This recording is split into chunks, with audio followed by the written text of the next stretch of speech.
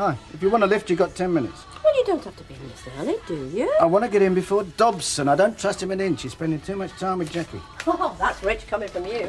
You see more of her than you do with me. A lot more. Strictly business. Well, what about lunchtime? We're drinking the Rovers. Or can't you let her out of your sight for No, I 10 can't. minutes? I don't want him taking her out for a conspiratorial lunch, putting unsavoury ideas in her head, do I? Of course not, because you'd rather be doing that yourself, wouldn't you? Spot on. You know, you read me like a book, don't you? Oh, for God's sake, Mike, this is ridiculous. And we hardly see each other these days. If she sells that factory, we'll have all the time in the world to see each other, except I'll be out of a job, I'll have no money, and I'll be hard to live with. I'm doing this for you as well as me, you know.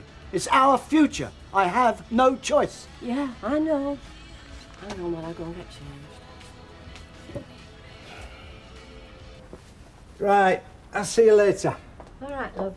Look, before you go, will you be working tonight? Well, not if I can get my time in before 6. Why? Well, nothing really. It's just that it's open circle at Spiritualist tonight. Look, I don't give a monkey's what it is. I don't want you going. It brings naught but trouble. No, it doesn't. What about that message for Bet? That's what I'm talking about. Tom, don't you see that it's brought those two closer together? And what's more important is that lad's poor spirits laid at rest. Look, this is just getting too serious here, Ivy. You're getting mixed up in something you just don't understand. It's you that don't understand it, you mean. It's not me that don't understand it. And you know why? Because you've never been. No, and I don't want to either.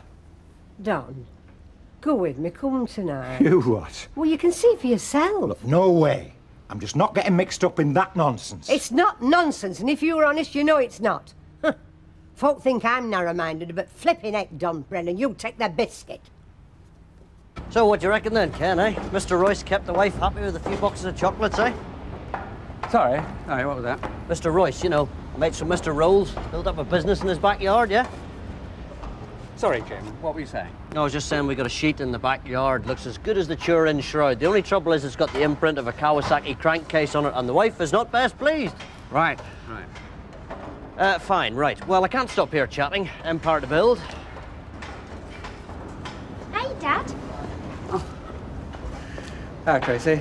If you wait for a minute, I'll walk to school with you. You know, just pop this and get me back. Well, I'm sorry, love. I'm in a bit of a hurry. I've got some preparation to do. It'll be a minute. I expect I'll see you at school. What's up? There's nothing wrong, is there? Suggest you see your mother about that.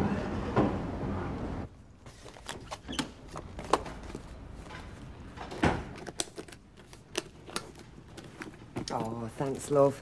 Listen, I put you a couple of apples in there in case you get hungry. What have you been saying to me, Dad? What about? How am I supposed to know he don't want now to do with me? What did he say? To ask you, so I'm asking. Well, maybe he just got out of bed on the wrong side. I'm not that thick, you know. You're right, love. I'm not exactly being fair with you, am I? You've a right to know. No, I don't suppose it'll come as much of a shock. Well, tell us. I'm divorcing your dad. When? Not immediately, but I've told him I'm going through with it. Not getting married again, are you? Not as far as I know. Why? So why'd you have to get a divorce? Well, he's forced me hand, I'm afraid, love. You see, no matter how hard I try, no matter how many times I tell him, your dad refuses to accept the fact that it's over between him and me. I think the only way he's ever going to believe it is when he sees it written down in black and white. So does that mean I have to change my name again? Oh, no, if you don't want to. Well, I don't. Oh, that's fine then. Look, Tracy, things will be a lot smoother once it's final. There'll be a lot less hassle for all of us, believe me.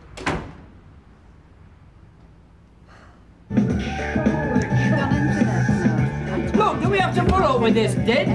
I came in here for a bit of peace and quiet. Do you know what time those builders started on that viaduct job?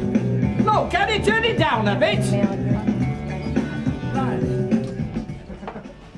Thank you. You know your trouble, Percy. You can't stand a bit of competition. Hey, now listen, this is me.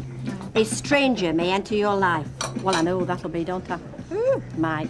Mike's not a stranger. Oh, that's what you think.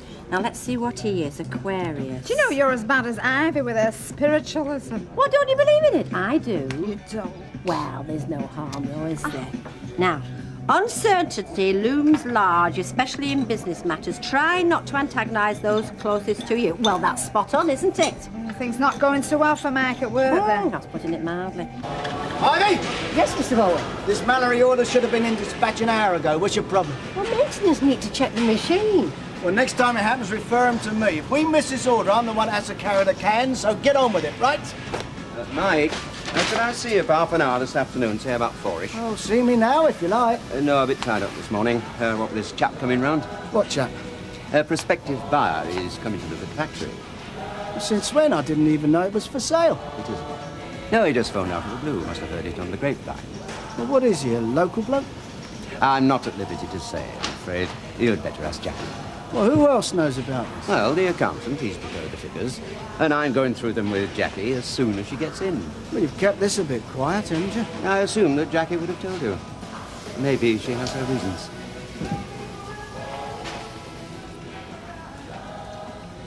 The more I try and stop her, the more stubborn she gets. It's taking over her life. Well, it can be very compulsive, you know, come this spook business. Mind you, I'm fond of spirits myself. It's not funny, though, is it? Gail said that perhaps I could get the priest to have a quiet word with her. Oh, that's a good idea. Threaten her with excommunication. That'll do the trick. You see if it doesn't. Oh, well, I think of it. When you see that husband of yours, will you tell me we can have that old twin tub of Mrs. Bishop's? It's a bit rusty, but the motor's as good as new. Are you winding me up or what? I dare say there are one or two folk who'll have something to say about this airbrained scheme of his, but I'm not one of them. Oh, well, thanks for your support. No, he's a friend of the planet in my book. Oh, yes, these days the scrap man deserves the respect of the whole community. He is not a scrap man. Hey, Percy, eat this hot pot before it gets cold. All right, well, thanks. OK. Thanks, Bessie. What for? I'm too young to serve a life sentence. Mine's a bit of British orange, please. Right. How's Jimbo? I've not seen him all morning. Still riding round on the horse and cart, is he? Alec, could you serve these two? Now then, what's going on here? You upsetting my staff? You're only a joke, Mr. Gilroy. Hello. I did ask her. She says she forced her into it, getting a divorce. Did she? She's only saying that, isn't she? Look, love, I'm sorry, I can't discuss it now. I've got a lesson to get to. Mr. Bono, have you got a moment? I suppose I'd better go. I'm looking for volunteers. Primary. Now, I'm not going to ask you to do anything that I'm not prepared to do myself. In fact, I'm down for tomorrow. Down for what? Precinct patrol. You know, I think we provide rather a good meal service in this school. So why some of the pupils see fit to wander around the precinct with bags of chips and crisps, it's beyond me. But can we stop them? Well, we can keep an eye on them, particularly as some of them aren't coming back in the afternoons. Oh, I see. And as parents are now encouraged to compare one school with another, well, I really wouldn't like us to get a reputation for having an uncaring attitude. After all, you're a parent too. Quite. Yes, by all means, Mrs. Jeffers. Count me in as well. Thank you very much, Mr. Barlow. I like the suit. It's very smart. Between you and me, I'd insist on suits all round if I dared.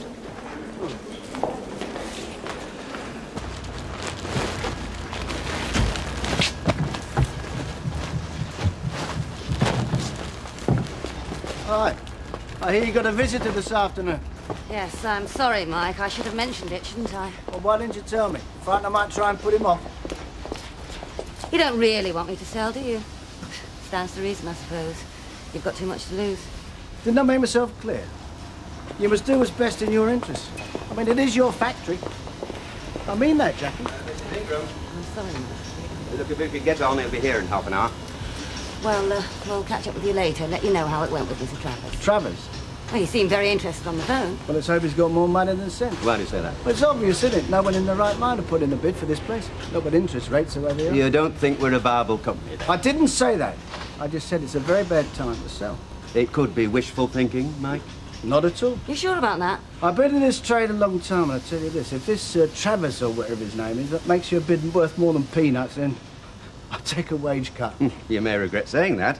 I've just been through these figures. It has surprised me very much if he doesn't come in strong for us. Sorry, Mike. You've got a lot to get through before he comes.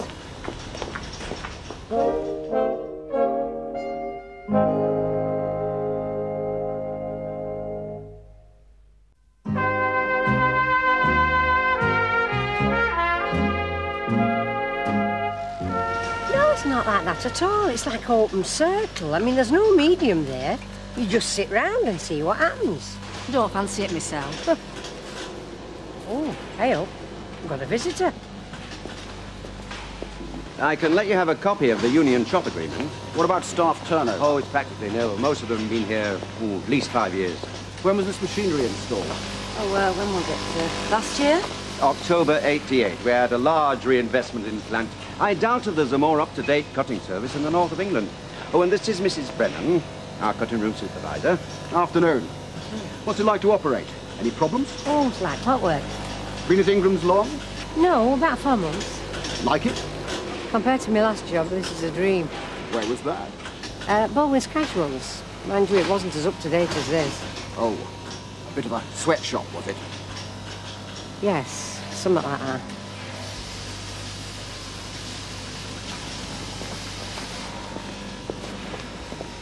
Who were that? Lord, if I know, but I'll tell you what I do reckon. I reckon she's selling up. Never. Yes. It happened to me before, and Baldwin did it, and all of us lost his jobs. Serve him right if the same thing happened to him then, wouldn't it? Hey, it's not Baldwin I'm worried about, Laura. It's us. You know, I can't remember the last time Mike and I had a night out. Hiya, girls. What you gonna have? Oh, what you doing here? Oh, it's a long story. 2 gin teas, please, Alec. Large scotch, plenty of rocks. Right. As my presence wasn't required at the factory, I thought I'd come renew my acquaintance. It's Alma Sedgwick, is it? Stop there. I'll make inquiries. Mrs. MacDonald, where would you like me to direct these young men? How should I know? Who are they? Well, they were banging on your door. If I hadn't intervened, they'd have smashed it to splinters. What do they want? Well, you better ask them that yourself. I say, young man, over here.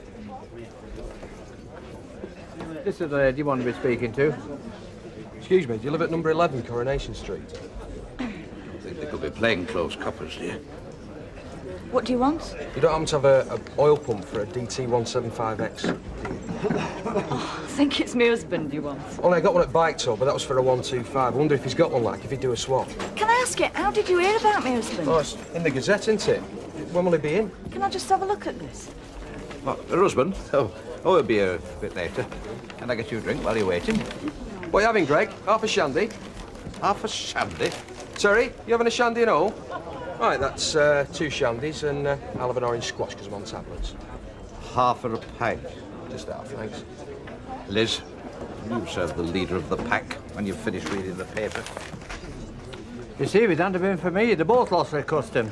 You're taking it very well, Michael. Well, the only thing I can do is relax and enjoy my lunch hour. Well, won't you lose your job? Probably, but I'll jump that hurdle when I get to it. 3:25, is there anything else? I'll probably remember something vital the minute I get upstairs.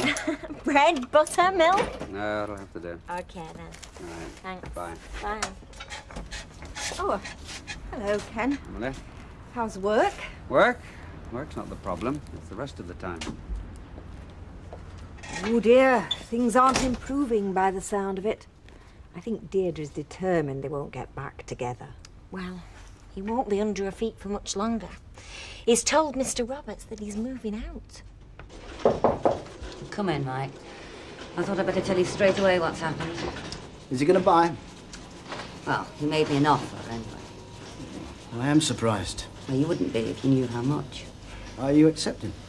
No, we can't. It's less than half our minimum valuation. We're just giving it away. Seems you're right after all. Well, don't look so surprised. Of course I'm right. Any idiot would have told you it's the wrong time to sell. Especially the way the firm's structured at the moment. What do you mean, structured? Well, think about it. You don't need me to tell you your job, do you? This firm's a very attractive proposition. Full order books, modern plant. So? Why didn't you come up with a good offer? I don't know. Well, I hate to say I told you so, but told you so. Well, there's no need to look so pleased. Just stating the obvious.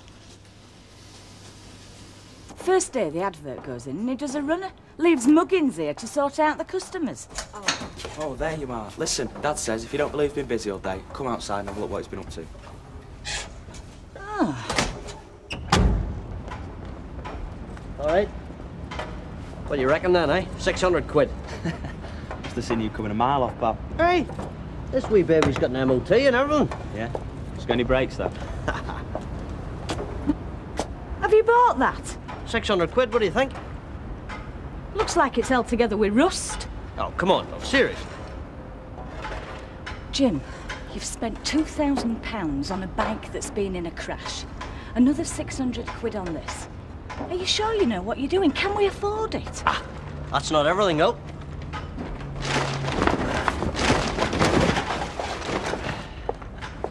£100 the pair. Oh, sound. Can I have one? No. No, you can't. These are for breaking up, selling for spares. What you reckon, eh?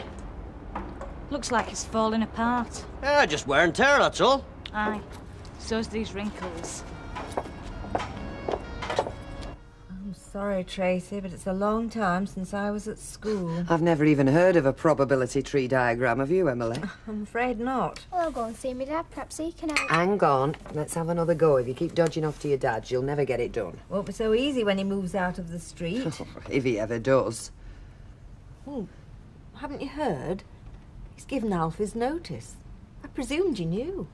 When's he going? Who told you this? It was I'm going to see Sally. me dad. You wanted this to happen, didn't you? Now, hang on. You ask her yourself. Hey, look, it's about babysitting tonight. You talk to yourself. Go on. Oh, hello, Gail. No, I'm sorry, love. I'd love to any other time, you know that. Can you get somebody else? Well, I'll babysit for you tomorrow night, if you like. Oh. Well, all right then, love. Cheerio. You said yourself she hadn't asked you for ages, and when she does, you turn her down. Don't make it any more difficult for me, Don. I've got to go, and I can't explain it. There's something telling me I've got to go. Well, it wasn't me. And it wouldn't be Father O'Brien if he knew. I've told you there's no conflict with my religion. So why don't you tell him? Ask him what he thinks. I don't need advice, Don. I keep telling you. There's no harm in it. And if you came with me, you'd know as well. Now, I'm going to be late. Ken, how far's that? The other side of London. But I might not get the job. I mean, I've been out of teaching a long time. It won't look good on my CV. Does Mrs. Jeffers know? No one knows. So if you just keep it to yourself for now. Thanks. First I was Tracy Langton, then I was Tracy Barlow, Tracy something else soon. Listen. You'll always be my daughter. That can never change. But why can't you just stop here? Why'd you have to go to the other end of the country? Well, I wish I didn't, but there's no alternative, I'm afraid. It's my mum, isn't it? She's made you go. My decision, not hers. I've tried very hard for a reconciliation, but she's not going to meet me halfway. That's not a criticism of her. I know she's every right to feel bitter. I know that.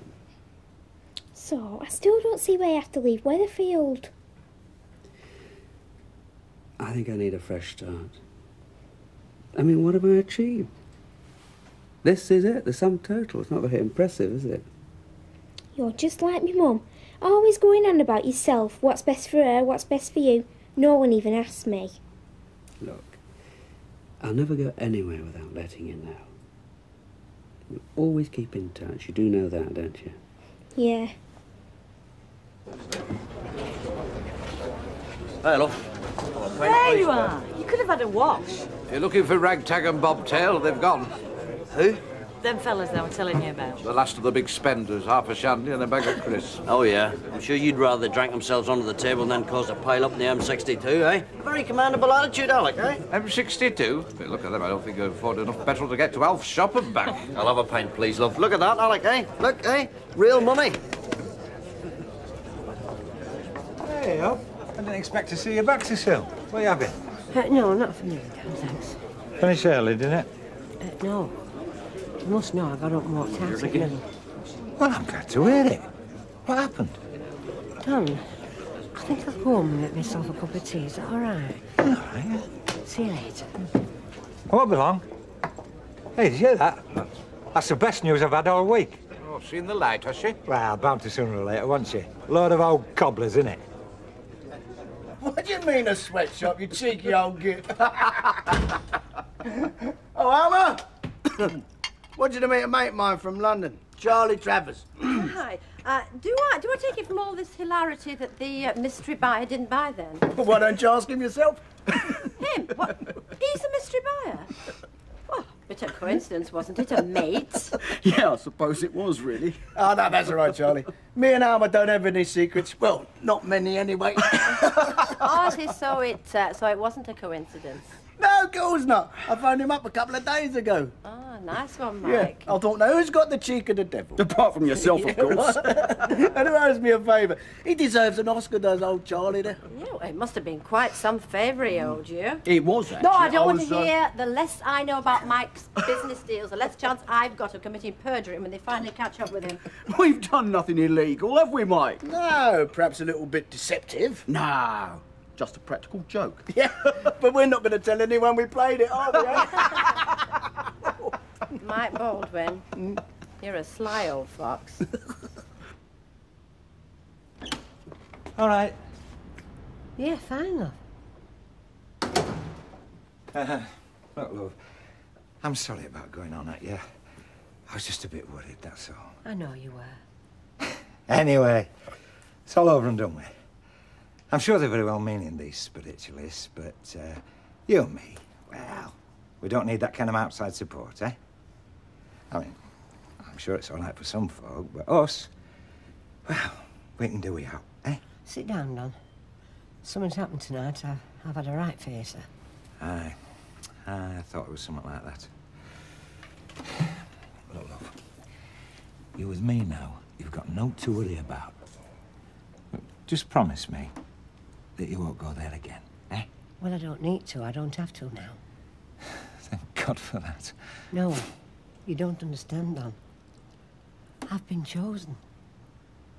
What are you going on about, love? Well, they were talking to me just as clear as you're talking to me now. Who were? The spirits. They talked to me, Don. They've chosen me. Mike? Oh, hi. I was trying to slip out without waking you. Well, what are you going into work so early for? I'm not going to the factory. I want to try and get Jackie at home. I want to have a word with her. Oh. Yeah, I want to get to her before Dobson does. She'll still be sending the same old line, you know. Find a buyer, sell the factory, get rid of it quick. Well, you certainly sabotaged his last efforts, you and your mate, Charlie Travers. Can't pull that trick twice, though, can I? I want to try and persuade her not to sell it at all. Yeah, well, do you think you've got any chance? Well, I wouldn't be wasting my time if I didn't, would I? Yes, but if Dobson's against you, I mean, she takes notice of him, doesn't she? I mean, she's bound to do what he says in the long run. Ah, but in the long run, he may not be around. See ya. Right, I'll be off then. All right. What is wrong with you? There's nothing wrong with me. Yeah, before you go, do you want to read me teacup? Tell me what sort of day I'm going to have? What's that supposed to mean? Well, that's what you'll be up to next, isn't it? Palm reading, teacup reading, what the stars foretell. Spiritualism is not that, Don. That is fortune telling. It's all part of the same stuff as the thing you go It's to. not. It's totally different.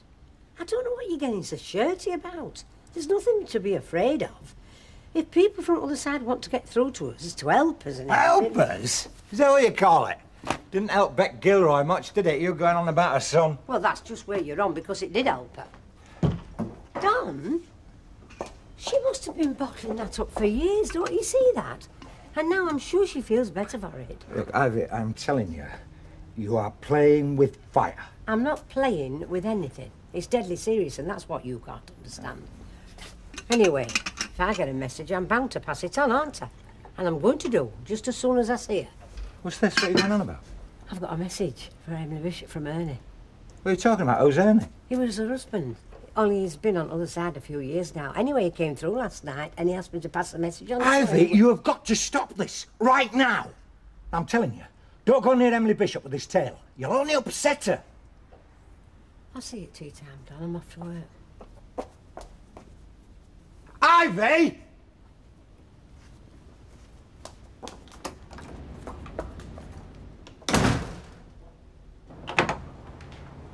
Oh, hello, Mike. Morning, Jackie.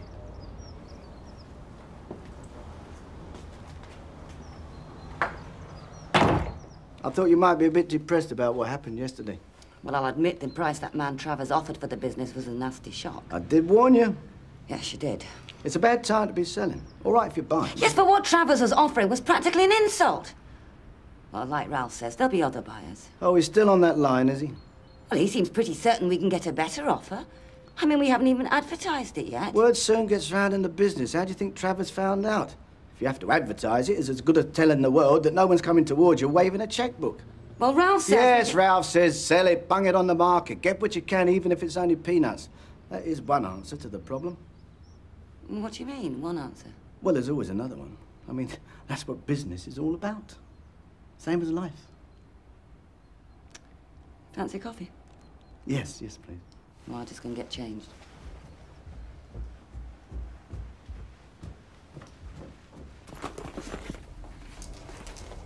You're very quiet this morning, Tracy. Is everything all right? I'm okay.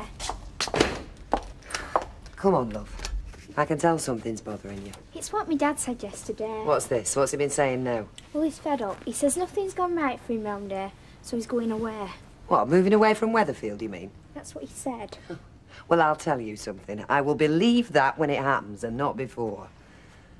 You know what he's trying to do, don't you? He's trying to make you feel sorry for him. I'm going to school.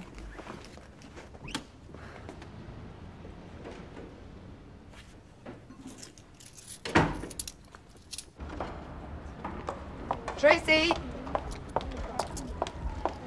Forgotten your dinner money. There you go, love. Anyway, if you want to know, I do feel sorry for him. Shocking, isn't it, Councillor? When people take a nice residential street like this and turn it into some sort of oriental bazaar. I'm not with you. Thin end of the wedge is that.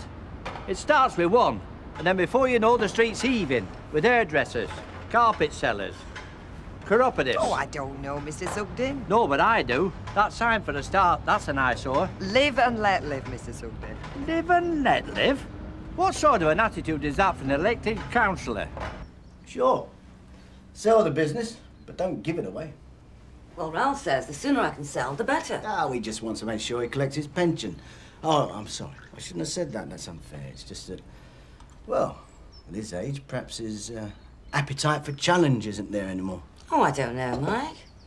Look, all I'm saying is run the business until such a time it's a seller's market again, which it will be before long. Peter knew that. That's good business. Yes. And I'll tell you another thing. The trade thinks that Peter was the business, and now he's gone, it isn't worth a light, which in my opinion is a lot of baloney. Peter built one hell of a business on solid foundations, and we can prove that by making sure it can thrive, even though he's gone. Oh, I've got a feeling Peter would have been on your side in this argument. Well, I wasn't going to say that, because I wouldn't like to sway you either way with such an emotional decision, but I do know that what I am saying, Peter would have said.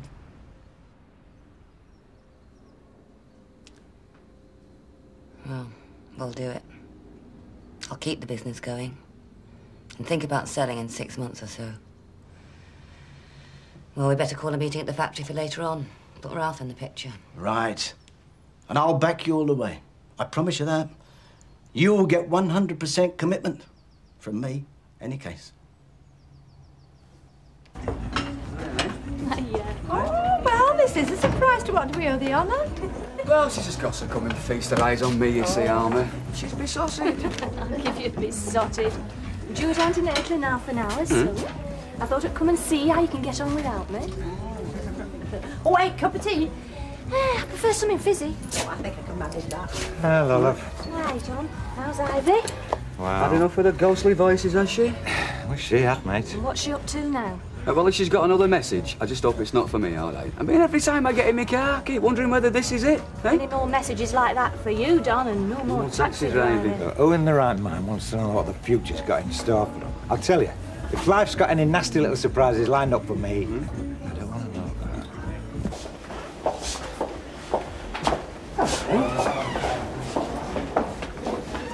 Dad, you know what you were saying yesterday about going away?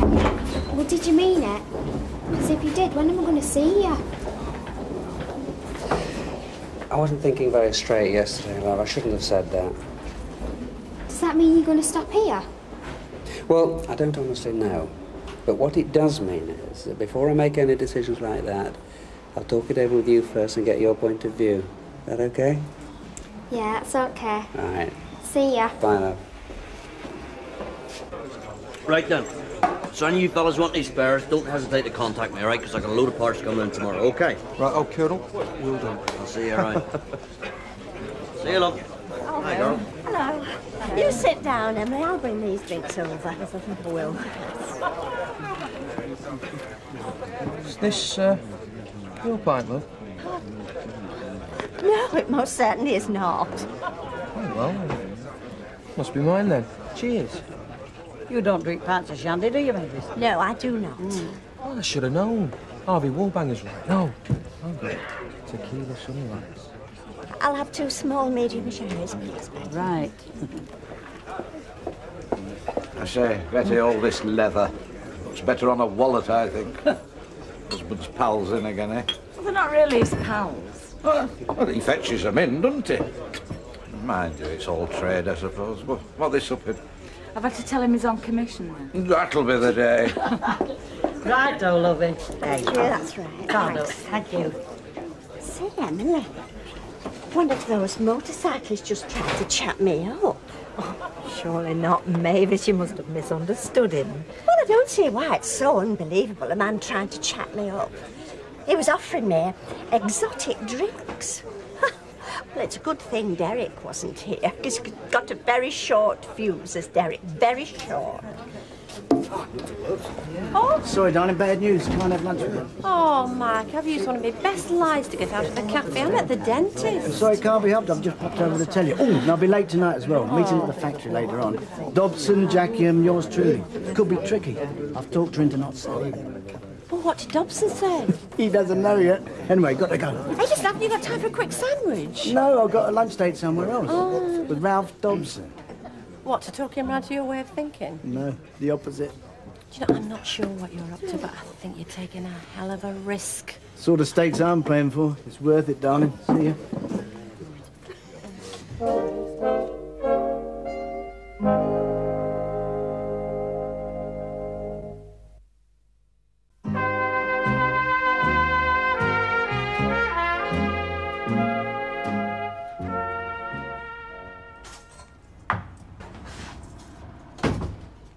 Afternoon, Mrs. Wilton. A penny for 'em. Oh, I was just contemplating whether or not to join one of these evening classes down at the Institute. They're just starting up. Don't tell me. Let me guess. Flower arranging, am I right? Oh, not really. No, I was thinking more unarmed combat, you know, self-defence for ladies. Oh, hello. Somebody's been offering you violence, have they? Well, I'm sorry to hear that. No, you know, it's amazing the percentage of husbands that do these days. I was reading this article. Mr. Sugden, my husband is not knocking me about. Now get that idea out of your head right away. Oh, well, if you say so. Yes, I do. No, it's these rough types that you see about, like these motorcyclists that have started going in the Rovers. Uh-huh. Well, I mean, it was that put the idea into my mind. Yes, well, it would do, but it's not your only worry, you know. These bits and pieces of old bikes that Jim MacDonald started dealing in. I mean, it's disgraceful. Turn the street into a breaker's yard. Do you think so? Oh, yes, knock thousands off the value of your house, will that? Yeah, I suppose it would. Yes, well, you do right to worry, but leave it with me. I'll have a word with the man himself and put your point of view. Right, you maybe forgot what I come in for now. No, it'll come to me. It'll come to me in a bit. I never drink at lunchtime. Nor me, normally. Then things aren't normal at the moment, are they? I mean, look at this meeting with Jackie. Bottle of dry white wine, please, love. Keep the change. What's it all about? Do you know something? Yeah. That's why I want to get you away. Outside the factory. The wolves have got ears in that place. Yes, well, of course, they're all worried about their jobs when the place is sold. Well, aren't we all? Apart from you, Ralph. You're in a nice position. I mean, you can retire when you want, pick up a nice fat pension. Look, this meeting, you know something? Yeah, I think I do. I think she's going to tell us that she doesn't want to sell it. What? Yeah. I think she wants to run it herself and sell it next year or something. Oh, she can't do that. Tyler, I think she wants the world to know that she's got a head for business, like Peter. Well, if you're right, then she's muddled. I mean, she hasn't got the experience. She'd run the place into the ground in the first 6 months, a year at the outside. Yeah, you're probably right. Maybe it's this woman's thing, you know, whatever a man can do, she can do better. It's her business. She doesn't listen to me. I've only been there 10 minutes. But you, Ralph, Now she does listen to. She has done up to now. Well, maybe you can make her see sense. Make her see what a fool she'd be, even to try something like that. Hi. Hello. Finished showing out at the pub, did you? Yeah. Do you fancy a cup of tea? Oh, yeah, you're a mind reader. You know those two blokes you brought in the pub? Alec Gilroy seemed quite pleased to see them. Yeah, so was I. Did you sell them anything? No, not this time. I didn't have what they wanted. I will next time, though. I got 2 more machines coming tomorrow. More? Oh, well, as long as you keep them out of my house, I don't mind. Don't you, right? My word. My word, quite a scrapyard you've got here. Hey, it's worth its weight in gold, this lot, you know, Percy. Oh, aye. So you reckon it's worth stealing then, do you? Certainly is, yeah. In that case, it's the neighbourhood watch you'll have to take cognizance. Take what? Well, it's an open invitation, isn't it, to light-fingered fraternity? No wonder your neighbours are up in arms. I bid you good day. Up in arms? Who? Hey, here, wait a minute. Take no notice. Come on, let's have that cup of tea. Hi, love. Have a good day. Okay. Is there anything to eat? I'm starving. Oh, yeah, I'll put tea on in a minute, love. Lamb chop, okay? Well, I want something now. I'll get myself a sandwich. You are eating your lunch, I hope. Of course I am. Stop nagging. Who's nagging? You see your dad today? Yeah? Well? Well, what? What did he have to say for himself? What about? You tell me. Emigrating to Australia, joining the Foreign Legion, whatever. He's thinking about going. He might not. Now, what did I tell you? It's all an act. No, it's not. He's dead unhappy. Yeah, well, there's a lot of it about. What I mean is, love, he says things that he knows will upset you. And then I can see you're upset, so... Well, what he's really doing is he's saying things to you to get at me. I mean, that's all this business about him moving away was about. Trying to get you all churned up so that I'd be worried about you. God, I wish he would move away. And maybe we could get on with our lives without all this turmoil. Well, if he does go away, Yeah? when I'm 16, I'm going to go and live with him, because you won't be able to stop me then. I'll be able to please myself. Tracy!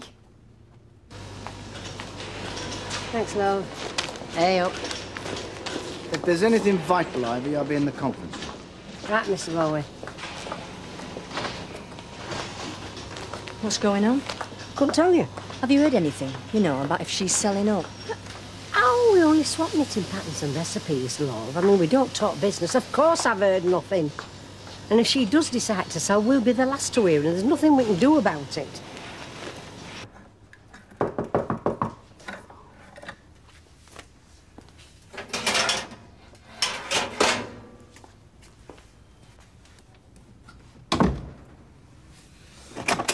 Oh, you're the last person I expected to see.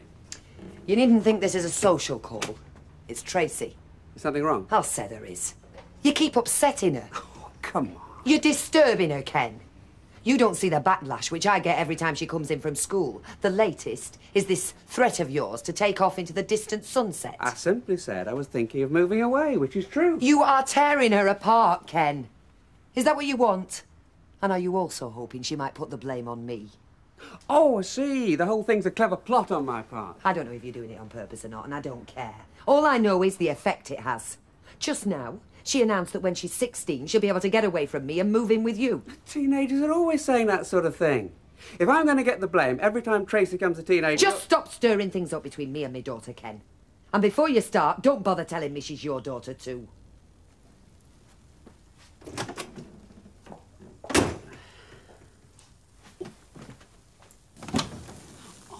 No!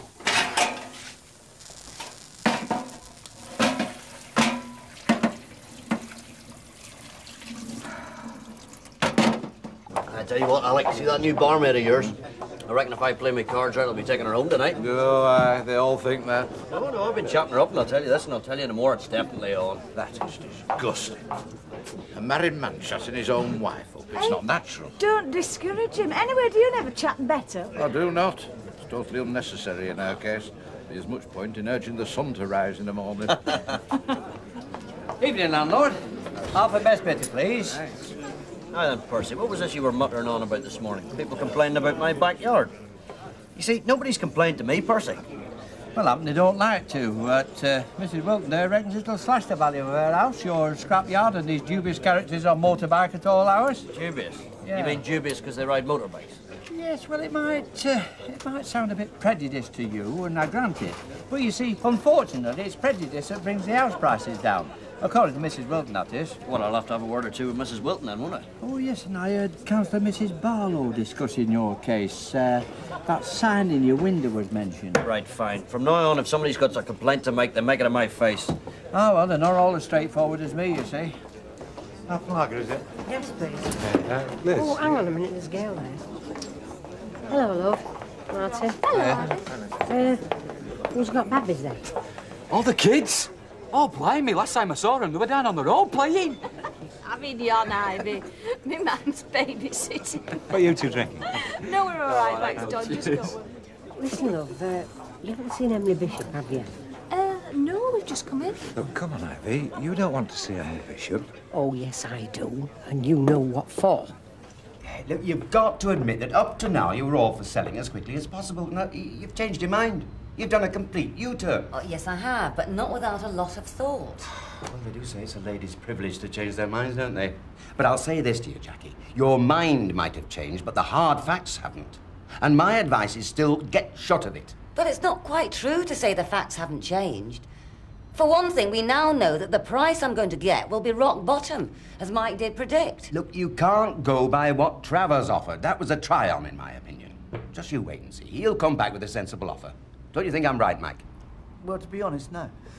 I may be sticking my neck out, but if you hear from Travers again, well, I'll eat my hat. Yours too, Ron. Well, I think you're wrong. In any case, the business must be properly advertised. Which is a good way of telling the world that the trade isn't exactly waving checkbooks at us. That is true enough, but let's face it, Jackie, you've got no choice. Ah, there's always another choice, Ralph. Isn't that what business is all about? Well, that's what they call it. Oh, hang on. There's Emily there. I won't be a minute. Look, I'm telling you, Ivy, look, leave it alone. Don, I've been asked to give her a message, and I'm going to do. All flaming spirit. Emily, can I have a word? Yes, of course. I think we should sit down. Come on, Ivy, we're going home. Will you give over? He thinks you're going to get upset. I keep telling him that... Upset? What about? Yeah, well, I've got a message for you from Ernest. Ivy, my husband is dead. No, he's not. He's on the other side. And I've been going to this meeting where we get messages coming through. Ivy. Look, there's no worrying, Emily, honestly. Anyway, Ernest came through last night, and he came through to me, not through to a medium. And he said he wants you to keep in touch. Don't say any more. I told you you'd upset her. No, I'm not upset, exactly. I don't want Ivy to go on, because I'm afraid I may not be able to contain myself. I dare say you mean well, but good intentions don't justify stupidity. In my opinion, you're deluding yourself in a very silly way. Now, that's your own affair. But I must insist you do not include me or Ernest in your delusions. Well... You asked for that. I was only trying to help her, for heaven's sake. Still, if she won't listen, I'll have to have another try, won't I? Look, it's my job to talk sense to you. Somebody's got to, because I've heard precious little from you. And I'll say this, if you think you can take this firm anywhere but down, then you are kidding yourself. To put it bluntly, the business was Peter, and Peter is dead. I'm well aware of that, Ralph. Look, I'm sorry to be so frank, but these things have got to be said. Am I talking sense or not? Well, when you said the business was Peter, that's true enough. You see? But then Peter left the business in pretty fair condition. But I never said that he didn't. But I don't see why I should give away what Peter built up for a fraction of its value by selling it now. Because unless you sell now, it'll be worth damn all when you finish with it. Ralph, Look, Jackie, you are not Peter. And if Peter thought you'd be any use to this business, he would have made a job for you when he was alive, but he didn't. Because this is a rough game, Jackie. It's a man's game, and you are just out of your depth. So, what you're saying is that the little woman should stay where she belongs, in the bedroom and the kitchen. I'm just stating an honest opinion, and Mike thinks the same. Now, hang on a minute, Ralph. I agree with you. This is a pretty tricky industry we're in. But I don't see anything in the rules that say that a woman can't crack it. I don't see any problems that we can't cope with, given the guts and the determination. You've changed your tune, haven't you? No, I don't think so. I've been pretty consistent. It's Jackie's business, and it's her decision. I think it's up to us to do the best for her. Jackie, you do as you please. I've had enough. You've proved you're out of your depth by taking any notice of that bloke. All right. You send the business down the pan if you like, but don't expect me to help you. Do you want me to go after him and call him down? I do not. Well, I've always said you can't teach an old dog new tricks, and quite honestly, I didn't think it was very good with the old ones.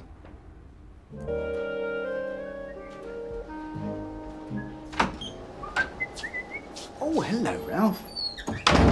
I see you're taking a leaf out of my book. Do you know, I reckon I can get more done in the hour before the workers arrive than I can the rest of the day. You're a little rat, Baldwin. I say, Ralph, old bean, that's a bit strong, isn't it? And I'll say it again. You're a little rat. A lying little rat. And how am I supposed to have lied? You know damned well. Don't come the innocent with me. No, I don't. Telling me in one breath that you were dead set against a woman running a firm like this, and then in the next, buttering up to her as though she was Joan of Arc. You set me up with her, Baldwin, like a clay pigeon. Set you up? That's rubbish, mate. All I did was just savvy which way the wind was blowing. It was obvious from the start of the meeting she wanted to have a crack at running it herself. Now, it's her business. What am I supposed to say? You bar me? I did. As good as? Oh, I know. You said you'd back me up. I did no such thing. All I said was I wasn't delirious about a woman running the place, which I'm not. Women have got a lot to learn. Look how long it took them to crack driving. But when it was obvious from the start and she got her high heels firmly dug in, well, I mean, I played it by ear. It's not my fault you're deaf. Is it all right if I do you, Mr. Baldwin? It's now or never. Yes, I think Mr. Dobson's just leaving. I know what you're up to, Baldwin. I've seen a lot of your sort come and go. But you'll not get away with it, and that's a promise. Is it something he had for his breakfast? Somehow, Beatty, I think he's right off his food. Listen, shall you get something for tea, or shall I? I will. Right, well, if you get fish, don't go paying more than a couple of quid outside, all right? Yeah, all right. Yeah, you said that last Friday, didn't you? Still brought enough back to feed 5,000. Oh, I want some parsley. Have you? What? Don't go around telling people that you reckon you've got messages for them, will you? Please. I don't reckon I get them done. I get them. Yeah, but just don't go telling them, eh? It upsets people, love. Like it upset Bet and Emily Bishop, bringing all that terrible business of Ernie back to her. You can't go around upsetting people, love. Not on this subject. It's just too... It's too sensitive. You're becoming a menace. I should think most people would like the loved ones to get in touch with them, Don. I know I do. I'm still hoping that our Brian gets in touch with me. I'll see you at tea time.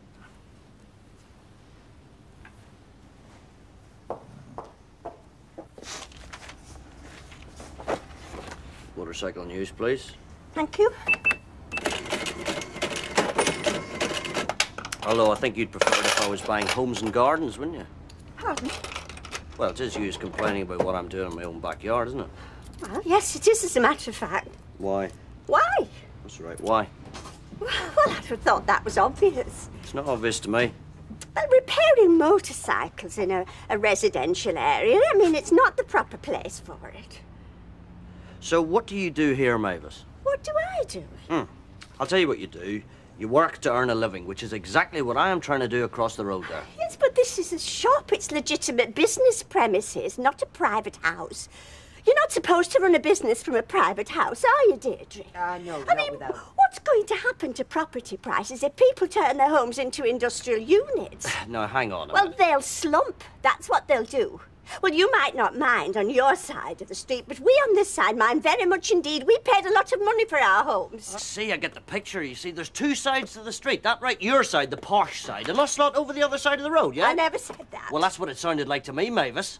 What do you reckon? Oh, leave me out of it. Well, I'll tell you this and I'll tell you no more. Mrs. Wilton, the day you see the night shift trooping out of my front door and throwing their empty fag packets in your garden, then you can complain, but not until then. Do you understand me? Well, let me tell you this, Mr. MacDonald. I should be complaining officially long before that. Well, you certainly told him, Mavis. Was my voice shaking? Only a bit. Oh, my stomach's churning. My legs have turned to jelly. Oh, Deirdre, I didn't mean to infer what he said about this side of the street being special. I know you didn't. I mean, you live on that side of the street, and Ken. Oh, I'm sorry, I wasn't thinking.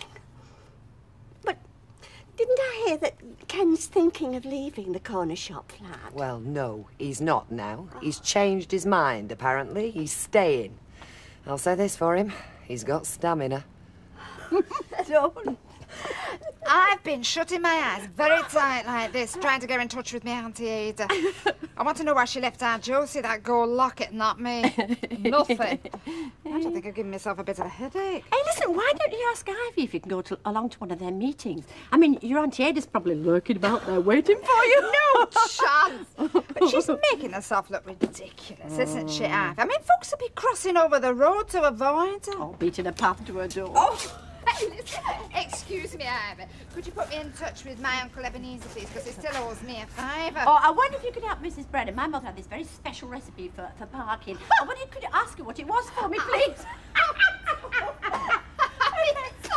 I've took a loaf, Audrey. What? Do you think he heard us? Couldn't help. All I'm saying is we don't want to be falling out with the neighbours. I mean, it wouldn't make my job here any easier, would it? If people kept coming through that door shouting at me because of the mess you're making. Has Monty been spouting off again, has he? No, he hasn't. You see, there you go again, rearing up at the slightest provocation. Oh, don't worry, though. I don't want to fall out with the neighbours. Well, don't. Just go easy, that's all. There you are, Emily. That's £1 and 2p. I'm sorry I can't make it any more. Oh, I'm not. Everything seems to be shooting up these days. Not in here. Well, you put your drinks up only a couple of months ago. Ah, that was the brewery. Didn't add 1 or 2 pence for yourself, then? I had no choice. Oh, that's what everybody says. Let me get these, Emily. Oh, thank you, but it's quite all right. I'm not pleading poverty. No, I'd like to please. I think we owe you a drink, me and Ivy. Half a bitter for me, like. Yeah. Oh, thank you very much. She's very sincere, you know, about... she really is. I've no doubt she is. Trouble is, sincerity can be almost as dangerous as charity sometimes. So, where is Ivy today? Polishing her crystal ball? She's at work. I think that's uncalled for, Alec. Huh? Bet still not sleeping proper, you know. After the Pendle witch gleaned something from a clap of thunder. Or was it the entrails of a dead toad? I think you'll find that's right, landlord.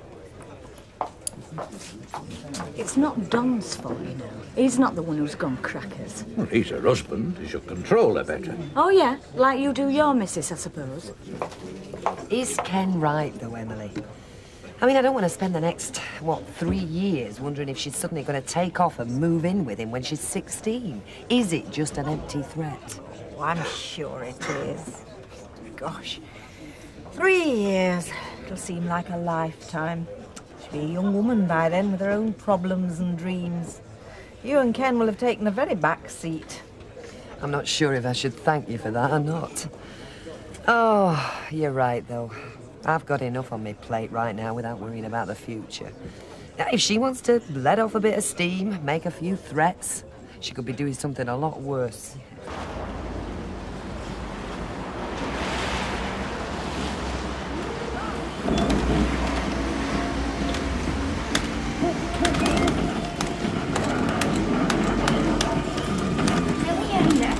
What do you expect? Champion. Can I have a go? If you got some money. Of course I have.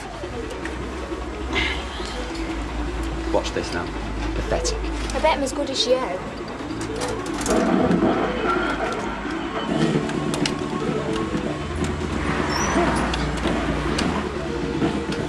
Right, what's going on here? Come on, come on. Back to school, PDQ. Oh, come on, sir. It's dinner break. Back to school.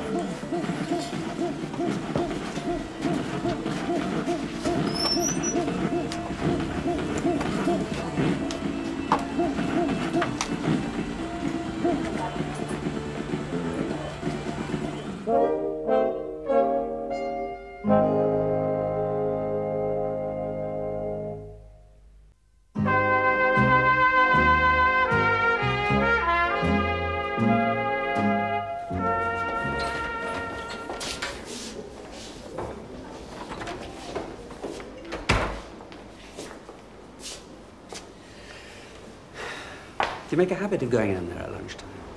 No, this is the first time. Is that true, Tracy? Yeah. Did Andy MacDonald take you? No, I went on my own. On your own? Well, where were your friends? They all go home for the dinners. Did you know Andy would be there? Tracy? Yeah. Hey, apart from being a very unsavoury place, you're too young to be frequenting amusement arcades. You're underage. I don't frequent them. Well, that's the danger. Kids do. For reasons beyond me, they're a big attraction, and that can lead to all sorts of trouble, like gambling, for instance. We were only playing a game. You were flouting the school rules and letting the school down, not to mention yourself. Surely you can find something better to do with your time. I mean, if you can't, I can.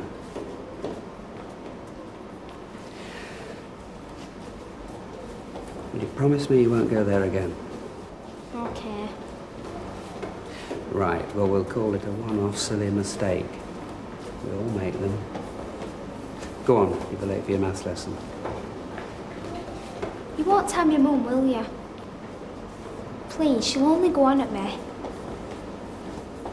I'll not mention it.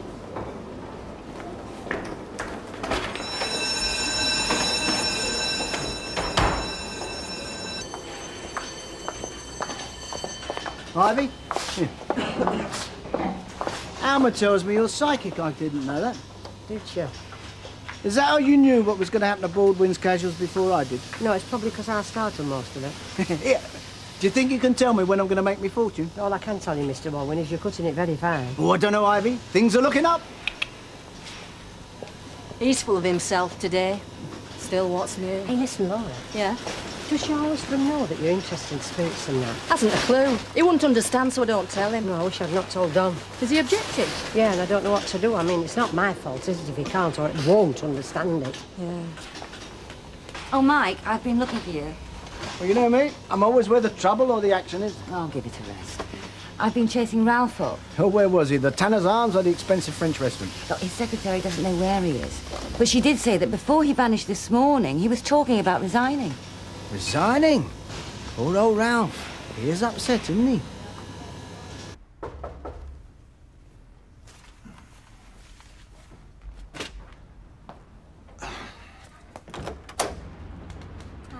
Hiya, come in. How's number 3 grandchild today? On schedule, I think. How are you? Well, for a bloke with not much past and very little future, I'm fine. Do you want a cuppa? No, thanks. I've just had one at the cafe. Ah. Alma was telling me what a laugh she and me mum had at yours and Ivy's expense this dinner time. Oh, they found it funny, did they? I didn't. Didn't think you would. I didn't either. Can't you stop her, Don? How? How can I? Put your foot down. Oh, do me a favour, girl. In this day and age, on this particular subject, she believes in it, Gail. She believes in it like going to church, and you know how strong she is on that. It's as if regular life with me just isn't enough for her. She needs this business, this mumbo-jumbo. I find it a bit insulting, actually, and pathetic. Life is for living here and now. It's not with one eye on some other world that nobody's ever seen. Have you told her this? Oh, it will make apes the difference. You couldn't talk to her, could you, Gail? She's not listened to me, Don, of all people. She'd say that's what I needed. That's one of their strengths, isn't it? People like Ivy. They're dead sure they're right. Me, I'm not sure about anything. One thing that would convince me about all these messages from t'other world is if one was to come up with a couple of winners. But you all seem to be non-gamblers, these spirits, not to mention teetotalers. Well, you've got to stop her, Don. She's making a fool of herself. And of you. You've got no need to tell me that. And I don't want her frightening the children. Well, she'd never do that. She might not. But people talk, and kids listen. Before you know where you are, somebody'll be saying to Nicky his granny talks to his dead daddy. Bet things have changed since you were last a teacher, haven't they? Oh, I'll say they have. Because we were cheeky when we were at school, but nothing to what the kids are like these days, you know. I told a girl to pick up a chocolate wrapper outside the shop she'd dropped. She gave me a right mouthful. She were only about 10. Yeah, well, what can you expect? Kids these days aren't brought up to be good little citizens. They're taught to be ruthless and successful, and to strut about like pop stars and fashion models. Good manners and deference is for the wimps. Well, how do you manage to keep order then in your class? Oh, I think I've still got something of a presence in the classroom, and failing that, I shout very loudly. Well, if you ever get to teach my child, it's going to be a right little angel, I can tell you. Kevin's going to see to that. He's going to be a very strict dad. Make my job easier, Sally. Bye. Bye. Deirdre? Hi, Tracy. Hi, Dad. Still here then? Not changed your mind again? Afraid not.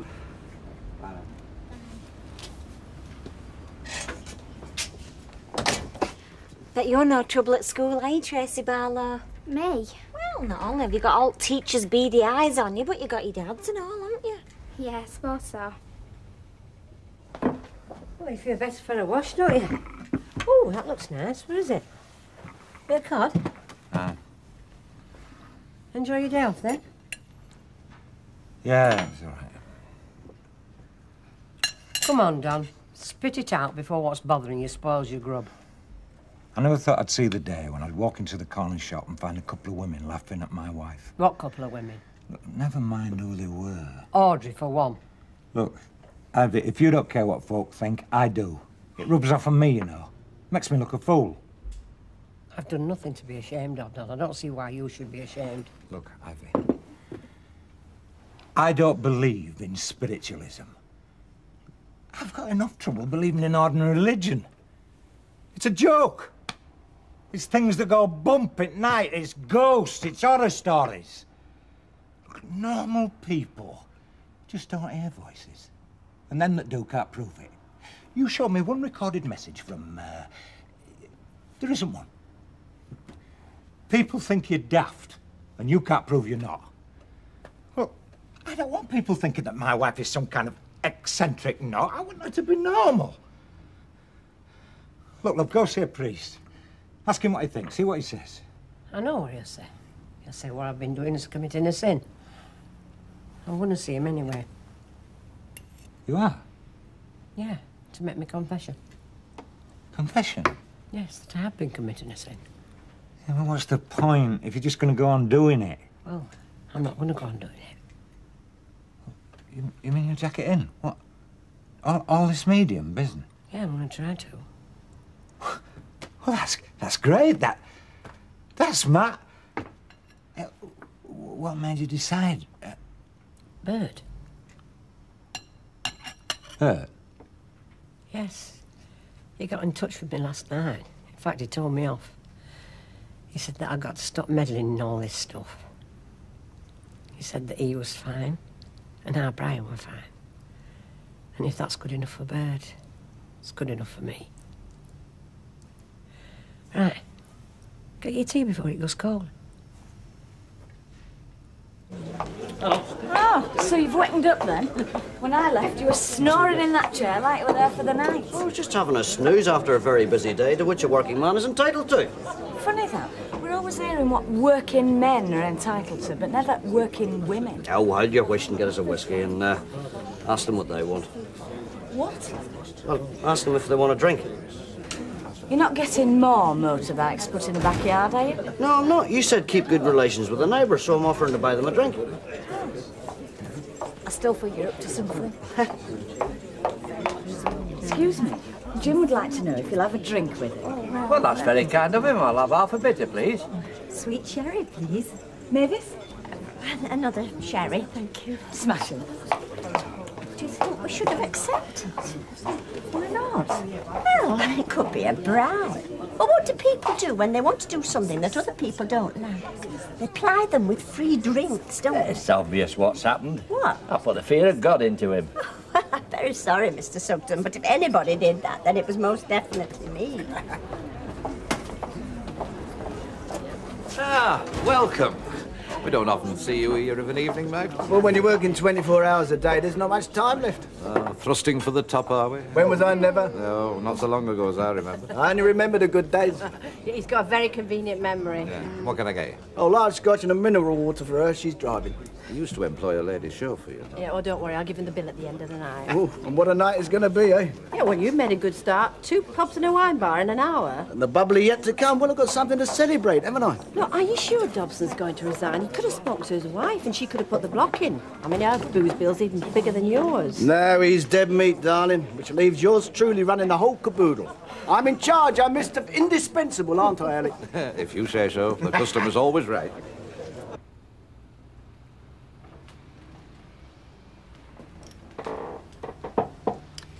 Hello, Ralph. Vicky. So it was you working late in sales? Yes. I've been going through Peter's desk. Personal things, you know.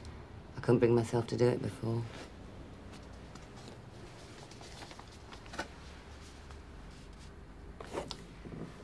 What's this? It's a resignation. Don't you think you're overreacting, Ralph? Okay, so you don't exactly approve of me sitting in this chair. But I'm going to prove you wrong. Really. Perhaps you will.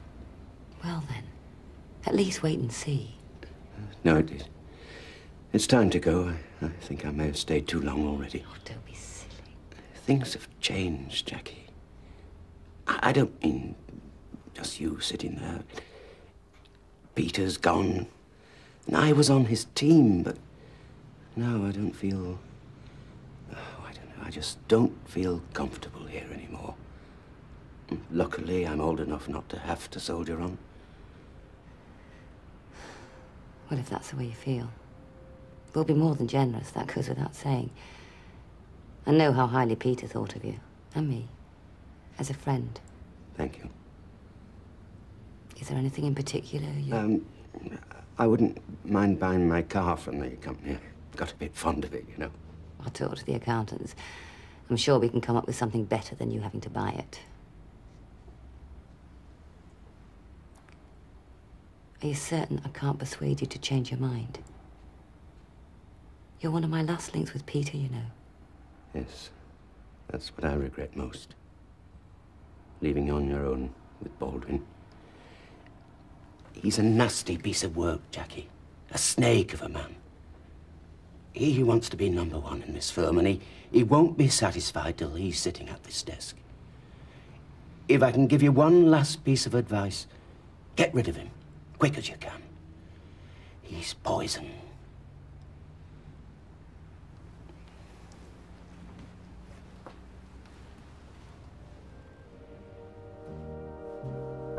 You know when they dig a pit to catch an elephant in Africa? Yeah. Well, I wonder if they think as they're digging it, well, what if the elephant doesn't come this way? And then when they hear him come plodding round the corner, they think, oh, aren't we clever little fellas? And your Mr. Dobson was the elephant in question, was he? He not only shot himself in the foot, he put his foot in his mouth. Was that before he fell into the elephant pit or while he was wondering who pushed him? Ooh, you're a cocky swine sometimes, you know. I sincerely wish him a very happy retirement. He loves that allotment. Oh, but he's got more than an allotment coming, though, hasn't he? Where's your big pension? Oh, I don't know. I mean, if I play my cards right, I reckon I can rewrite my contract. I mean, I like performance-related and share options, don't you? If you play your cards right. How can I not play my cards right when I've got the only hand left on the table? See ya.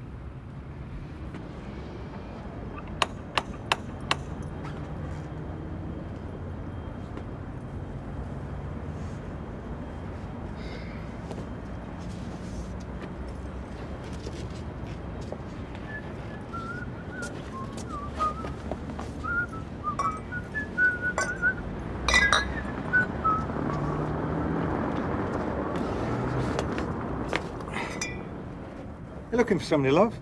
Yeah, Well, I don't think they're back yet. I do. Oh, well, you know, I'm mad then, don't you?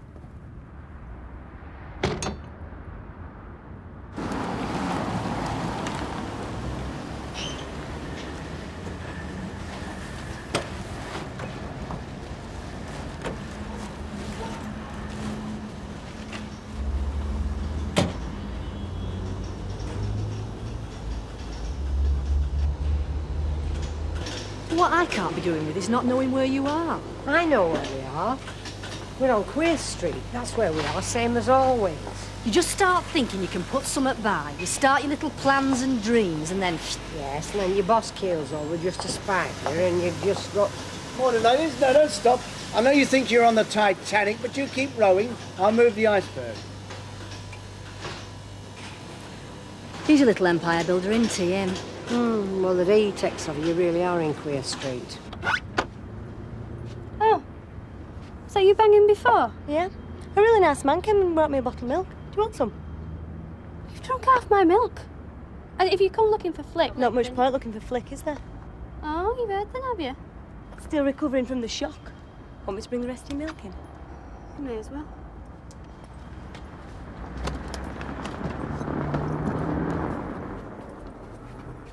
Her father has flipped. Krakatoa's nothing. Disowned her. She's been phoning me and I've got to pass some messages on to her mother. Oh, aye, yeah, you were at school with her, weren't you? I was the bad influence. Now look who it runs off with a docker in Marseille. He's not a docker. He's a final year medical student. Oh, a doctor? That's not nearly as interesting. Still, what's he like? He's all right. I mean, his stars were exploding, I never noticed. It was, end of the week. She came back to the hostel where we were staying, and it was, are you awake? So I said, yeah. Oh, good, she says, because I've got something to tell you. I'm not coming home. I'm going to stay here with Eric. Well, I was... Running away with a Frenchman, yes, but a Frenchman called Eric. She got a job in 2 days, you know. Living in, looking after 2 kids, and it's really posh. Well, I suppose there's worse things than babysitting in the south of France. So anyway, she mentioned you'd be wanting someone to share with the rent. But I thought you got a place in Hardwick Road with Paula and Thingy. I'll say 2 words to you, and you say the first thing that comes into your head. Rodney Whitworth. Ugh! Yes, well, it's not Paula and Thingy now, it's Paula and Rodney. I rang environmental health. I said, I've got an infestation of Rodney Whitworth. Is there anything you can do about it? They screamed and hung up on me.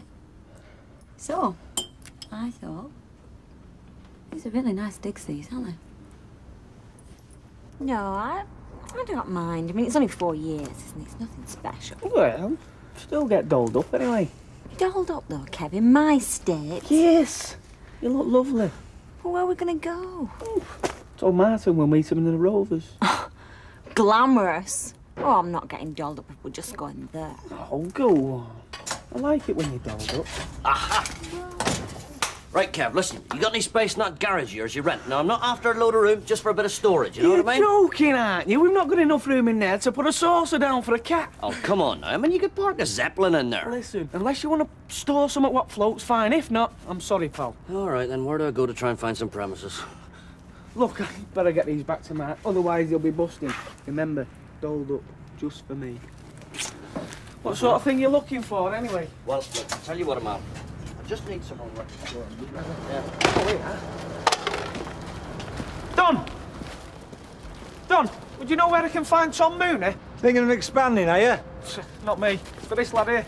Oh, well, our girl's calf, that's the best bet. Round about dinner time. Oh, somebody there'll tell you where to find him. Signed. Great. Thanks a lot, Kev. Cheers. Is everything all? Ah, yeah. I couldn't get the white one, but you're on for the black job. I prefer the black one myself. Nice one, mate. Yeah. Nice one. Yeah, that looks great to me. Hang on a minute, Eric. Where are you going with Mr. Dobson's files? Went to Mr. Ingham's office, Mr. Baldwin. Well, I don't think he'll get round to that lot. He's dead. What are you doing as I'm told? Leave him in my office. I've been told to put him in Mr. Ingram's office. Who by? Mrs. Ingram.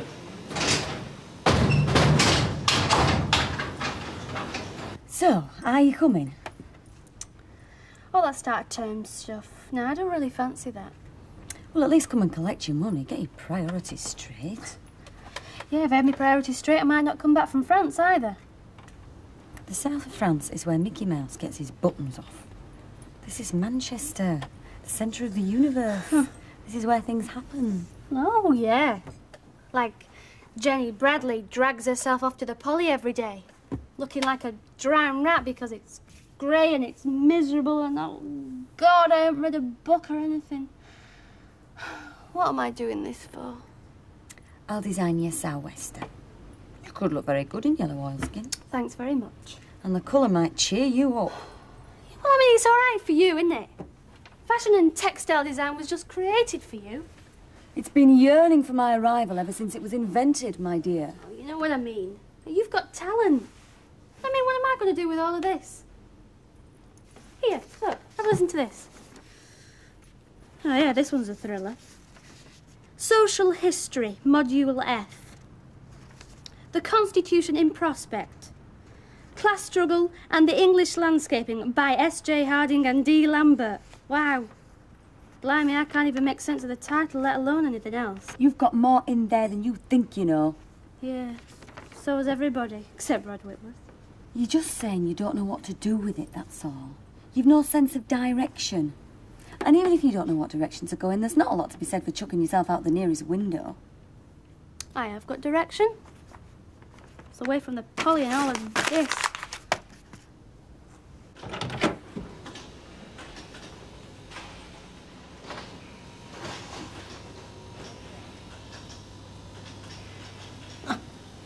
Can you fill me in? How do you mean? Well, perhaps you can bring me up to date. Well, I'm not entirely up to date myself yet, but I can follow his system. Once I'm on top of it, I think we should get together. Maybe this afternoon? Where do you want to? Oh, put it by the door, thanks. Well, without stating the obvious, it looks like you're, well, moving in here. Yes, I know. Peter's chair, Peter's desk, Peter's everything. But it's better to face it. Life goes on, and there's no place in the business for shrines. So, I moved in here. To do what? To do what you said. What I said? Dobson said it was no job for a woman. Now, whether he meant any woman or just this woman, I don't know. But you didn't go along with him. To be honest, you surprised me. I'd have expected you to. But you persuaded me that I could do the job. So, here I am. It's still Ingram's Limited, and there's still an Ingram at the helm. Thank you for your support.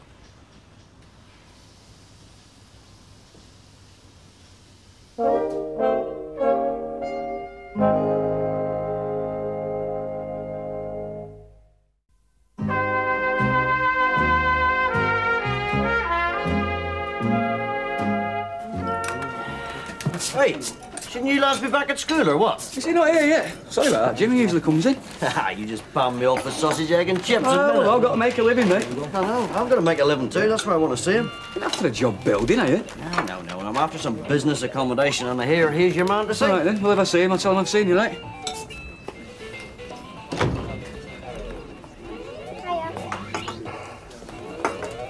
What are you doing here?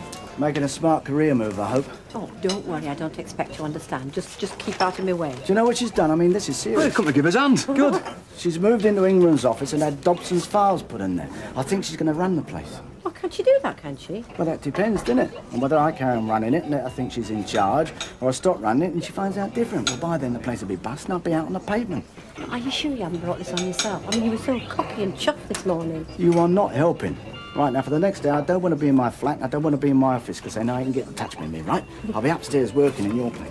Won't they wonder where you are? Exactly. If my disappearance isn't noticed, I'll be very upset. Oh. The old lady's been round the arcade again. Yeah, she get you? Yeah, me and Stuart Edwards. Got to go and see Miss Jeffers at 2 o'clock. She should tend to now. So? Ooh, tough kid. Yeah, well, I'm not bothered. I don't see why I can't go down to the arcade.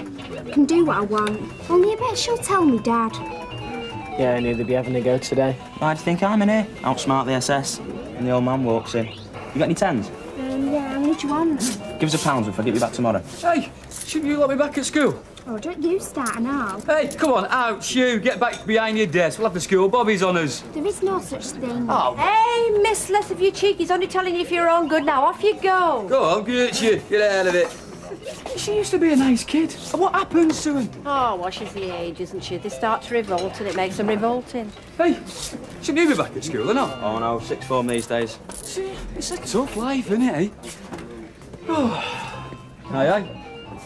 Fancy a flutter in the 215 then, Mac? Oh, I don't do much now. Well, that's a pity. That's Tom Mooney's car over there outside the betting shop. I think he's a bit blind as well. Definitely not seeing them yellow lines. Right. You, school. Cheers, mate. Hey. I think that's one for the slate army. It's funny, isn't it? In my day, you see, education was a great thing, if you could get it.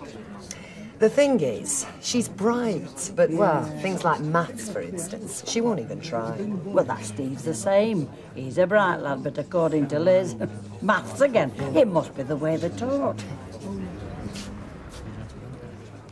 Oh, remind me not to talk about teachers. It must be like talking about the devil. I can. Hi, Betty. We have met. And the man who teaches your daughter English. Oh, yes, I remember. You're the sarcastic one. No, not being sarcastic. It's just not easy to know how to talk to you sometimes. And I'm sorry if that's the way it came over, but I am Tracy's teacher, and I think we ought to talk. Yeah, well, I don't. I don't care if you are Tracy's teacher. You don't? Well, yes. As a matter of fact, I do. I mean, you could have chosen any school in Manchester, but no, you... Just don't talk to me. Really? You know, honestly, I think we're going to have to get over our little problem for Tracy's sake. Little problem? The way I feel is just a little problem, is it? Whatever, I'm not choosing my words very well. Patronising, tuppeny-halfpenny, two-faced... We can talk about me later. Let's talk about Tracy. Oh, no, you don't. You use Tracy. You use your position at that school. You're just manipulating everything. Why do you always have to think I'm manipulating? Can't you believe that there are reasons? I'll tell you why. I'll tell you because I've thought about this. Why are you living in this street? Why that school? Why are you here now? I'll tell you why. It's your vanity. Because you just can't bring yourself to believe that I don't want you back. You won't accept it. Well, I'll tell you what I won't accept. You using my daughter to try and get your way with me. So be told.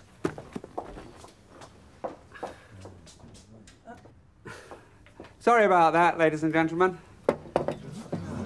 We're getting quite used to it, Kenneth. I really am.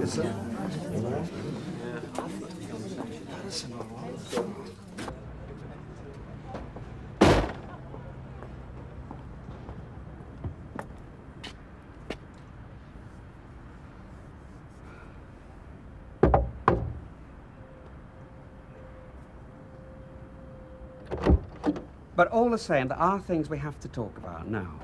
You knock on this door again, Ken, and I'll answer you with a bread knife in my hand. Understood?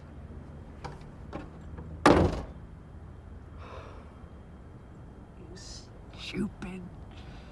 Stupid. Stupid!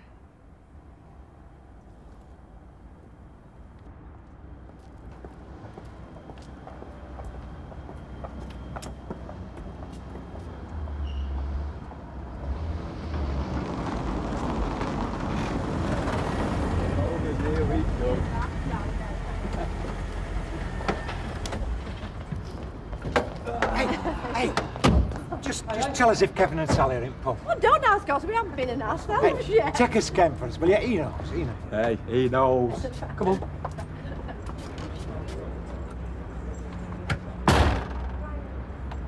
Done.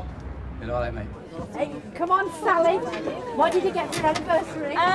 What did I get? I got the afternoon off work, but then it was my half day anyway. Didn't you get her anything? Yeah, pregnant. What more does she want? You see, there's no use. It's just not romantic at all. Well, here you are, Sally. Happy anniversary. Oh, Alma, thanks. Biscuits. No, you see, they're called petit fours, you see, because they're posh and they're French, and I had them in, and I thought, fours. Little fours, like yours. You're four. But, oh, that's lovely, isn't it, Kev? Yeah, thanks very much. Do Do you know, romantic. He says to me, get yourself dolled up, we're going out. I said, where are we going? He said, we're going down to the Rovers, but get yourself dolled up anyway, and I'll see if I'm interested in another 4 years. He is such a smooth talker, it's unbelievable. Well, you look lovely. Oh, well, I feel like a boss. Oh, come on, it hardly shows. Oh, don't let her kid you. We know, kid. Oh, I think it's very heartwarming seeing a pregnant woman. I do. You look so healthy and rosy and nice. No, I do.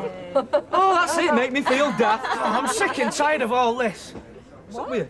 Sick and tired of people going on about how I've not bought you a present or nothing. I don't think anybody's going on about it, Ken. You're the worst. I'm just sick of it. No, look, listen, nobody's going on. No?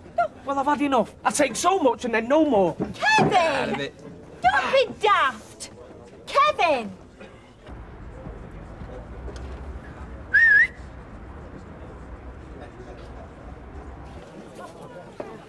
All right.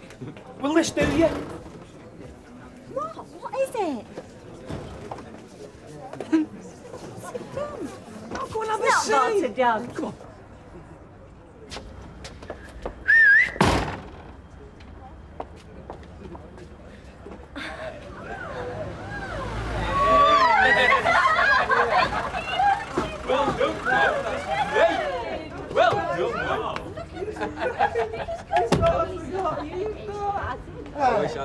Mr. and Mrs. Webster, at 4 years standing, is it, sir? Yes, if you'd like to take us to the finest restaurant in Cheshire, my man. This one. No man's even that's it.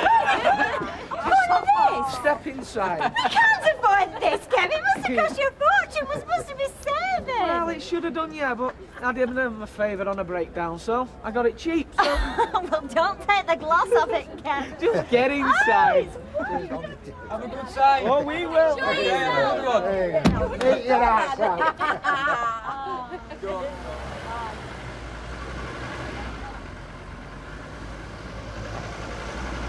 Oh, did you see that?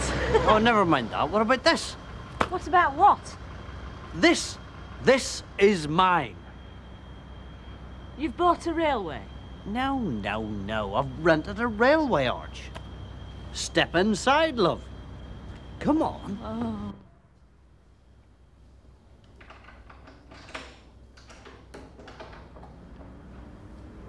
There you go. You've rented this? Yep. Isn't she wonderful?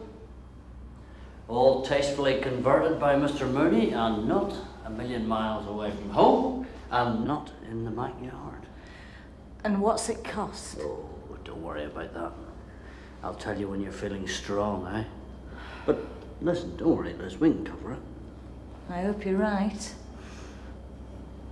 'Tis better than the backyard. Underneath the arches, eh? Can you do the shuffle? Underneath the arches, I dream away.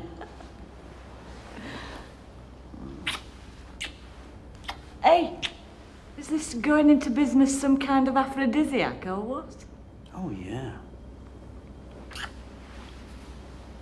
There's no problem.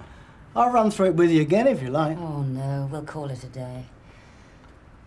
Do people hate buyers? Oh, no. Love buyers. Wonderful breed of people. Well, I'll admit the view from this side of the fence is a bit different and a bit more complicated, as Peter always said. He was right. He used to say I was the most objectionable buyer he had to deal with, and that if he was going to have to work that hard at being nice to me, he might as well marry me and have done. He was in a much smaller way then. Yeah, well, things always seem better from the other geezer's point of view. Well, I have to say you've been a great help, Mike. At least you point out what I need to know about, instead of just pointing out that I don't know it. Well, you see, with Dobson, he's a one-job man, sales. Because that's all he's ever done. Now, me, I'm different. I mean, I can stand behind a machine, I can stand behind a barrow in a market. I mean, sit me behind any desk in this place, and I can do it, because I know the business. See what I mean? If you said that to me a few weeks ago, I'd have thought you were full of bull. Yeah. And now you think I'm only half full of bull, eh? Possibly not as much as that. Well, I'll tell you this, and this is no bull. I think you could learn enough to run this place. Oh, I'm beginning to wonder. You can, but you've got to want to. You've got to believe in it. I mean, right now, you probably feel that you've bitten off more than you can chew, eh? Yeah. This morning I was full of... Oh. But now... Well, you've got enough up here. And if you've got the appetite, and you're tough enough, and I'll tell you this. As long as I'm still around, you can depend on me 100%, and the rest. I admire you for what you're thinking of doing. Well, I hope it's not in doubt, by the way. Will you stay for as long as you're here? Well, yeah, well, I mean, when you said you were thinking of selling, I had to think about my future, didn't I? So I told a few people I could be looking for a job. Well, I mean, I didn't know how I was going to stand here. I mean, I still don't, do I? I mean, you don't know whether you're going to stick it out here. I mean, I'm still having to try and persuade you that you can run the place. See what I mean? So? Well, so, I've been made an offer. The late lunch? Hmm? Oh, yeah. Yeah, I think I made up the time. And? Oh, well, I told them it wasn't just a case of clearing my desk. And they said, well, when you're in a position, make a decision. But then, well, they're not going to wait forever, are they? Well, I wish you told me this yesterday.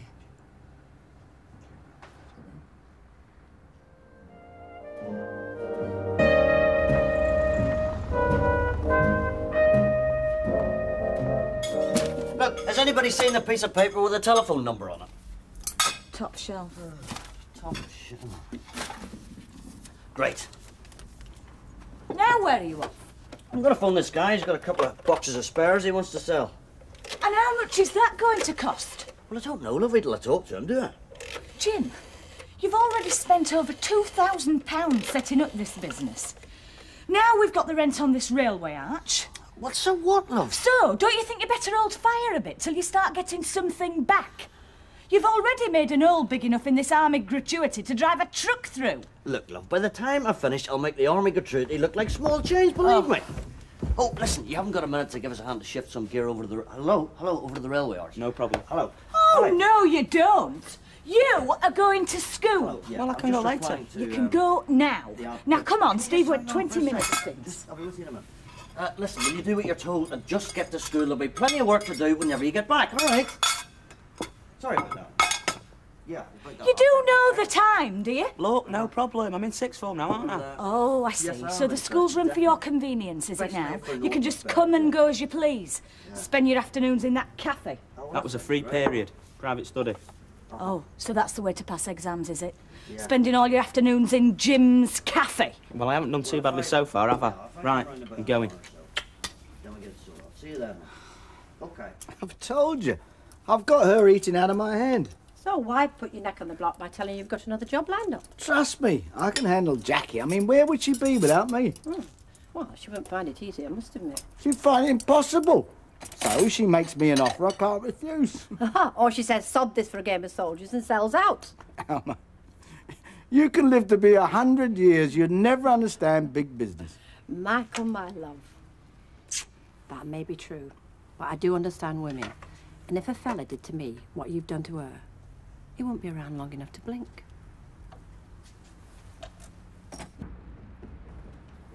Come on, Jenny, have you seen the time? I told you, Angie, I'm not going.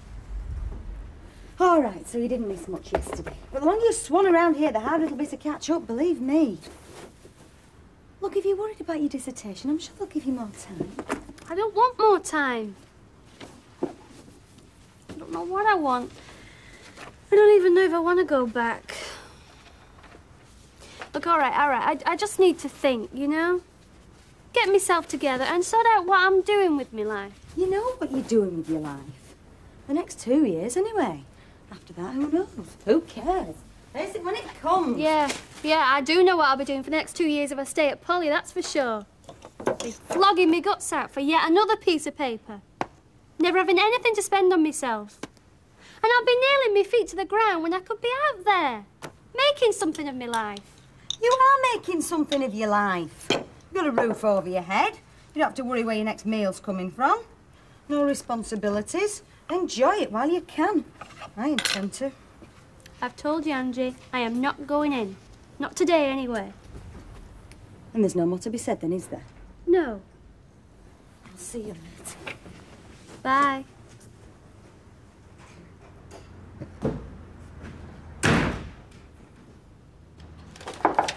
Come in. Good morning. Morning. If it's Mrs. Ingram you want, she'll be back in a couple of minutes. I take it congratulations are in order. Sorry? Your new job. Oh, news travels fast, doesn't it? So when will you be leaving? Hasn't been decided yet. Sooner the better, though. That's a personal opinion, is it? No, I was thinking of what would be in the best interest of the company. As I'm sure you will be. Mike? I put the Crabtree file on your desk, Mrs. Ingram. Thanks, Sandra. Oh, if you could bring us some coffee. Sorry about the delay. Something came up with dispatch. Well, you should have given me a bell. I'll fix that. Oh, no problem. I managed to get it sorted. I'm learning fast, aren't I? I'm going to have to if I'm going to lose you. News gets round quick. Well, I did mention it to Sandra. Well, that's as good as putting it on news at 10. Oh, I didn't realise it was a secret. And I'm going to need all the help from the staff I can get, aren't I? It's not going to be easy, Mike, losing you after all you've done for me. But you do have your future to think about. I appreciate that. That's right. So, all the best in your new job. And don't worry about us. We'll keep things ticking over, I'm sure, till I can find a buyer. I don't think you said where you were going. No, I thought that was irrelevant. Perhaps so. But I would like to know when. I'll have to make some definite plans. Well, that's flexible. That's very accommodating of your new employers. But I'm sure they won't wait forever, so the sooner we can tie up the loose ends, the better. For all of us, I think. Have you given any thought as to how you're going to run this place when I'm gone? I haven't had much time, have I? Still, that's my problem. Come in. Thanks, Sandra. Oh, I may need you to take some notes in a few minutes. Right, Mrs. Ingram. Black or white? Sorry? Coffee. Oh, yeah, thanks. White, please.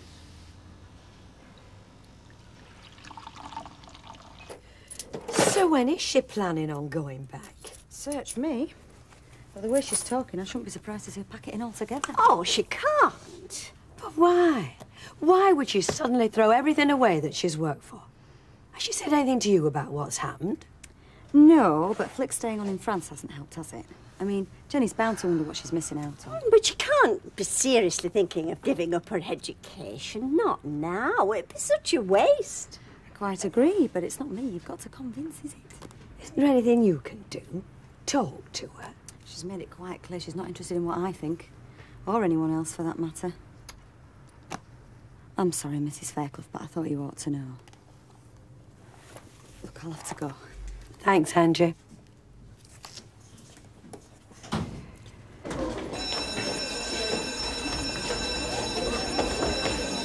You go on. I'll catch you up. Dad? I just wanted to say thanks. Thanks? For not telling me Mum about being part in town. You haven't got anything to thank her for. You didn't tell though, did you? Yeah, but that doesn't mean I don't think she has a right to know. Well, you didn't though, did you? Look, Tracy. I've got something for you. I was going to stick it through your door this morning, but I was up late. Anyway, as soon as I get the pocket money, I'll get you a present. Thanks, Ron. Tracy. Sorry, Dad, can't stop now. You wouldn't want me being late for my history lesson, would you? I'll see you, and thanks again. I won't let you down, honest. Bye.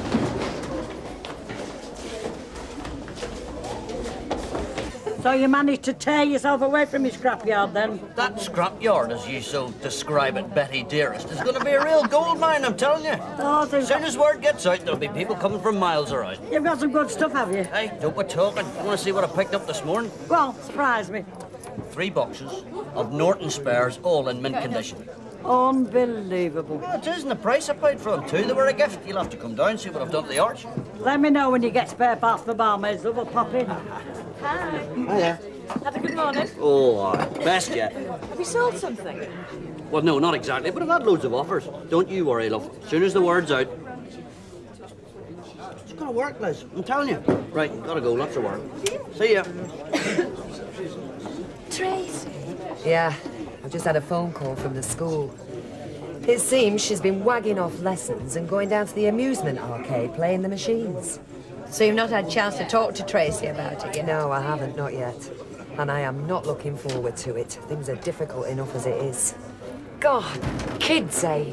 It's just one flaming thing after another. Where's it all going to end? Well, there must be something you can do. What, like telling them there wasn't a job in the first place? It was just a ploy to make her think I was indispensable. You know, you're right. I've talked myself back onto the dole queue. Rita. Can I come in for a minute? Yeah, of course you can. How's your cold? Never mind me cold. Is it up? Is there so much... You're talking of leaving college. You've no idea what you're going to do with your life, and you ask me, is there so much up? Rita, if you've come to lecture me... I haven't. You're old enough to make your own decisions. Oh, good. At least that's something that we're agreed on. Well, I still had to come. Because I couldn't live with myself if I'd given you the impression I didn't care what happened to you. I do. Yeah, I know you do. I don't know what's happened to change things. Nothing's happened. Well, it must have. I thought you were happy at college. I thought that's what you wanted. Well, it was what I thought I wanted, but... I mean, what have I got to look forward to if I stop on? Another 2 years of living from hand to mouth. But it'll all be worth it. Honest it will. When you get your qualifications. Look, Rita, I've not gone back to college because I just need time. You know, to get things straight in my mind, because it's my decision. Because it is my life. You do understand, don't you? Yes, I do. And have you got things sorted? Yeah. Yeah, I think I have.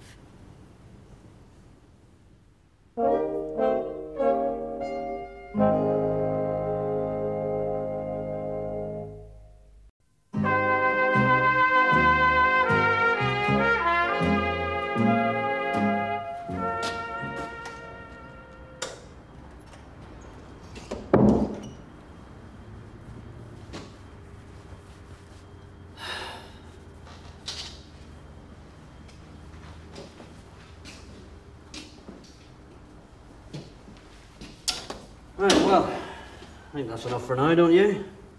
They get it sorted a bit, though. Yeah, I know. Well, it won't make any difference. You take a biker and show him a box of spares, he'll find the part he wants quicker than a ferret down a rabbit hole. Come on.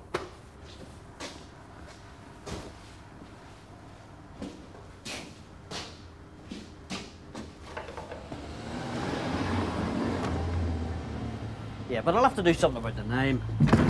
What's wrong with Max? What, nothing. It's a great name, but, I mean, trouble is, need something more. Something to let people know what I'm doing. Mac's all very well, but, I mean, I could be selling raincoats, couldn't I? Anyway. You not stopping, then? No. Way to sort out some advertising. See how much that little lot's going to cost me. After all, there's no point in starting a business if you don't let folk know where you are. Well, I'll stay if you want. You?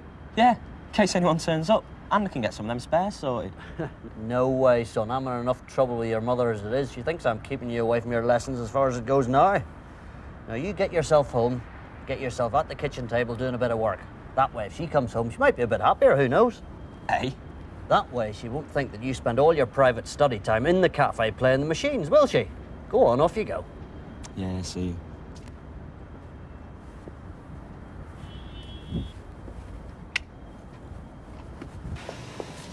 Thorogood's a big fish, you know.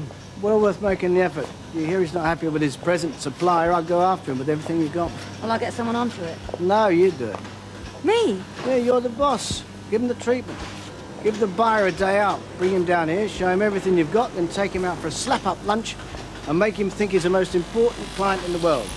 Don't let him leave till you've got him hooked. Need anyone to back you? Well, I'll be here, all right? Oh, thanks, Mike. Is that it? Not quite, no. Well, what's your problem? You. Me? You plan to take another job. Well, after what you said this morning, I didn't think there'd be any problem. Well, I've had time to think about the situation since then. Get things into perspective. You've been the driving force behind this place since I lost Peter. You've run the factory for me. You've given me the will to carry on. I just thought I owed it to Peter.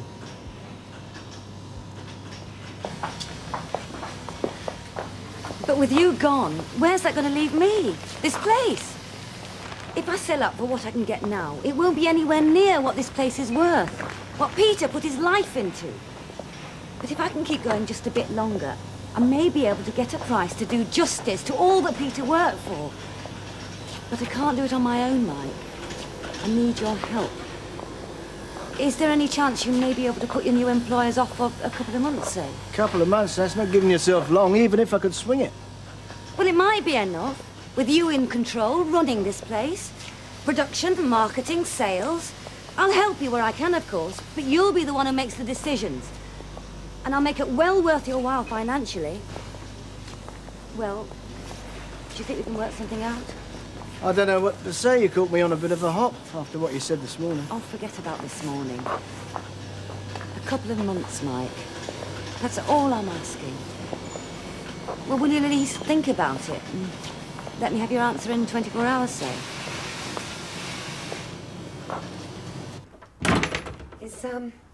Is Andy in? Only Jim said he was working at home this afternoon. Yeah, he's here. Is something up? Yes, there is. I've just had a phone call from the school about Tracy.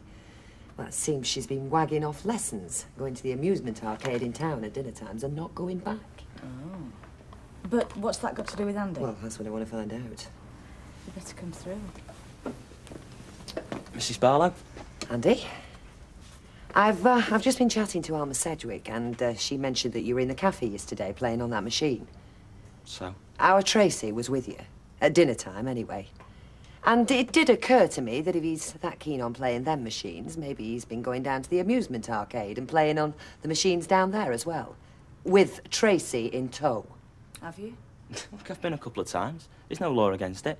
Sixth formers don't have to stay in school over dinner. Yeah, and sixth formers should have more of a sense of responsibility instead of encouraging 13-year-olds to go with them. I didn't. Are you saying she didn't go with you? Look, she might have been there, along with a load of other kids that shouldn't have been there, but I didn't force her to go. You didn't try and stop her either, did you? Look, I'm not a keeper, you know. Now, hang on a minute. I can see you're upset, but there's no point taking it out on Andy. He's done nothing wrong. If he's been encouraging Tracy... Have you? No, I've just told you. Well, there's your answer, then.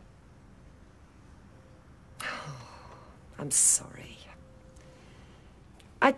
I just can't believe she'd do something like this. Not without any encouragement, anyway. I mean, why would she? I'm sure you'll sort it out between you. Between us? You and the school. Oh, yeah. Anyway, I'm sorry to have bothered you. I'll see you.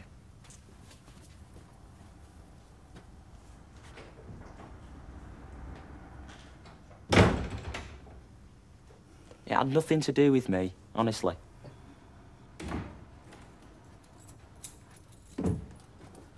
Jenny! Quiet! Hey, stop that one, will you?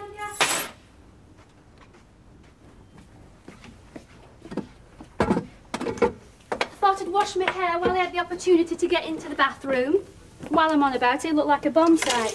There was towels all over the floor and toothpaste all round the bowl. All right, point taken. But there do have to be more important things in life right now than the state of the bathroom. Like if and when you're planning on going back to college. Because I'm not going to go on line for you for much longer. Lying? What about? Your absence hasn't exactly gone unnoticed, you know. So what have you said? What could I say? I said you weren't feeling too good. You might be back tomorrow. The same as I said yesterday. But it can't go on, Jenny. Your tutor collared me as I was leaving. Mr. Robbins, what did he want? To see you. Tomorrow morning. So what have you said? Said I'd let you know. So, it's down to you now, isn't it? If you don't go in, you can make your own excuses, because I'm not going to cover for you anymore. Well, you won't have to. Because I'll be there. We're going back? Yeah.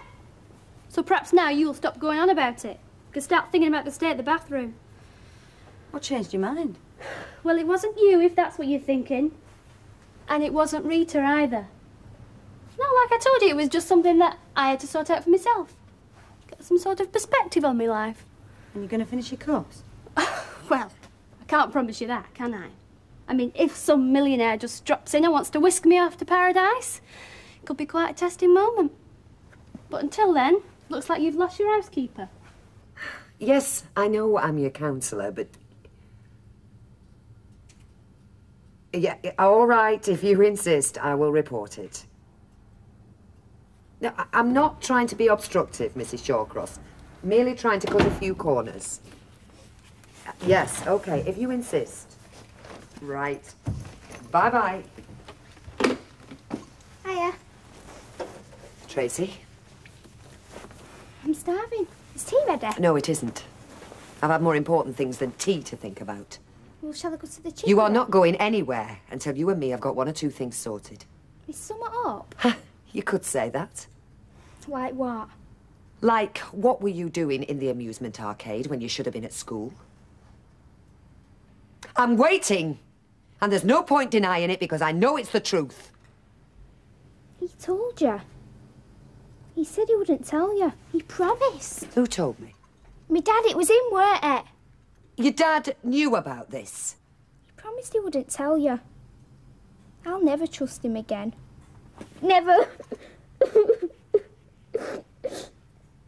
I say, this business of your Jim's. What about it? Well, I take it that's where he is. Do you know, I reckon he'll be sleeping there. It's like a kid with a new toy. Well, Alec won't be too happy, will he? Alec? Well, it'll not bother Alec, not down the other end of the street. Well, if it stops your Jim coming in here, one of our best customers. Yes, I will. So where's his nibs tonight, then? Oh, search me. I've been expecting him for the last half hour. Oh, he's coming in then, is he? Well, why shouldn't he? Well, I thought he might be keeping his head down. Well, why should he want to do that? Well, it's hardly the sort of thing you shout from rooftops, is it? Get him push. Well, it must be a great weight off your mind, Rita. What's that? Jenny going back to college. Oh, yes, it is. I mean, it'd been such a waste if she'd given it all up now. But I'm just glad she realises that for herself. Yes. Well, I'm very glad that she's decided to go back. I mean, a good education's just as important for a girl these days as it is for a boy. And there's so many opportunities in further education. We never had them when we were younger. Of course we had. We hadn't the brains to take advantage of them. Yes, girls, what can I get you? Hi. Giving me up for lost, have you? Oh, I'm getting used to it, me. Large scotch and a gin tea, please, darling. Hey, listen, what's going on? According to Don, you've just got the sack. Do I look like a bloke that's been given the red card? Are you saying that you haven't? Yep. Well, that's not the story that's going around the factory, mate, I can tell you. I wouldn't believe too much in what your wife tells you. Get you into serious trouble one of these days. Ah, I see. So you've handed in your resignation, have you? Yeah, well, what's the odds? You're still on your bike, aren't you? I'm not going anywhere, mate. The first thing I'm going to do tomorrow is warn my staff about the consequences of spreading malicious rumours. Hey, I love it. Thanks, sweetheart. Take one yourself. Oh, look, Mike, would you mind explaining to me exactly what is going on? My love, it will be my pleasure. I tried to talk to you about it. I tried last night. You didn't want to know. Oh, and that was an end to it, was it? You just give up. Our daughter has been skiving off school, playing the amusement arcades, and if the school hadn't taken the trouble to ring me up, I'd still know nothing about it. If you'd taken the trouble to listen to me last night instead of storming off the way that you You could have did. stopped me, pushed a note through the door, tried again, anything. What are you doing, Ken? What do you want? I want to get our daughter straightened out. Oh, I see. And conspiring with her, going behind my back to keep things from me, things I ought to know. That's your idea of straightening Tracy out. It wasn't like that. You wouldn't listen. You didn't want to discuss it with me. You don't want to discuss anything with me. Well, now perhaps you will. Now perhaps you'll realise that Tracy is our daughter. Her problems concern both of us, and the only way to solve them is together. Oh, I see. So that's what all this is about. You couldn't get to me any other way, so now you're using Tracy, putting her future on the line to get what you want. My God, Ken, I didn't think even you would sink that low, not in a million years. It isn't like that, and you know it. Whatever the differences between you and me, we're both Tracy's parents. We both have a role to play in her life. Yeah, well, that's just where you're wrong. Because what you've done is the height of irresponsibility in my book, for your own selfish ends. If you thought your little ploy was going to push us closer together, you couldn't be more wrong. Because I've got no intention of discussing this or anything else with you. Now just stay out of our lives. Deirdre! Deirdre!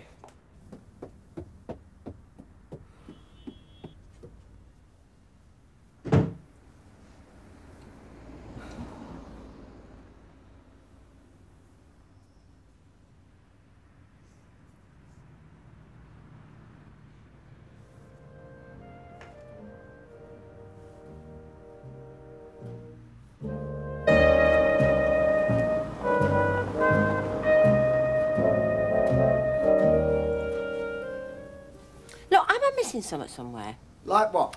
Well, you told Jackie Ingrams that you might be leaving because you got another job. Yeah. So she promised you that if you stop on, that she'd put you in charge of, well, just about everything. The only thing I wouldn't be running would be the Christmas fund and the staff canteen. Yeah, well, that'll come later. No, but I mean, if she's selling anyway... What does it matter whether I stay or go? Yes. Good question. So I'm not just being dumb then? No, of course you're not. But what you haven't taken into consideration that selling that place takes as much doing as keeping it going. Now, Jackie is a bright lady. Bright enough to realise that she can't do it either on her own. I see. That's what I'm relying on anyway. Well, she seems to be getting over losing her husband anyway. Oh, I think she still sheds the odd tear on the quiet. She's on an emotional roller coaster, which is why I've got to keep at her. I mean, it's no good being commander-in-chief without an army, is it? Which I will be if she sells that place. And you don't have any qualms or conscience taking advantage of a poor widow woman? What do you mean? I'm the best friend she's got. Oh, she's worse off than I thought then. She is out there surrounded by sharks waiting to pounce and tear that firm of hers to pieces. I'm keeping the sharks at bay. I'm making her a fortune. You're a saint, really, aren't you? Yeah, I am. Saint Michael. Yeah. See ya. See you.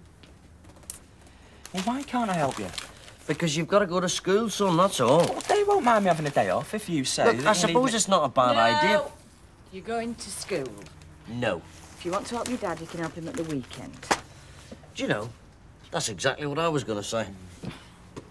Anyway, I think I might spend my lunchtime watching you working today. I'll see you. Sure. And listen, What? I don't want you giving Mrs. Barlow any more reasons for coming round here. I didn't. Accusing you of leading her daughter into bad habits. Me leading her? She doesn't need any leading. She's round the arcade any spare minute she gets. Well, if she is, that's her business. Just make sure nobody can blame you for it. You go to school and you stay in school. Yeah. You don't miss any lessons and you certainly don't go down to that amusement arcade. No. I want to be proud of you. I don't want to have to tell you off because of letters I've got from the school. I know. Go on now, off you go. I'll see you later.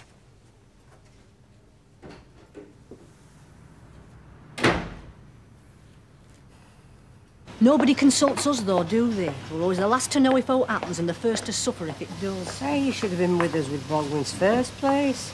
I mean, one minute it's all systems go like that. Next morning we turn up, factory gates are shut. Week after that, it's just a pile of rubble. Careful, he's here. Hi, mate. Yes, Miss Smallwin. Have a quiet word with you. That was sending bulldozers in again. I didn't want to embarrass you by saying this in front of anyone else. What? That husband of yours has been going on to Alma, suggesting I'm going to get the push from this place or something. Now, A, that is wrong, and B, it's slander. So I'm relying on you to put a stop to it, right? Right. There are enough rumours flying around this place, and you are not employed to add to them, right? Now, get on with your work.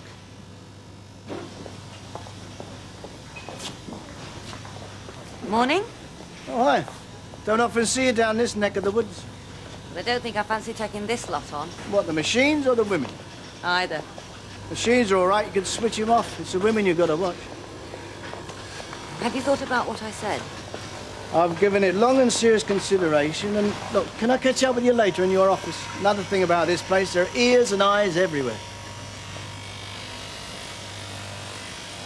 You'd think I'd know him by now, wouldn't you? I mean, I've worked for him, what, 10, 12 years? But you don't. No, he's as nice as pie to you one minute, next time he turns on you like a snake. He's nice enough with Mrs. Ingram, then.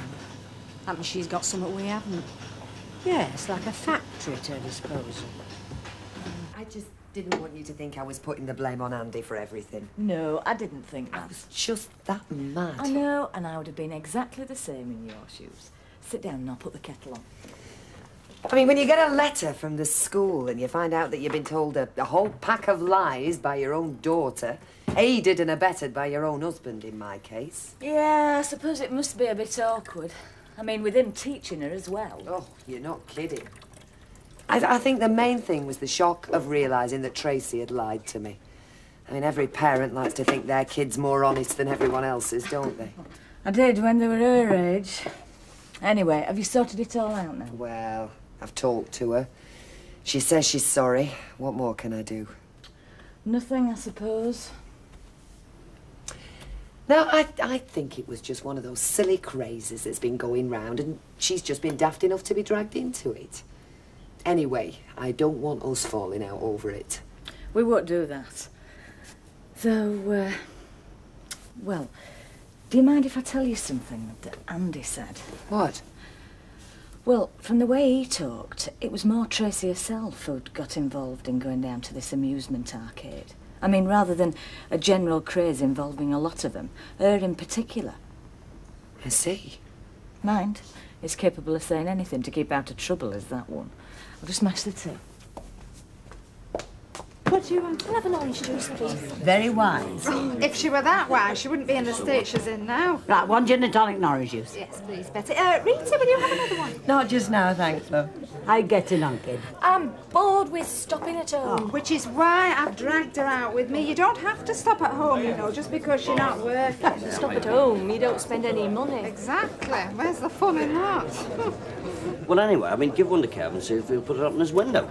Yeah, but this would be like advertising for you, wouldn't it? Yeah. Yeah, well, he's not going to want to do that, is he? I mean, he's got a garage of his own to run. Look, love, think of a motorbike. What? Well, think of a motorbike and then think of a car. Now, do you notice any difference between them? Jim, I'm not stupid. Well, all I'm saying is they're totally different. Doesn't bear any resemblance to regular garage work, now does it? Gail, hi. Yeah, I'm fine. Yeah. Look, anyway, I'll leave one with you, and if you don't want it, oh, I don't know, throw it away. Yeah, mine. Got to come across and compare notes. Oh, good.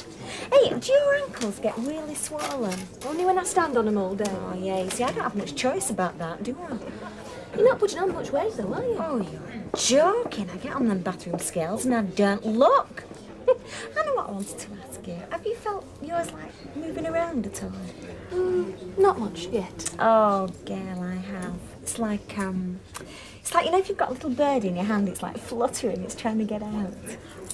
Tell the truth, I was beginning to wonder whether she'd go back at all. Oh, dear. Anyway, I had a talk to her. But I think this girl that's in with her now, Angie, I think she's a good influence. Anyway, I saw them both setting off together this morning. Oh. Well, you need a good education these days, don't you? If it's only to work out your benefits. You've already missed a full week of lectures and tutorials.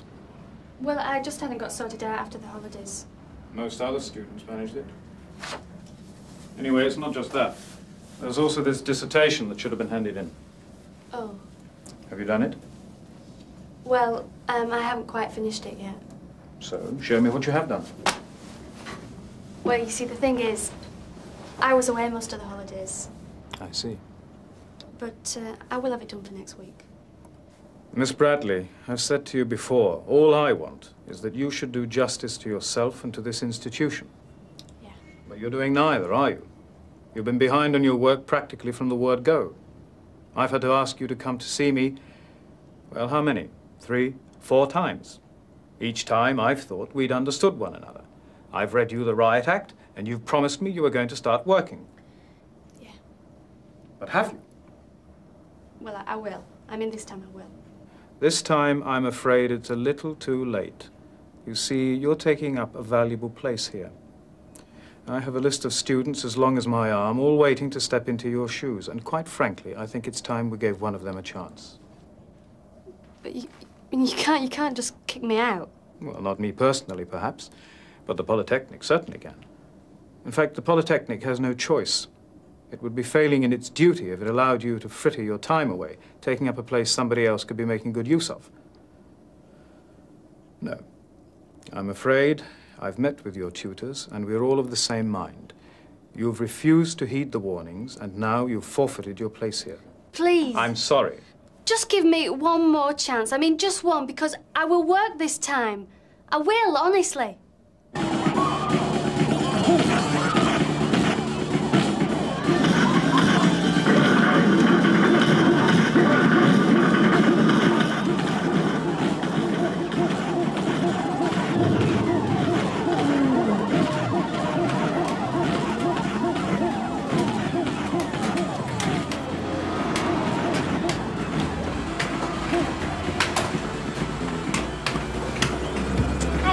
Oh, no. What? What the heck do you think? I had you ran round last night, didn't I?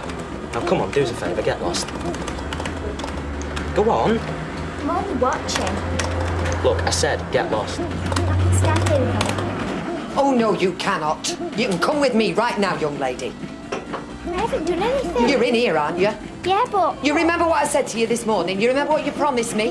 Listen, I never brought her. Come on. It's obvious you didn't listen to a damn word I said. Let's see if you'll take any notice of your precious father.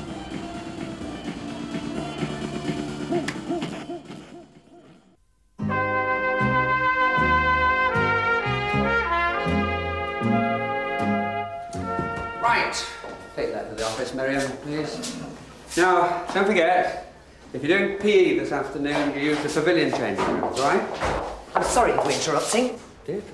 Only I thought you might be interested to know where I've just found your daughter. Yes, look, could we just... Or if you're not interested, I'll take her to see the head teacher. Yes, well, of course I'm interested, but could we just go outside? I mean, I assume it is the school's responsibility, as well as the parents', where she is at dinner I time. assume it is, yes. Just wait 1 minute, please. Tell him where you were. Where were you? She was down at that damned amusement arcade. That's where she was. Oh, Tracy. Have you never had to start patrolling the town at dinner times now, or what? No. Well, what have I to do? Look, this is neither the time nor the place. Oh, yes, it is. It's just the time and the place, as far as I'm concerned. For one thing, she has a class to go to. Oh, you do make them attend classes then, do you? Go to your form now. I mean, I was beginning to think nobody around here cares where she is. And if you're late, tell Miss Bennett I'll explain. Yeah. And when school's finished, you come straight home. Now, do you hear? Look, if you want to talk about this, I'll come round tonight, or you come and see me. I'm going to see the head teacher. That's who I'm going to do my talking to. Well, of course, I can't stop you doing that, but I think it would be more helpful if we could talk about it further. Oh, well, you would, yes. I mean, you always want to talk, don't you? And I know why. So you can talk your way back into that house. Look, you condemn me if I don't take any interest in Tracy, and now you condemn me if I do. If you want to talk about it, you know where I live. There's nothing I can do about it just now. I've got a job to do, all right? No, it's not all right. Well, I'm sorry, but I'm afraid it has to be.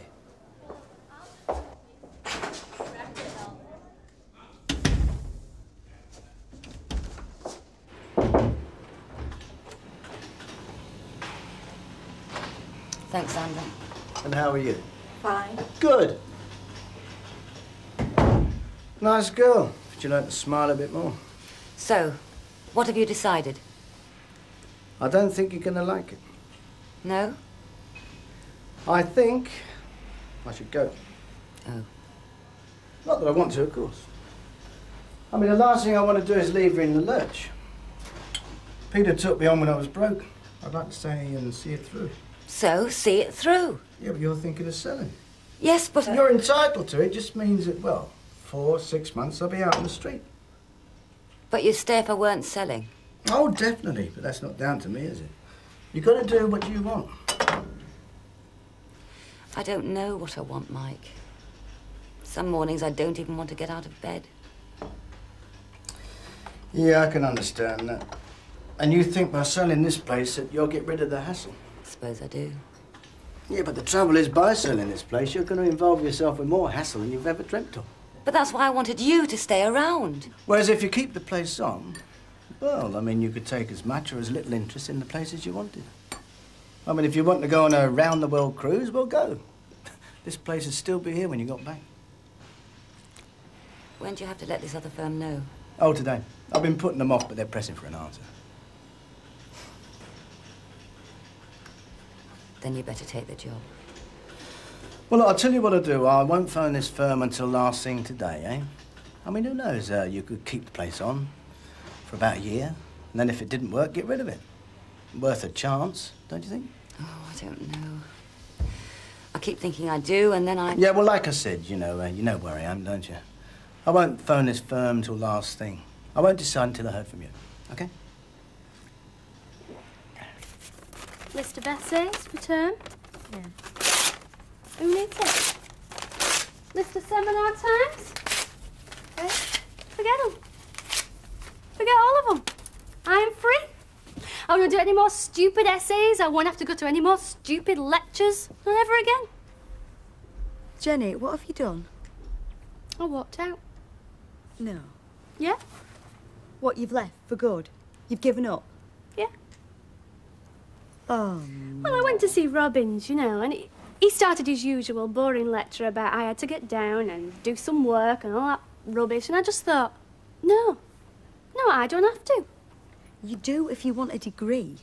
Yeah, but do I want a degree? You did yesterday. Yeah, but not today. Have a drink your tea. Have it, yeah. No.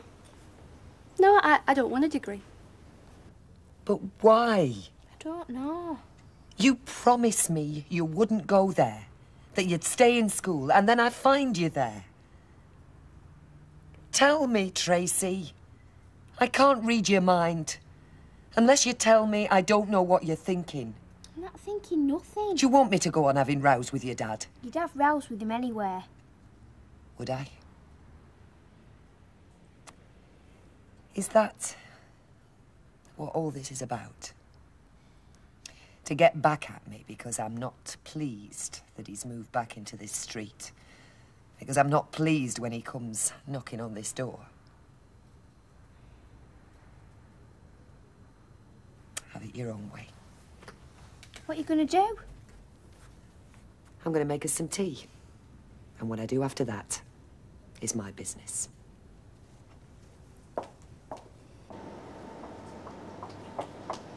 Mr. Baldwin, we finished that 303 batch. Should we start again at this time? No. Yeah. Whichever. I don't know. Well, somebody's got to decide. Well, no then. Right, I'll tell it we'll settle up and go then. Well, tell them whatever you like. Sandra, come here a minute, will you? What? Do you know what Mrs. Ingram's doing at this precise moment? She's gone home. Gone home? Yeah, she went over an hour ago. Did she, leave a message or anything? No, just said she'd see me next week and went. Sorry. Well, I went back like I said I would, you know, and I saw Mr. Robbins, the moral tutor, and, well, we had a little chat, and we both decided that it would be best if I left. Left? Well, I know you'll be surprised, but, you know, when I thought about it and we talked about it together, well, I realised that this was what I really wanted to do. Jenny, you can't be serious. Well, yeah, of course I'm serious. Honestly, Rita, it's nothing to worry about. Hi, girl. Oh. Hi, Rita. You Hello, got love. an evening paper, have you, love? Yes, I have, love. Here we go. Oh, great. Just want to see if they put that advertisement in again. Actually, Jim, I was just about to lock up, if you don't mind. Oh, I'm sorry, love. Anyway, I'll see you again. Yeah. Cheerio now. See you, Jim. Night. So, you've thrown it all away, just like that, on a whim? Well, I haven't thrown anything away, really, have I? Well, what have you done? Go on, tell me. Well, I've just decided that I would rather not carry on with my course. And do what instead? Well, I don't know yet. No, and neither do I. Oh, Jenny, how could you be so stupid? I'm not being stupid. I'm just doing what I want to do for once. I thought going to Polly was what you wanted to do. No, Rita. That was what you wanted me to do. That was what my dad wanted me to do. Neither of you bothered to stop and think about me. Well, if you think that going to Polly is so wonderful, you go. I just wanted to apologise for my performance this afternoon. Oh, you were upset. I can understand that. It won't happen again. Did you go and see the head? No. Probably best. Oh, I didn't get very far talking to Tracy. I suppose if we were to get a child psychologist in, they'd probably tell us she was making some form of protest.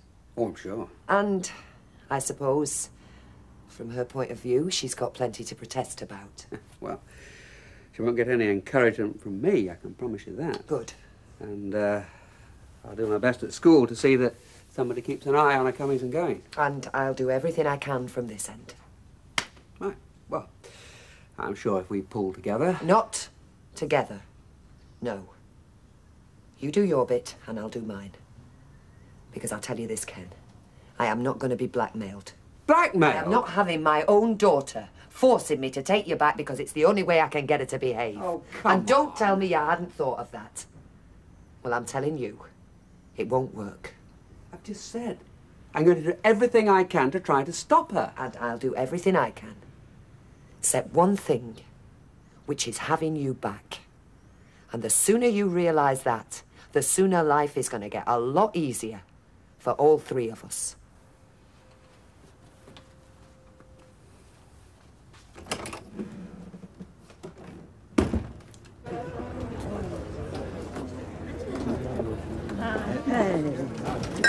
Sorry.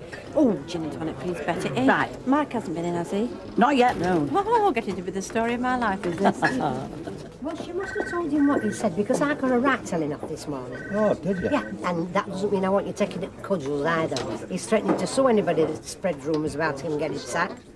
That man you were asking about, what's the word with you on the phone? If he's working late again, I'll kill him. Can I come and watch? I still don't get it. What? What he said that suddenly made you change your mind. It wasn't sudden. I've been thinking about this for a long time. That's not what you said.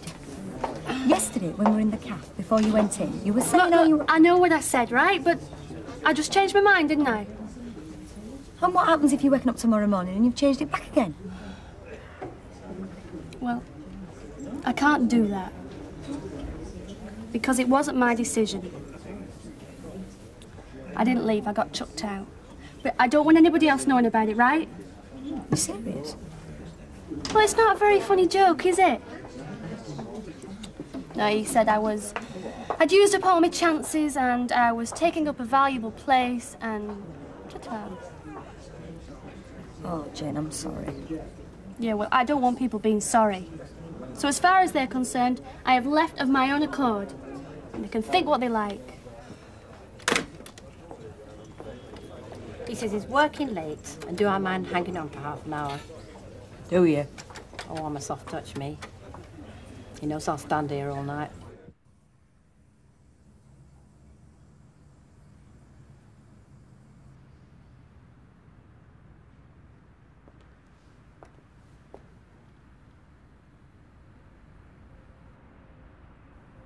Your secretary said you'd gone home. I had. Oh? I thought that way I couldn't change my mind. You'd take the other job and that'll be the end of it. Yeah. Then I got home, sat thinking about what you'd said, and came back. I see. Well, no, I don't see. I mean... 1 minute I want to sell, because, well, it make life a lot simpler. The next I don't, because, well, it's all I have left of Peter. And I want to run it for that reason. Anyway, what I've finally decided is that if I can't make up my mind, the best thing is to do nothing. Nothing? Well, that means I won't sell. Yeah? Well, that's great. You won't regret it. This is one decision you won't regret. I promise you that. Then you'll stay. Well, go on then. You've talked me into it.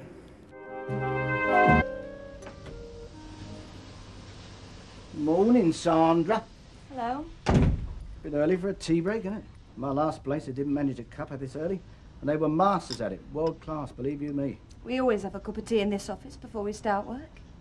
Mr. Ingram used to, and I always had one with him. Yeah, I respect Mr. Ingram. Used to do a lot of things that I don't. Oh, do me a favour. Get on to Jim Cotton, tell him to put my name on a car park space. Only senior management get that. You don't get much senior than running the joint, do you?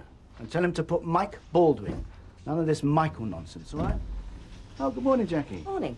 How'd you manage to look so attractive this early? I work at it. I thought it was natural. Excuse me. That man, he's incorrigible. I'll have a cup of tea, please, Sandra. So what's happening with the factory? Is it not going to be sold now? No. Mr. Baldwin's definitely the boss. General manager? I don't look so pleased.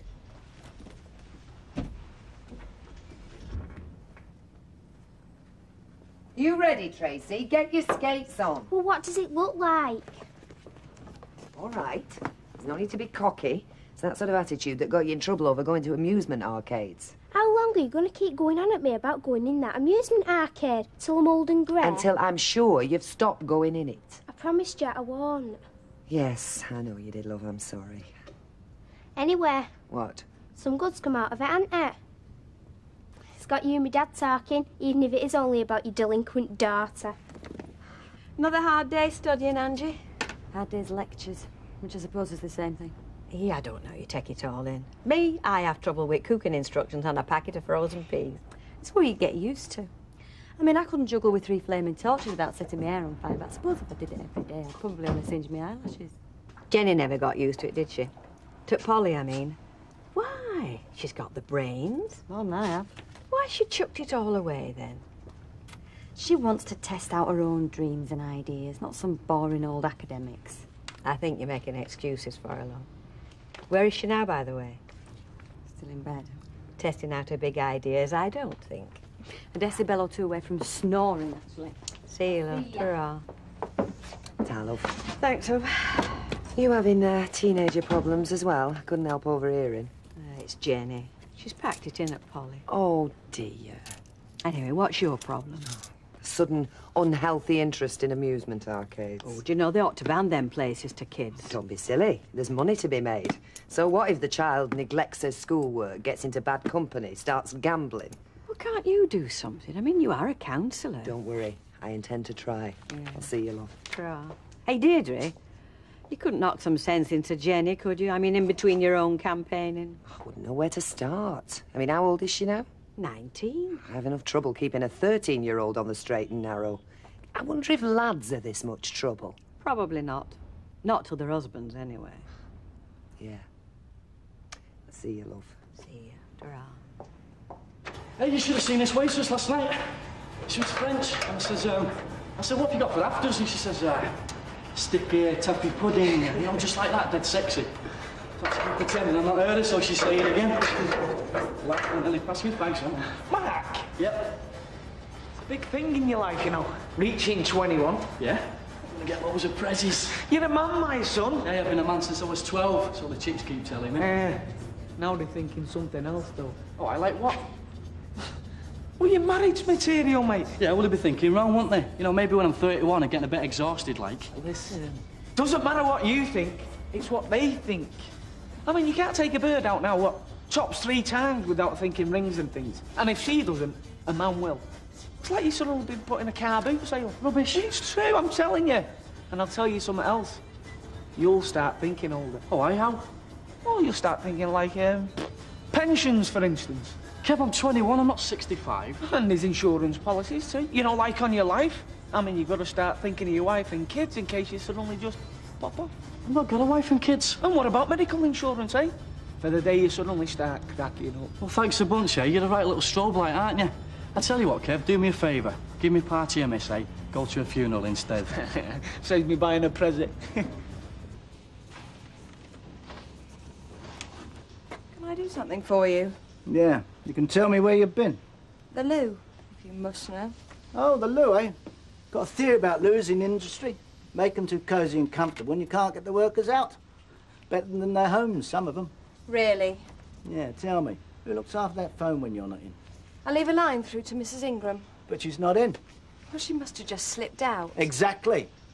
What do you want? Well, talking of workers, I want you to put a slip in their wages this week. Tell them the good news. What good news? I'm officially their new boss. They'll be glad to hear that, like you were. Oh, and there's a draft advert there. We're going to need a new works manager now been promoted. See it gets in the evening papers, will you? And for God's sake, smile. You might find it helps. Certainly improve your looks. You know, Mike has done fabulously well, though, hasn't he? Fabulously. I mean, he's only been there 5 minutes and he's general manager already. Amazing, truly amazing, Alma. There you go, the best brew in Lancashire, expertly infused, Jenny. And he's done it, you know, without any formal education. Yeah. Well, not much. I mean, he spent most of his school days playing truant. Well, I mean, he didn't have much time for school, did he? What with the paper round and the car wash and his stall on the market. Listen, if he's got what he's got, Jenny, the world's your oyster with the education you've had. I mean, you could be the next woman Prime Minister at the very least. Well, just maybe I don't want to be the next woman Prime Minister. Maybe I want to be a failure. Because, you know, there have to be failures. Otherwise, there'd be nobody for Mike Baldwin to boss about, would there? What did I say? Has she gone communist or something? Alma, you have been going on a bit about Mike's success. Now, don't get me wrong, I'm not jealous of him. It just gets up your nose when all we're doing is brewing cups of tea in a backstreet cafe. So keep being told what a super achiever Mike Baldwin is. remembering what a ruthless, arrogant, double-dealing little twit he can be. Excuse me. Well, if that doesn't sound like jealousy, I don't know what does. So, come on, what's up with you? Nothing. Oh, come on, it's not just armour rabbiting on that's got you going. What is it? Well, surprised you don't know already. What? I packed the polygon. Oh, that wasn't a very smart thing to do, was it, Jenny? Oh, Martin, I don't want your advice, all right? I don't want to be told how stupid I am. I've packed it in, and that's that, all right? All right. All right. Thanks, love. So where are you going? Madeira, would you believe? Madeira? Oh, it sounds fabulous. Well, it does, doesn't it? I mean, Madeira. It's got a ring to it. You know, like nectarine. Whereabouts is Madeira? It's somewhere near Tenerife, down that way, you know, south of Bournemouth. How long are you going for? 2 weeks. I mean, I'd go for longer, but old tightwad's worried if he's away longer than a week without banking cash, he might lose the habit. You know, like a concert pianist, have to keep practising. In that case, you're going to need some new clothes. 14 days, 14 nights. Even the basics add up to 14 new summit or others, don't they? Although I must admit, I'm not making much headway in Weatherfield. It's all winter stuff that's in. Well, why not let the train take the strain, eh? Take a day trip to London. Go really mad. Hey, that's not a bad idea. Do you want to come with me? Hey, I'm not going to Madeira. I could always leave a shoe or stomach lying on stairs for Alec to trip over. Get away with you. You'll be the toast of Madeira. Alec in his Bermudas, you in your sarong. Oh, my God, Alec in shorts. Do you know, I'd forgotten. I'll see you. See you.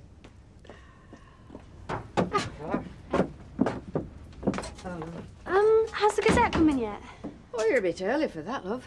Oh, just thought there might be a job going. I dare say there is. Though what sort of job? Any sort. You don't mean that. I do. Oh, Jenny, you had the world at your feet.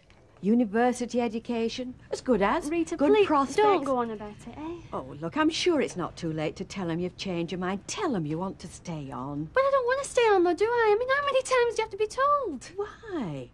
You got very good A-levels. They say A-levels are harder to get than college, don't they? Do they? Well, that attitude won't get you far, lady. What attitude? Clevering, my mother used to call it. Couldn't care less, arrogant. It's a fault with you, Jenny. Is it? Jenny, don't make a mistake that you'll regret for the rest of your life. Look, Angie's not such an enthusiastic scholar, but, I mean, she sees the sense in struggling on and getting a degree. And if she can get one, you can. She says herself that you're brainier than she is.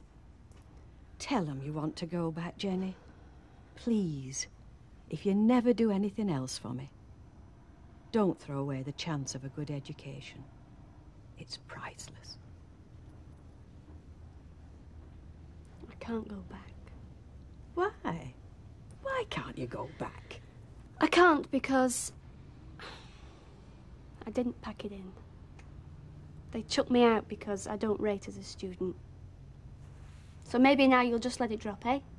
Just let me get on with my life without a university education. As best I can.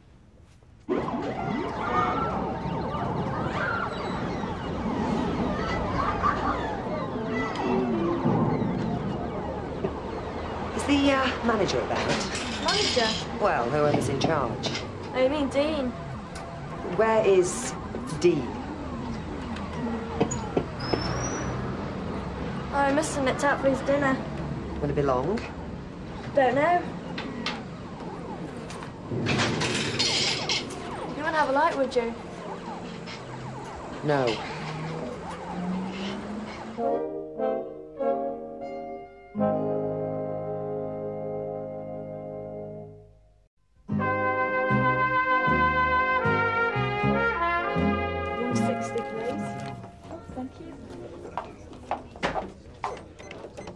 Where's Bubbles? Oh, he's muttering under his breath somewhere about you going AWOL. Did you not find anything? Not a stitch. Not I fancied.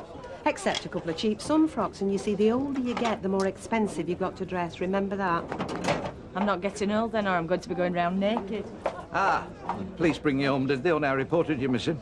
I've been shopping, Alec. We're going away, remember? Hey, it's amazing. All roads lead to shops with women.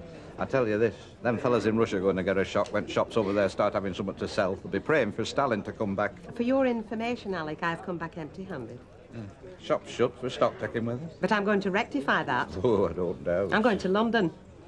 London? Yeah, you know, the capital of England, where they've got places like Harrods and Bond Street and little exclusive boutiques down every side street. A shopper's paradise. I think she's been very wise, Alec. I mean, why spoil the ship for an ha'porth of tar? Ha'porth of tar? It's inch thick gold plate we're talking here, you know. Bet!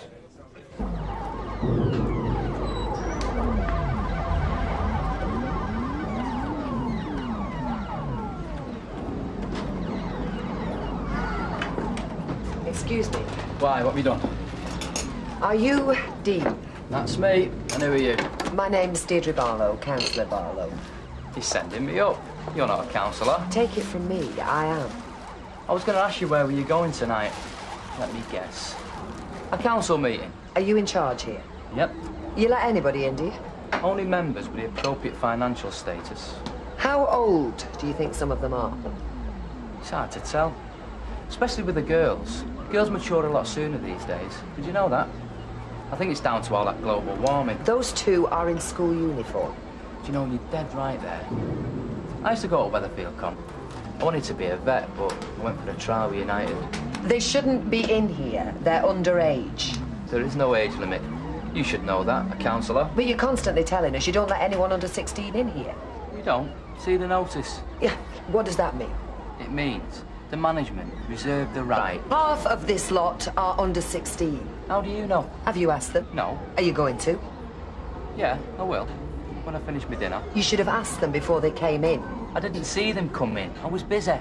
I'm responsible for all these machines, you know. And I'm not a trained mechanic either. He only comes in an emergency. Look, I'm not interested in your damn machines. I am interested in you letting underage kids in here, wasting their time and their money. I've said I'll ask them how old they are. Or they'll tell porkies. Kids these days. Look, to be quite honest, I don't like your attitude. You seem to think it's some sort of joke, letting underage kids in here. Well, I don't. I'm going to put a stop to it. And my name is definitely Councillor Barlow. I'm glad I'm not your husband. You what? Never said a word.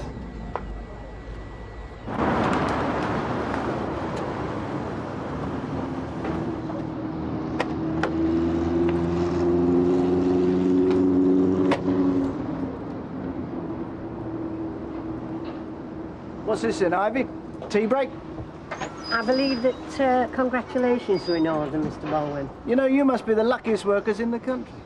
How's that? Well, firm not changing hands, me as your boss, a golden opportunity. Oh, we're ecstatic, aren't we, Laura? Giddy with it. Just don't take advantage of my good nature. That's all. Is he as smart as he likes to think he is? Well, he'll either be brilliant or we'll end up like Baldwin's casuals, shot. But I'll tell you one thing for sure, things will not be dull. Why didn't you put the advert in? I told you I wanted it in today. It'll be Wednesday now before it gets in the papers. You didn't tell me it had to go in today. Anyway, I've not had time to do it. Not had time to pick up a phone? How long you been yakking to your boyfriend today? I've not got a boyfriend, for your information. Anyway, what difference does a day make? I'll tell you what difference it makes. I'm carrying this outfit at the moment, including you by the look of it. So the sooner we can get a new works manager, the sooner I can stop sprinting and slow down to a trot, OK? And in future, don't you decide when to do something. You do it when you're told, all right? Otherwise, you'll be on your bike. What's going on? Sandra? It's Mr. Baldwin. He's been getting at me all day. Doesn't like me, never has. He says he's going to sack me. Oh, I'm sure he didn't mean it. Look, coming into my office. You looking forward to the party? What party? Mark's 21st. I thought I'd invited you. Oh, that, yes, he has. Hey, no expense spared. It's going to be a great night, you know. I wish I had a rich child. Hey, you aren't going to the party, aren't you? I doubt it. See ya. See ya. What's eating her? Search me. She's left school. What, the party, you mean? Well, same difference. She packed it in. Well, do you know why? Oh, well, I mean, you know what she's like. She's a moody sort of girl, up and down. She hasn't really got what it takes, unlike Mike. Why, what's he been up to now? Well, he's only been confirmed as #1 at Ingram's, general manager. Really? Oh, did you hear that, Alfred? Yeah. You know, I can't really believe it, actually. Can't you? No, I have to keep pinching myself to make sure it really happened. Do you? Well, when you think 6 months ago he was on his beam ends, and now he's got one of the best jobs in the town, it's got to be a big turnaround, you know. And for me, it's got to make quite a difference to our lives and everything. Ciao. Ciao. Alfred? What? Well, I don't suppose there's a chance of you getting a job as general manager anywhere. I mean, the co-op, for instance. Well, is there? No, I don't suppose there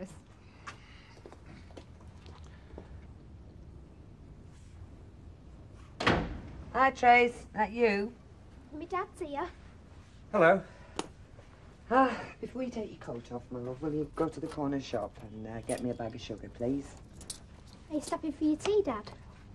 No, I don't think so. See you then. Yeah. I was hoping you'd help me with my homework. I don't think that's allowed, teacher. Who'd know?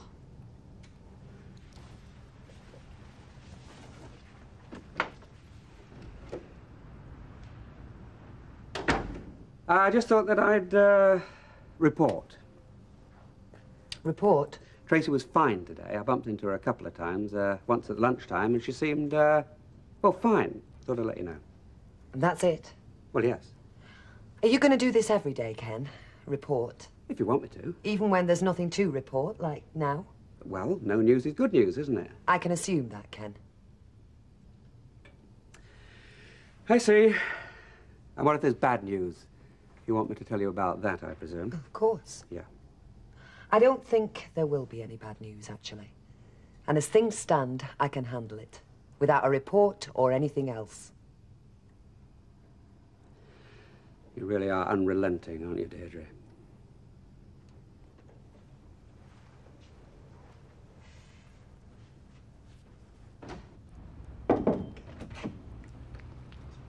Oh. So you work on it at night as well as a day, do you? Oh, absolutely. You know, it's probably why fellas get more work done than women. They don't spend all these hours decorating themselves. Well, don't ever let Margaret Thatcher hear you say that. About men getting more done. Yeah, well, she always looks as if she spent too long in the hairdressers. You think you're perfect, don't you, Mike? You're not the first woman to say that. I'd take it as a compliment. Do you want a lift or anything? No, thanks. Oh, well, TTF then. Oh, Mike? Uh-huh. Sandra was very upset today. So was I. And she doesn't know the worries I've got. Yeah, well, she's a bit neurotic at the moment with Peter and you taking over. She's only a kid. Yeah, sassy kid. I don't mind that as long as she can do her job.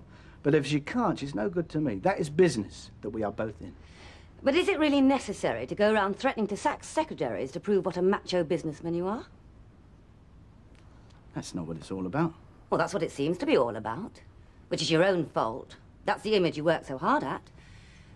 But if you'll take some advice from a mere decorative woman, try and give people a chance, eh? Don't be so damned abrasive. It's not all that attractive a trait. I'll work on it.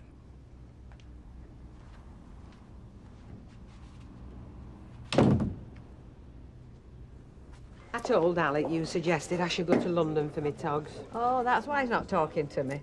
When are you going? Oh, I'm not. I settled for Manchester. I mean, you could actually see the blood pressure rising up through the veins in his neck. Especially when I mentioned I'd need at least 3 cocktail numbers. That right, love? What? You carry on with your reading. Good article in there about stress. How it can be brought on with worrying about money. You've got to keep chipping away at them, haven't you? But they'll start thinking they're in charge again, won't they? Silly fools. Absolutely. Hello, love. Can I join you? Or are you expecting a dark, handsome mystery lover? I should be so lucky. Well, how did your campaigning go today? Got off to a stuttering start, and that's looking on the bright side. Hiya, Dad. Oh, I've been looking for you all round town. I've been in here all night. Yeah, but at the Bull they said you'd be in the Crown, and at the Crown they reckon you'd be in the Cross Axes. Is there any pub where you're not known? I'll tell you what, I've not been in the Dog and Gun. No. So where's the fire? You want a drink, Mr. Casey? LA bottle of some sort, Okay. Kevin, thanks. So what's up then? Well, you went out without telling your mother just how many are coming to this party. She's got to confirm it with the Bell staff tonight, give them some sort of a number, and she's going spare. Well, I don't know, do I? I can't remember everybody you invited. That's helpful and typical. Look, after I've had a drink, you're coming home to sort it out. I'm not being held responsible. Well, I think Jenny Bradley's doubtful. Actually, Mark, I'm surprised you invited her. I didn't know I did. Oh, yeah, I did. I forgot. Oh. Sorry. Kevin, I thought you'd sorted this lad of mine out. That was the idea when I made you #1 at the game. I've tried. Believe you me, I've tried. But you can't do a proper job if you've not got the proper materials. I've told him, when he's 21, he's got to change. Got to turn into a proper bloke. You will, I can guarantee that. Ah, he's all right as he is, aren't you, Mark? Well, I think so, yeah. Best years of your life are behind you, son. That right, Kevin? Oh, that's what I've told him. But will they listen to us? You know something? I don't think I want to be 21. Yeah, they're right. It's all downhill from now on. And don't you start. Another couple of years, you'll be able to do your archeries hard. Yeah, I should think about writing a will out if I were you. Yeah, those earrings, they're a bit childish, bit immature now, aren't they? Oh, if you not touch your knees.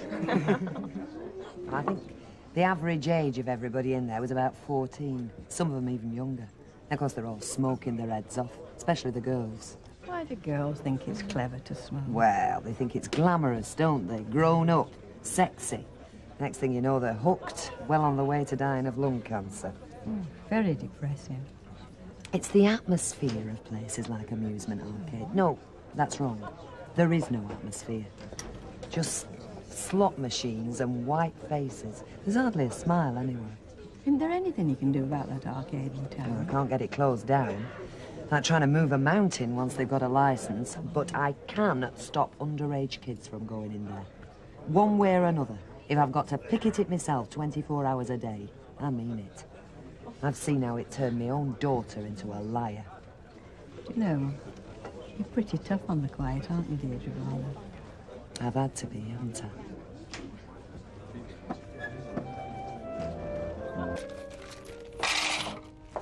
Morning. Oh, you finally decided to show your face, have you? Alice, I'm only a couple of minutes late. Yeah. And what kind of a holiday do you think I'm going to have if I wake up every morning wondering whether my staff have turned in or not? Good morning. Morning. Well, that's all I need. You with the face like last week's milk and all. What's up with you? Better ask your husband. Yes, well, I thought it might just have something to do with him. I'll have a word. But you will have to make allowances, you know. My husband is a very sick man. It's always a shock to the system when they're recovering from a major operation. Operation? What operation? Having his wallet removed, while they relieve the pressure on his bank balance to pay for this holiday that we're having. Leave him to me. What are you doing? A word, Alec, about staff relations. I know having to pay for this holiday goes against the grain, but if you carry on making people's lives a misery, you're going to find out what real misery is. Eh? I'm going to tell you what clothes I'm going to buy. Thanks very much, Mrs. Butterfield. Take care. Thanks, bye. Ta-ra. Hey, listen, will you be all right for 5 minutes by yourself in here while I go check stock in the back? I've got to get my list ready for the wholesalers. Yeah, of course I will. Yeah, well, look, if you feel like taking the weight off your feet, just give us a shout. We don't want that baby of yours born in shop, do we? Hello, love. Hiya, Jenny. Hi, Sal. Is that it? Yeah, for now. 58, please. No sign of a job yet, then? No. Oh, Jenny. I don't like to see you like this, you know. You should be enjoying yourself and making the most of your life, not moping around a torn Please, Sally, just spare me the lecture, will you? Because I could really do without it now. Yeah, sure. What are you wearing for Mark's party tonight? I'm not going. You can't miss Mark's 21st, Jenny. We're all going. So I hope you all have a wonderful time without me. See you. Bye. There, darling. Thank you. After you. You got Reg? No stopping you, is there, eh? So, what you wearing tonight, then? Who? Gail, you duck out to the party. I don't know, do I? Such a lot of a dirty way to be bumping it about here. I'm surprised you wanted to go in the first place, you know. It's not the sort of do you'd have thought a mother of 2.5 kids would want to be seen dead at, is it? Well, why on earth not? Well, she's not exactly looking her best at the moment, is she? What with all these nubile young dolly birds prancing about, she's going to feel out of it, isn't she? Oh, I think you told her that, did you? Of course I did. You think about her feelings sometimes, you know, Mama. And what if she decided not to go? Would you have stopped at home and kept her company? What, and let my old mate Mark down? Couldn't do it, Alma, couldn't do it. Hey. Martin. Is it? All right, then. So, Right, what did you get? I'm going to have a salad bomb cake to take out. Right, one salad bomb cake coming up. 70 pence, please, love. Thank you. Can't tempt you to a cream cake, can it? They're fresh in this morning. And I don't need my change in 10p's if you want to save them for the likes of him. Well, if you think we're using that to get kids to part with their money... He is doing, isn't he? Kids like him and our Tracy and the McDonald boys and half their class. Oh, come on, it's only a bit of fun. It's not as if it's Monte Carlo, is it, eh? What do you think he's going to do with that lot? Open up a building society account, start up a pension fund?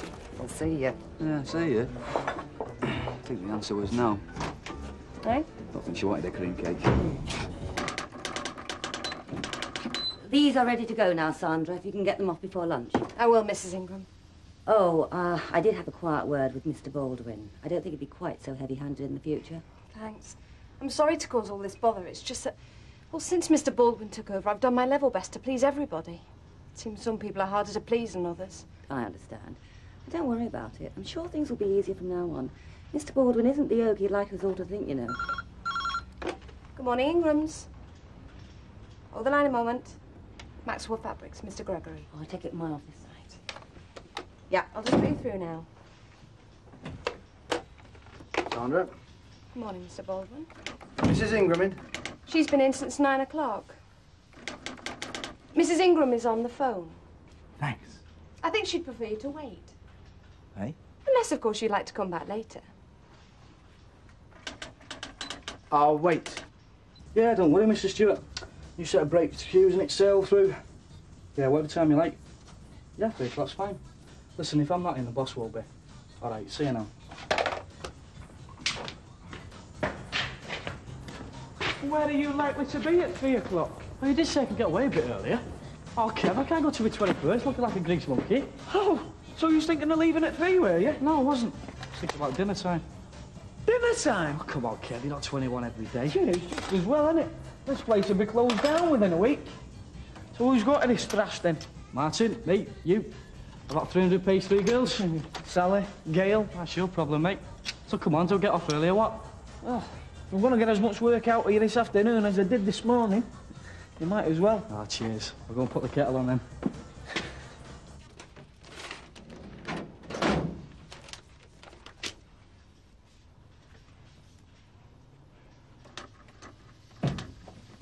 Mike, good morning. Morning. I take it you're free to see me now. Free?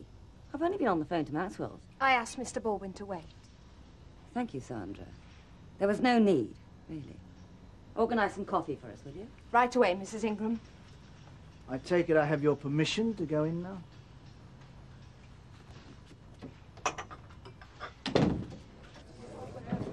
There you go, Alf. 80 pence, please. Thank you, love. Thank you. She's a proper little shining star, isn't she? Hey? Flora MacDonald there. She's not spoken a word to me, all lunchtime. Well, you can't exactly blame her, can you? I mean, you weren't exactly Bonnie Prince Charlie when she came into work this morning, were you? Things on my mind, don't I? You know that. Like £1,200. Listen, Bet, when I took that endowment policy out for your benefit, it skinned me. You know it did. And what did I say at the time?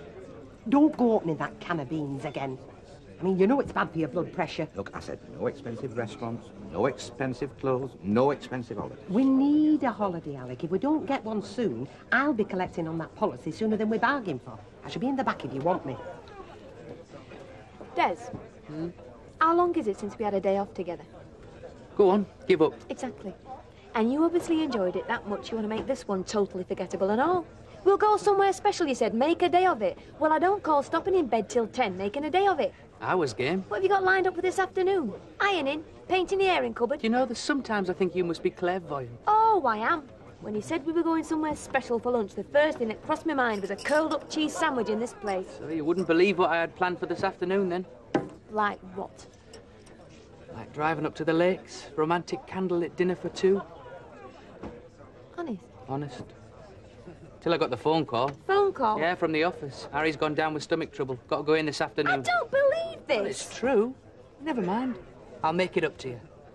We can have an early night. I appreciate you've never been late delivering before, Mr. Creswell, but I must have my newsletter. Yeah, I've got people organised to deliver it. Ah, well, if that's the best you can do. All right, Mr. Creswell. Yeah, but make sure it's here by then. Okay, bye-bye.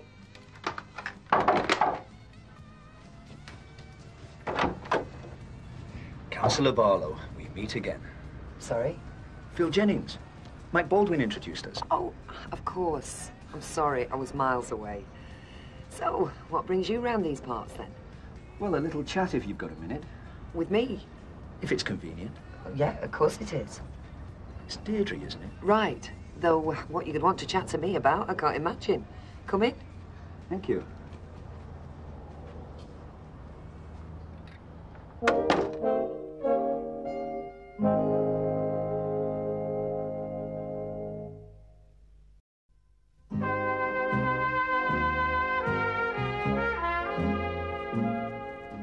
What are you buying him?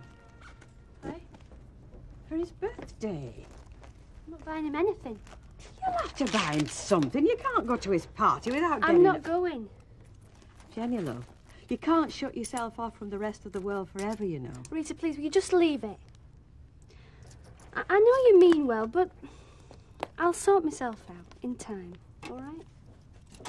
See ya. Hiya. Thought I'd better pay my papers bill before you go bankrupt. Jenny not at college again today? No, she's left. Left? What's she going to do? Such me.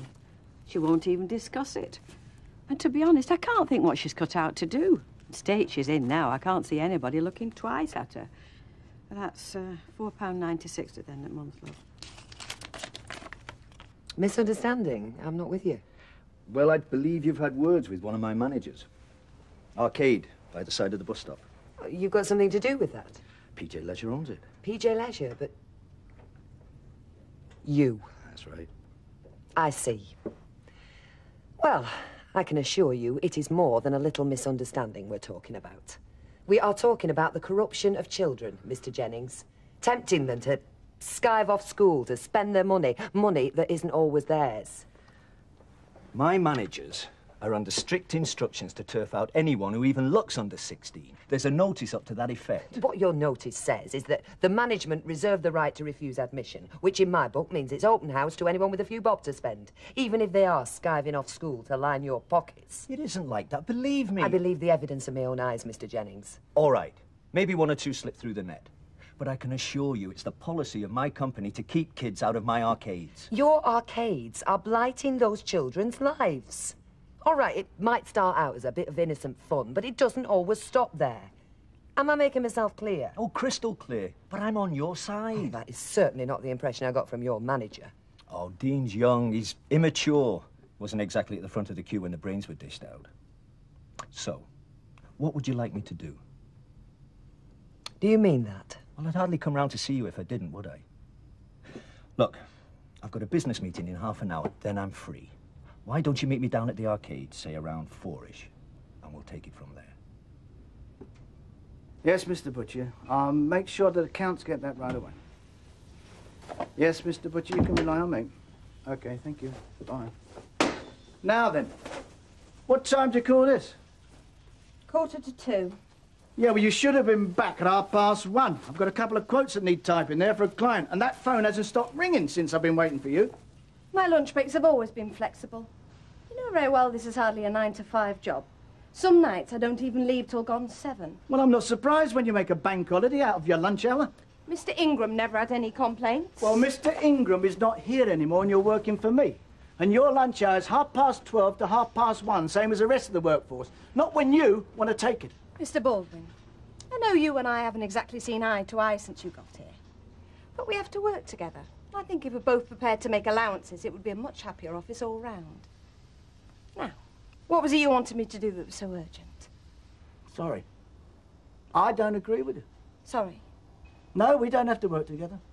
I don't have to work with anyone who's not prepared to do the job on my terms, who treats senior executives with the obvious contempt that you do. And before you start telling me what Mr. Ingram would have done, let me tell you something. You better start looking for another job. Is that clear enough? I'd love to go. So why don't you then? I can't, can I? Not without Jenny. Hardly know the lad. Well, you can come with me and Kev. I feel really out of it. Well, you wouldn't, no. There you are. You're doing those beans. The toast has gone stone cold. Sally's just been trying to persuade me to go to Mark Casey's party tonight. So go. Well, she won't go, not without you. Well, then she's not going, is she? Come on, I'm starving. Oh, come on, Jenny. It'll do you good to get out for a change. I mean, there's not like a good party to bring you out to yourself, is there? Yeah, that's exactly what this do of Mark Casey's will be. Not like a good party. What's up with him? He's a jerk. That's what's up with him. He's mighty mouth and macho man all rolled into one. Huh. What makes you think you're going to be the centre of attention? There'll be bigger fish to fry than you there ever know, Mark Casey. Thank you very much. Well, look, Jenny, that Martin and Gail are going to go, and me and Kevin, we're planning on looking in, because, well, Kevin is his boss, isn't he? And then, well, after an hour or so, we could all go somewhere else if you like. So you're not planning on stopping then? Well, no, we don't have to. I don't know. Come on, Jenny, we need to get out. Right, that's settled it. We'll pick you up at 7:30. Oh, I suppose so. I'll never you going on to me if I say no, won't I? I can guarantee it. Well, 1 hour, right? That's it. Come on, let's get those beans before the pass the sell-by date. See ya!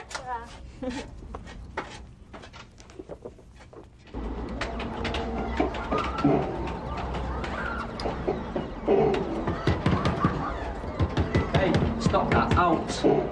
Out the pair of you now. Right, you. Out. Told you before, no kids in here. I'm not a kid. So how old are you then? 15, nearly. Out. Problem? Nothing I can't handle, boss. Good lad. Is she a friend of yours? An acquaintance, I believe you two have met. Yes, we've met. He's quite a character. No offence, love. I didn't realise, like, you and the boss... Forget it, Dean. How long's he been in? Not long enough for his feet to touch the ground. I know the rules. I'll be around if you want anything. Okay.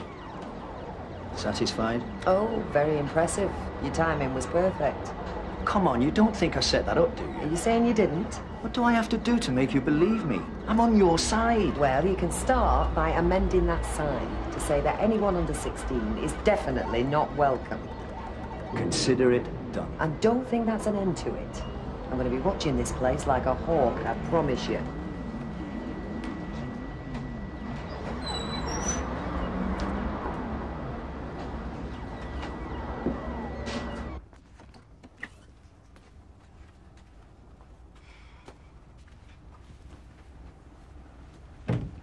Sandra, still here? Mrs. Ingram, I was just going. All quiet? Not as quiet as it's going to be. For me, anyway. Sorry? I've been fired, Mrs. Ingram. Fired? By Mr. Baldwin. All those years I worked for your husband to help build this place up. All those hours of unpaid overtime. Just a minute, Sandra. What's happened? I was late back off my lunch. He was waiting for me when I got back. But I understood your hours here are always flexible, within reason. Well, they had to be, didn't they? Working for your husband. I had to be here when he wanted me. Well, you didn't, but you point that out to Mr. Baldwin? Mr. Baldwin made it very clear that it's not Mr. Ingram running this place now. He is. And he intends to run it his way. I don't know why he's got the knife into me. I've always done my job. Put this place above everything else. All right, Sandra, leave it with me. I'll have a word with him. Thanks, Mrs. Ingram. I'll see you in the morning. Good night, Mrs. Ingram. And good night, Sandra.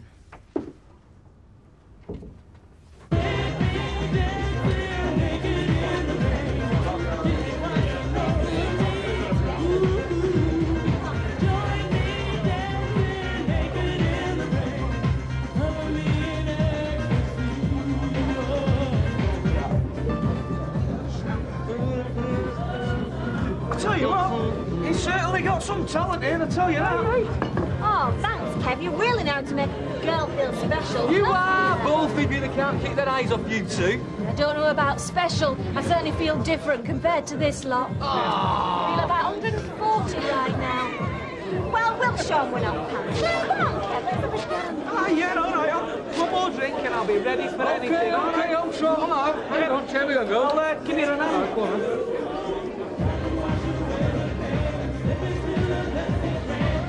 You two, where have you been? I'm glad that you've gone home. Oh, don't tempt me. Ah, yeah. No, All right. Mark is a nice do. Come on then, Jen, on your feet. You can't sit there all night. Oh, no, Matt, honestly, I'm shattered. Come on, have a dance, come on. Come on, Mark. I've been looking for a toy boy since I got here. I think Jenny's on the same pills as my husband. See you later.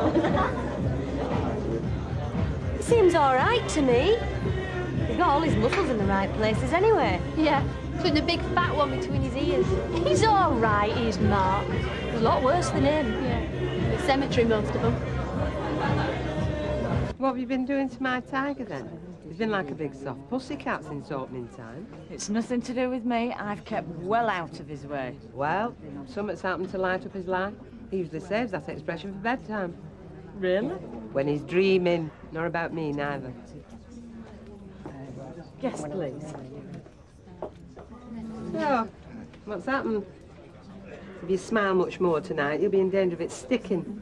Oh, well, I've just been thinking about this little holiday of ours together. You are? Yeah, well, we need a break, don't we? And what good's money if you can't really enjoy it? You've been on to the travel agent, haven't you? Tried to cancel and they've told you no dice.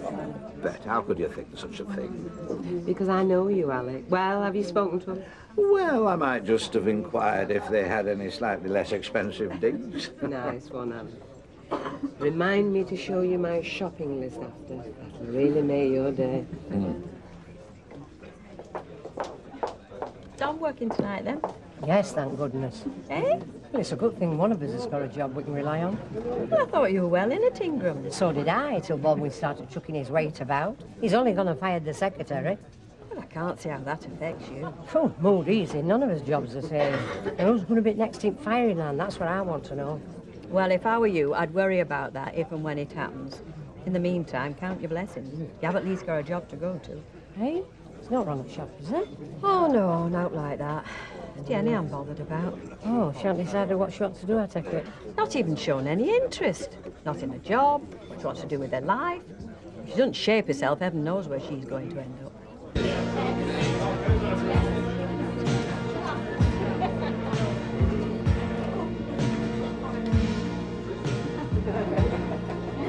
And what would you have done if you'd stopped at home all night? Done the ironing, whitewashed the yard. Anything would have been better than this. Here we go. Quiet, Kevin. Are you setting up for a siege or something? Oh, well, the barman's sipped us the wink, haven't we? Gotta start paying for them after this round. Tom. It's 9 o'clock. All right, Jean, I can tell the time. Don't you think it's time you put our Mark out of his misery? Put me out of my misery, more like. Look, I'm the one who's going to have to make the speech. Thanks, Paul. Have a bit of light if you can manage it. Ladies and gentlemen, boys and girls, if you'll give me a couple of minutes, I do have a little official function to perform. And Mark, if you'll put that young lady down, I'd like you over here and all.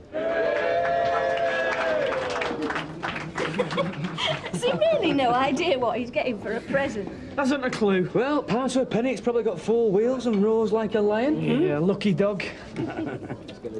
Right, I'll try not to keep you too long. We can see that you're all enjoying yourselves, and we hope you go on doing so for some time yet. But the reason why we're all here tonight, to celebrate my son's coming of age. It's a proud day for me and my wife, Jean, tonight. It's not every day that you stand side by side with your son to see him over the threshold of manhood. I know what this occasion means to Mark. What am I getting as a present off the old lady and the old fella? Hey, less of the old if you don't mind. But before we tell him what it is, I have a few thank yous. I'd just like to thank you all for coming and making this such a memorable occasion. Thank you to all those mates who've grown up with him, shared his troubles and joys. And thanks in particular to young Kevin, over there, who took him in hand when he needed it, taught him a trade and hopefully has set him up for life. Ever since Mark was born, he's been interested in cars. Ever since he could drive, he's been mad about them, and now he's working with them. So, his mother and I feel that the time is right to cash in on that interest and to reward his enthusiasm. That is why this birthday present is something very special. After midnight tonight, Tom Casey's garage becomes Mark Casey's garage. Well, it's all yours, son. Every success in the world. Happy birthday. Happy birthday. Kevin, can't. Listen, what really upset me is being made a mug of. It's got nothing to do with it. Oh, you're my best mucker, Kev. You're the best worker we've had, Kev. And all the time, the pair of them was planning to dump me behind me back. Give over, you've not been dumped. All right, demoted then. Oh, I think you're exaggerating, Kevin, I do. Listen, Sal, for nearly 2 years now I've been in charge of that garage, right? And Mark's been my number 2, right? So now Mark's the boss. What does that make me? Mr. Casey's handed the garage over to Mark. He said nought about him running it. Oh, come on, love. Even you can't be that naive. Mark Casey owns the garage. He's bound to be calling the shots. Kevin, he's just an apprentice. You're the experienced mechanic, aren't you? And you're a damn good one. Yeah, maybe. But I'm not a rich man's son, am I? Morning. Good morning, Mr. Baldwin. Get on to the agency when you finish that, love, will you? What for? Gonna need a replacement, aren't I? Not necessarily. Look, don't make your last week any more difficult than it need be. Why part enemies? I'll give you a good reference. I think I'd have a word with Mrs. Ingram before you go placing any want-ads, Mr. Baldwin. Good morning. Mrs. Ingram's PA speaking. Hey, talk about jammy beggars. Well, I could count on my old fella leaving. This is a pile of betting slips. Well, that lad's always struck me as being more interested in enjoying himself than running a business. It's Kev I felt sorry for. He was well gobsmacked. Oh, way up. Thought you didn't get up before noon, now you're a lady of leisure, eh? A very broke lady of leisure. Oh, go on, give her a cup of coffee on the house, but no milk and sugar. We don't want to overdo it. We'll have all the dosses in here. It's actually information on the scrounge floor as it happens. Well, if it's a secret of how we get our chips so crispy, my lips are sealed. There you go. Does Mark smoke? Only if you set fire to him. How do you put up with him all day? With great difficulty. I'm just praying that when he's a dad, he'll become a sober, serious citizen. Yeah, I just hope for the kid's sake that there's nothing in genetic inheritance. Well, do I get any sense out of you or what? You don't deserve anything after a dingman remark like that, young lady. No, I haven't seen him. Why, anyway? Just thought I might buy him a lighter. It's a bit late in the day, isn't it? Well, I didn't make her any promises. I simply said I'd speak to you before anything final was decided. But I gave her cards. Now, look, I may be general manager of this place, but if my authority can be countermanded at the first little sulk, I might as well be T-boy for all the notice they're going to take of me in the future. Well, I understand that. But Sandra has been with us for a long time, and I know Peter always found her very efficient. Perhaps he had different standards. My husband had very high standards, as it so happens. He was a perfectionist in everything he did, which was why he was so successful. Look, no one admired old Pete's achievements more than I did. Perhaps he got the best out of her. I don't. I mean, these things happen. Well, supposing I find her something somewhere else. I know the girl in accounts is due to have a baby in a few weeks. Well, as long as she's not getting up my nose on a day-to-day basis, you can get her making cream buns for all I care. Look, Kev, I don't want an argument, right? But if you do, can you at least postpone it until I get my head back together, eh? Well, not surprised you tied one on last night. I mean, had something to celebrate, didn't you? Yeah, well, 21st usually are, eh? Yeah. I'm talking about the little present Daddy give you. Look, like I said, you could have knocked me down with a feather. Yeah. And Phyllis Pierce has just got a job as a Bluebell girl. How many more times, Kev? I had no more idea my dad was going to plan this than you did. Do us a favour. A bloke just doesn't go handing over a business like a pair of socks. Especially an hard-nosed bloke like Tom Casey. Look, it was supposed to be a surprise, wasn't it? Oh, so how did he know you weren't planning to up sticks and go bumming across California, eh? I mean, you've talked about it often enough. Yeah, well, maybe it's his way of keeping me here, eh? Well, has it worked? Look, will you knock it off, Kev? I don't know what you're making such a big deal about anyway. Nothing's changed. Oh, no, not a thing. Except now you're a gaffer and I'm the oil rag. Well, aren't you going to answer it, boss?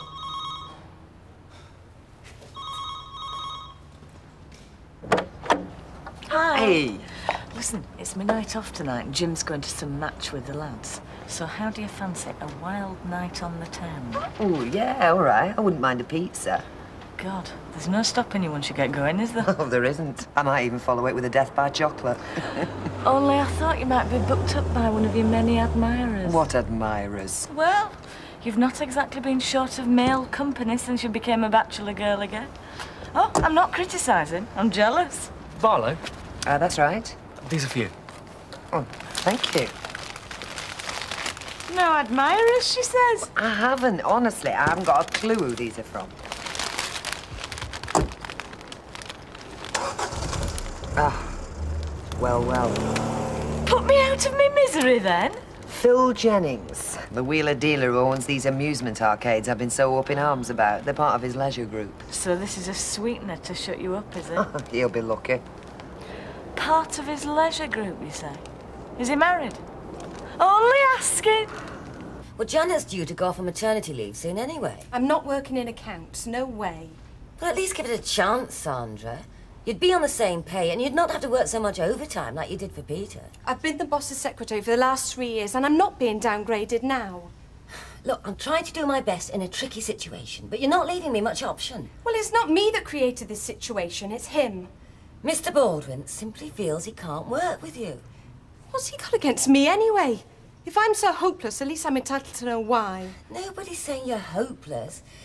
He thinks you've got an attitude problem, that you don't respect him. You're damn right I don't.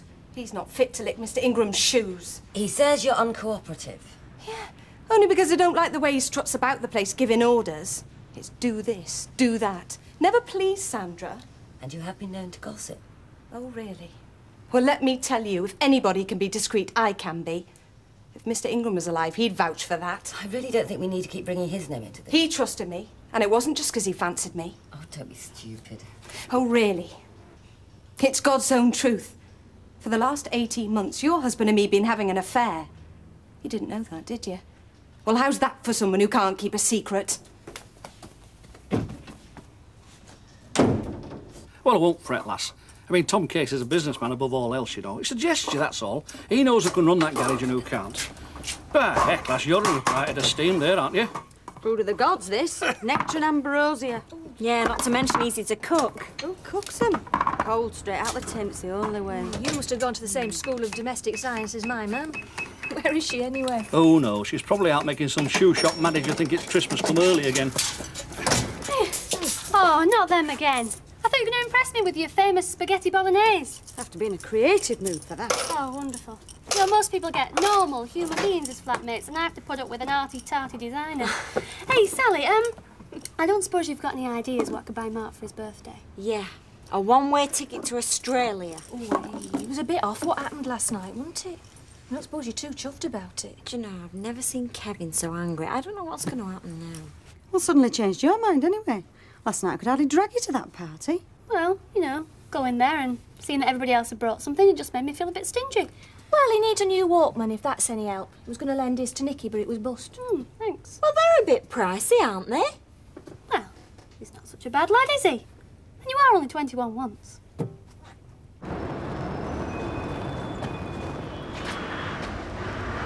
Kevin, I'll come straight to the point, lad. I understand from Mark you're none too pleased with me. Well, I felt a right twit last night. And Sally was upset and all. Well, we thought surprised had a bit of excitement to the occasion. No, but point taken. I should have given you some warning at least. Yeah. Well, one of you should. Well, Mark didn't know any more than you. Just his mother and me. Doesn't change anything, does it, eh? I worked my drawers off for you. And this is the thanks I get. There's no need to fall out over this. We're not talking major management restructure here. We're talking two mates working side by side. A team, and a really good team, too. Yeah. Well, someone's still got to do the books, haven't they, eh? Work out estimates, make decisions, carry the can. And for almost 2 years now, that's been me. What I want to know now is, who's it going to be in the future? You're creating an issue where there isn't one, Kevin, lad. I want an answer, Mr. Casey. All right, if you put it like that, I suppose technically it's Mark, but acting on your advice. So it's him? All right, yes, if you press me. But he couldn't do it without all you've taught him. You've turned him from an idle young layabout into a lad who's got the makings to step into his father's shoes. Don't think I won't always be grateful to you for that, son. Because I shall.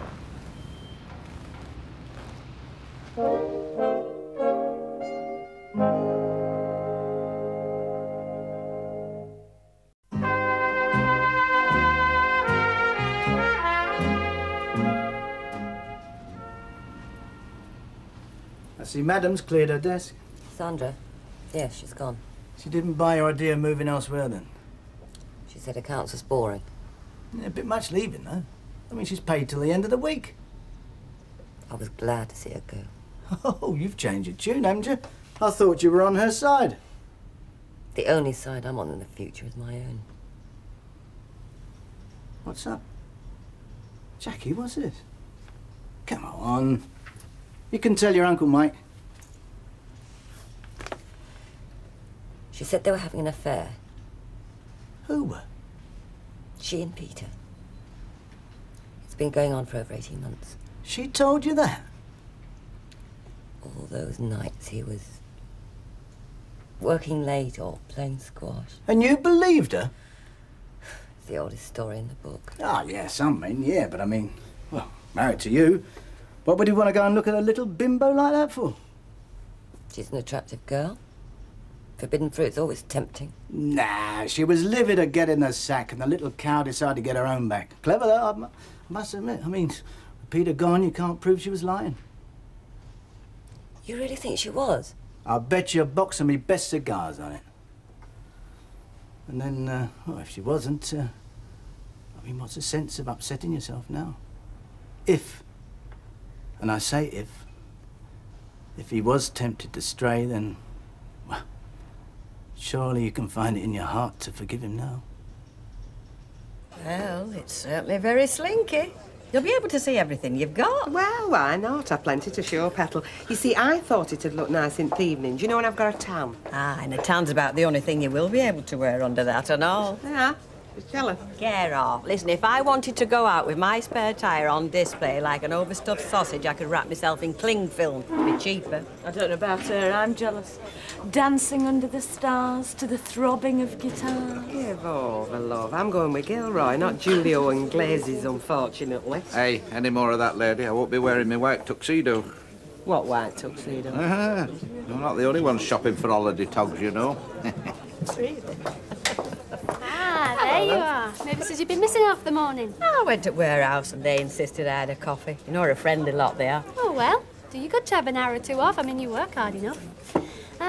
The thing is, Rita, I've decided to go for some job interviews. Oh, what sort of jobs? Oh, anything interesting, you know, receptionist, a trainee buyer, something like that. But, the thing is, Rita, I haven't got the right kind of gear, you know, to create a good impression. Oh, you want to borrow Bet's new frock? You'll land any job in that. Show it to her, Bet. Well, I was thinking of something a bit more businesslike. And where do I come in? As if I didn't know. Well, I'll pay you back out my first wage back. I've got witnesses to that, lady. How much do you want? 20? 30? Oh, no, 20 will do, thanks. There you are, love. Thank you. You're a sweetheart. See you. See you.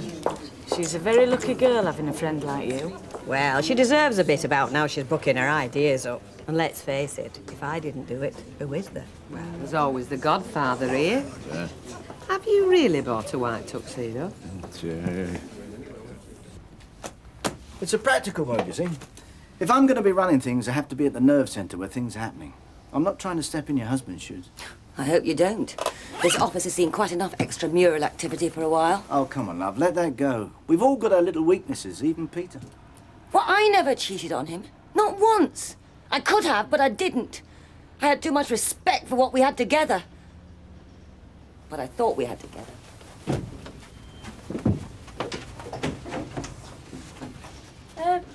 Is Mrs. Ingram's all right? Yeah, she's fine. Oh.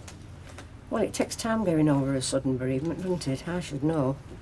Mind you, I didn't have a handy shoulder to lean on like she has. You wanted something, Ivy? Yes, I'll come for the wages slips from Sandra, but she doesn't seem to be there. No, you can get them from Janet and accounts at the moment. Sandra is no longer with us. A fact I'm sure that you're aware of. Well, I did hear a rumour, but I just took... Oh, indeed you did. I suppose it took all of 5 seconds for the jungle drums to start beating. I can confirm that Sandra has been sacked. Now you've heard it from the horse's mouth. Are you happy? I'm sure it doesn't make me happy to hear that one of my fellow workers has got the shove, Mr. Baldwin. Oh, Ivy, your compassion is touching. Now, was there anything else? So, this is your office now, then, is it? Yep, as from today. I have got to hand it to you, Mr. Baldwin. You certainly know how to play your cards. Indeed I do. Ask your Don.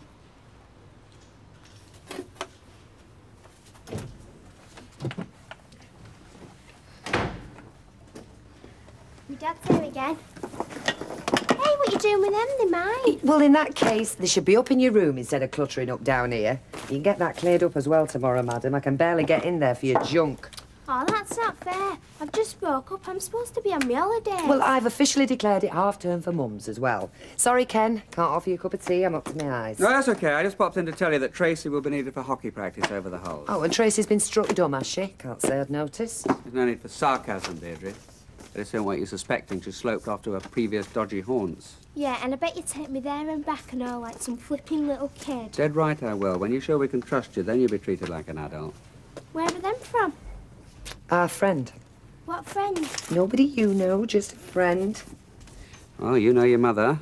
Always had a fair share of fans. See you. Goodbye. They're gorgeous. Why'd you always say no one you know? Because it is nobody you know. Now, look, are you going to get this lot cleared up, or is it going in the bin? Here we are, cup of tea. So, Alma, today. Oh, that'd be nice for you. Actually, she said the most ridiculous thing. Alma did, get away. Yeah, hello.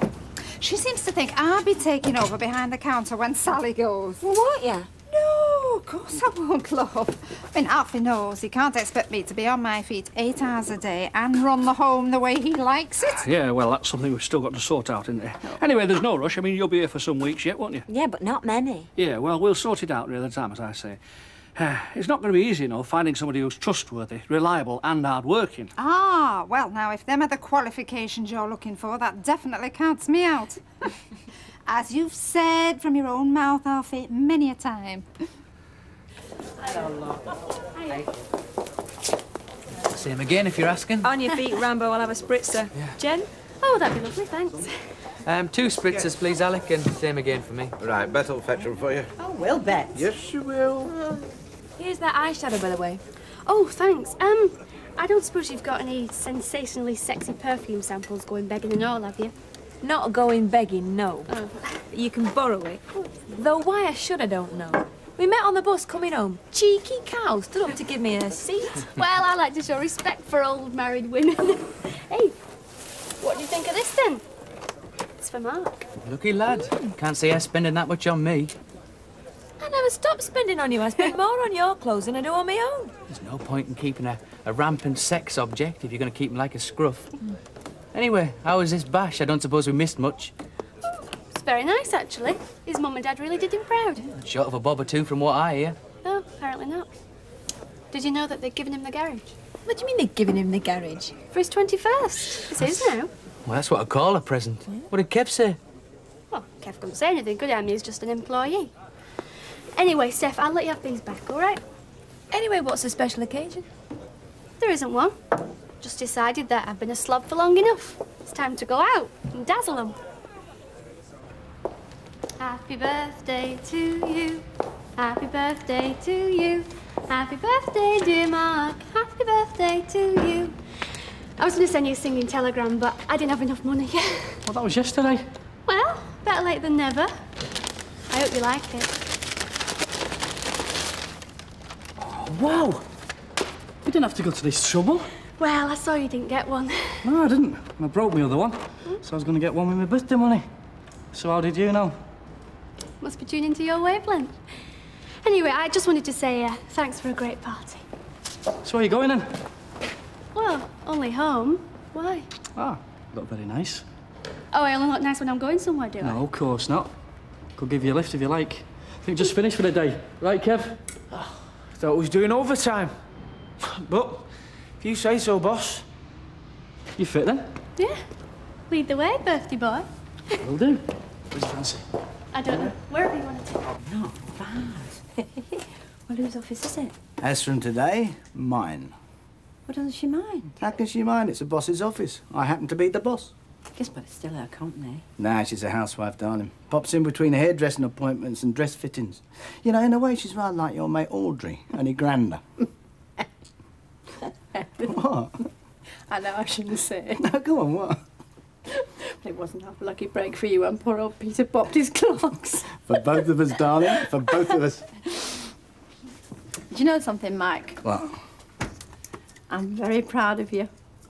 I'm proud of you too, Mrs. S. I couldn't have done it without you, which is why I asked you over to help me christen the place. Oh! Oh, lovely. But not just with champagne. Naughty, Mike. Somebody might see. Now, there's only the night watchman, and I told him I had a private meeting with an important client. A very private meeting. Hey, Gilroy, you didn't really buy white tux, did you? Why not? Well, for one thing, it's not the sort of glamorous, extravagant, impulsive thing you usually go in for. In fact, you never go in for. Yeah, she can read me like a book, this woman, eh? You didn't, then? Of course I flaming didn't. What, indeed? I saw them being delivered. I wondered who they were from. Do you know she's got Mavis at that window morning till night with binoculars? I pay her overtime for that. Anyway, what did Ken say? Was he madly jealous? Well, I don't know about jealous, but he was fizzing with curiosity. That'll teach him to come strolling in uninvited. Oh, do him no harm to know that other men appreciate you, like he should have done in the first place. Hang on. Those flowers weren't sent in that sort of spirit. I know that. You know that. But Ken doesn't. Liz MacDonald, you are a wicked woman. Oh, I'd like to be. But it's not easy. I wonder if there's places you can go to learn. Right then, are we making tracks? I am not spending my night off in here. Rita, do you fancy coming with us? No thanks, love. I've got things to do. Oh, all right, love. I'll see you soon. Have a good time. Thank you. Ta-ra, love. Bye. Bye. Hi. Hello. Hey, how did you go on? What with? Your power dressing. Oh, I couldn't find anything that was quite right, but I'll hang on to the money if that's all right with you, try again. Of course it is, as long as you get something nice. Thanks. Hiya. Hiya. What are you doing here? I thought you had notes to write up tonight. Well, I could not toast Matt's birthday, could I? You did that last night. So did you. Well, we can do it again tonight and tomorrow night. Yeah, but no, dear, Mark. I mean, there's no point you having a nice posh car, is there? We're going to spend it all in this dump. Okay then. Are you coming, Ange? Oh, no. She's got things to do, haven't you? Besides, you know what they say about three being a crowd. Hey, have they gone without you? I think I'm what you might call surplus to requirements, Mrs. Fatal. But Jenny can't stand Mark. She always said he were a joke. Ah, but that was before he became a well-known local garage owner. Now suddenly he's not quite so comical anymore.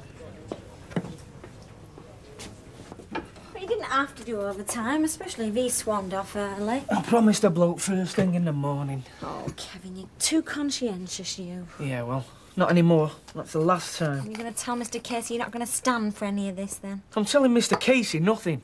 I said my piece this morning. It didn't seem to make a blind bit of difference. But if Mark was going to make a botch of a running the garage, well, the whole business could fold, couldn't it? Well, that's their problem, sweetheart. As far as I'm concerned, I'm strictly an ex-employee now. I'm jacking it in. Kevin, you don't mean that. Try me. Well, what would the Caseys say? Well, I don't know. Well, have you told them? No. They'll find out soon enough tomorrow when I don't turn in for work. Then let's see how little Mr. Big Shot manages to cope all on his tod, eh?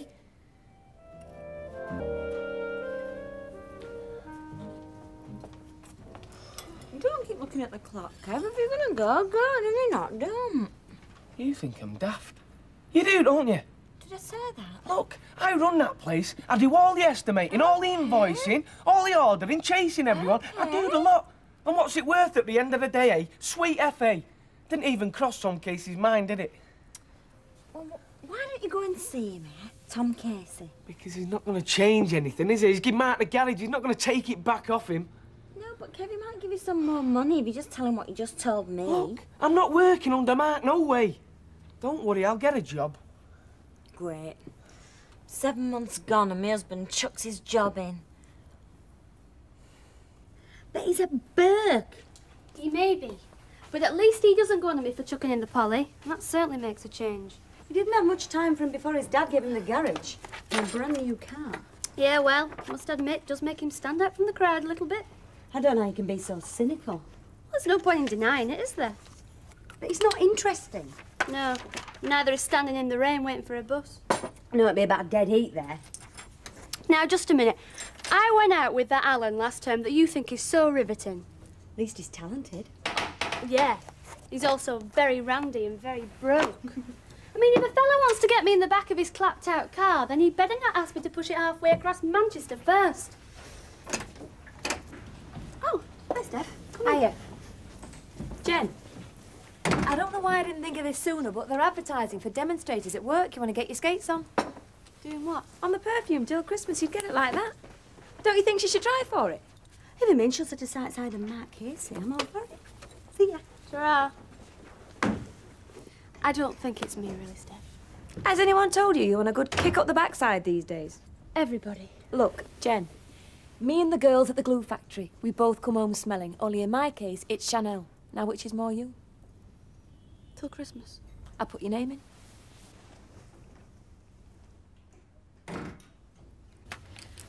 Mark's never even taken any interest in running that garage. It's always been Kevin. But Mark's the golden boy, and there you are. Kevin gets walked all over, and Audrey, it's just not fair. Oh, life isn't lovely, so it's no good moaning about it. You off jogging? No, I've got to help out with the hockey trials. Just the sandwiches? And a couple of bars of chocolate as well, please. And Audrey's right, life isn't fair the way it comes, which is why some of us believe it needs a shove in that direction. Oh, yeah. But what's got more shove than money? Thanks, love. No, the secret, Sally, love, is to get as rich as you can, as quick as you can. Oh, me and Kevin are never going to be rich. Oh, me neither, worse luck. I don't want to be rich, though. Oh, well, that's halfway to being happy, then. Well, that's just it. I want to be happy without it all being according to what some rich so-and-so want. Ah, well, philosophers have been chewing that one for 3,000 years, Sally. If you can come up with an answer that doesn't involve living in a barrel, you're doing well. Yeah, 2 pence change. 2 pence, eh? Hardly worth picking up, is it? I suppose we'll be phasing these out next. Don't. Bye. Bye, love. Well, if you're going to take lessons in philosophy and how to be happy, I don't think Ken Barlow's your man.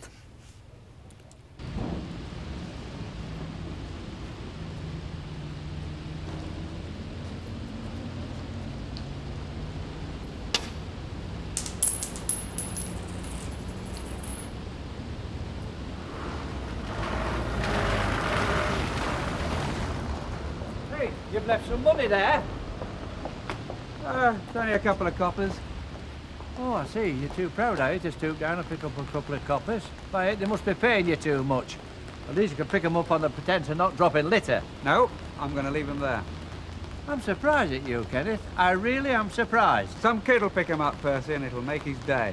How much more happiness could you buy for tuppence? Hello, superstar. Come on.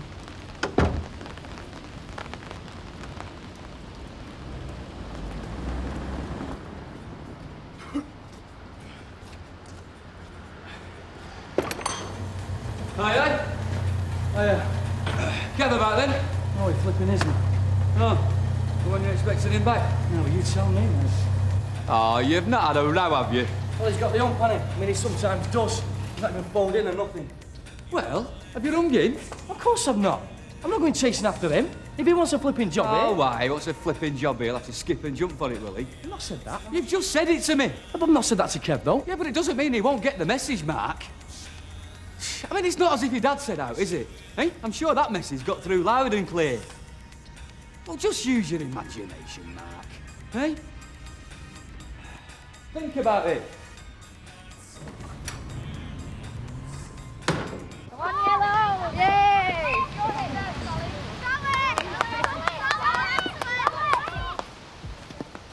What's the matter? It was terrible. You weren't. That was a great shot you took from that corner. Missed. Yeah, by about half an inch. You took it very well. You look really good out there.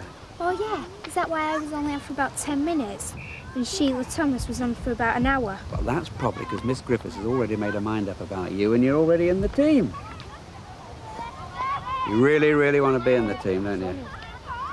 I think you will. Would your mum be pleased?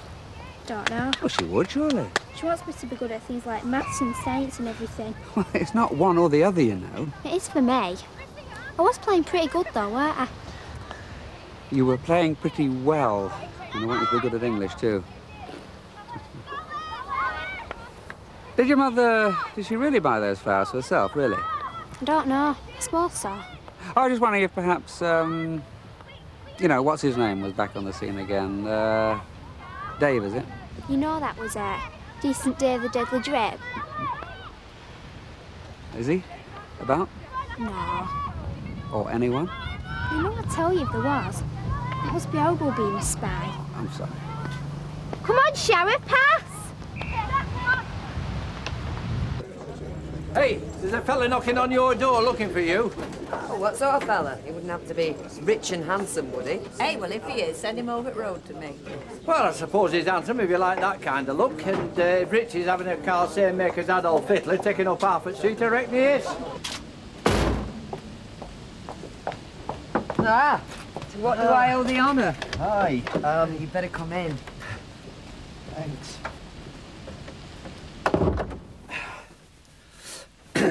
Well, this is what I've sent round all the arcade staff. It tells them what's what, OK? You could have posted it. Oh, suddenly it's not important or something. Not important enough for me to deal with personally. I thought you were telling me it was. Fair enough.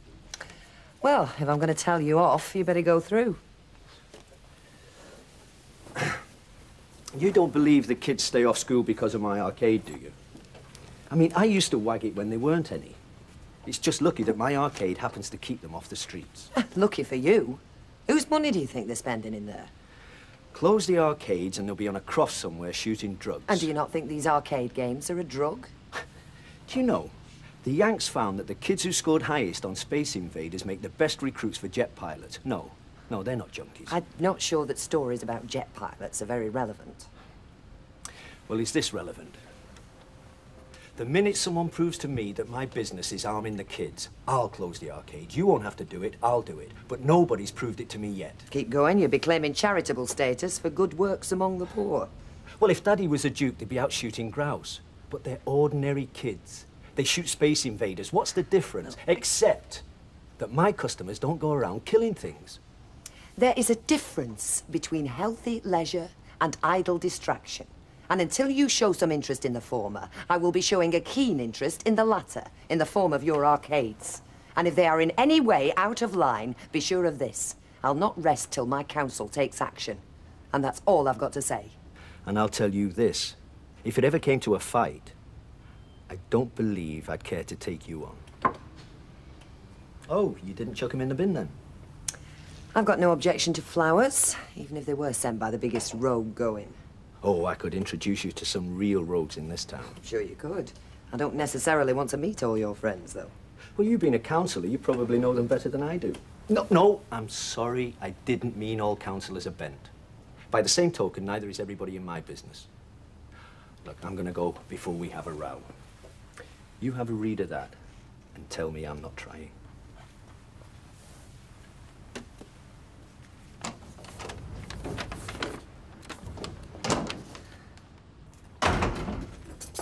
Anything going? Beckworth should take me on, yeah.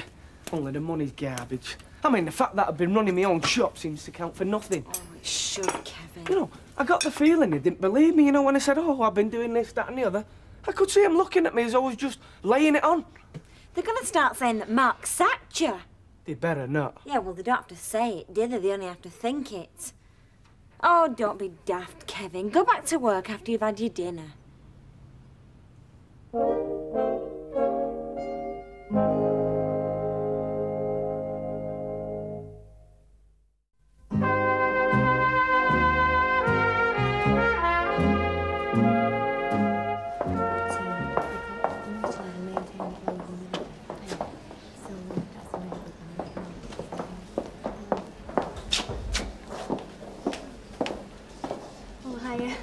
Do I look all right? You look like a fish on a slab.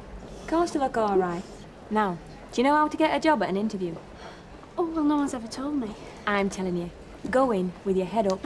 Go in looking at the carpet, you'll get nowhere. Head up and smile. Do that, you got the job. You could talk to him in Hungarian. I've got to go up now. See you later.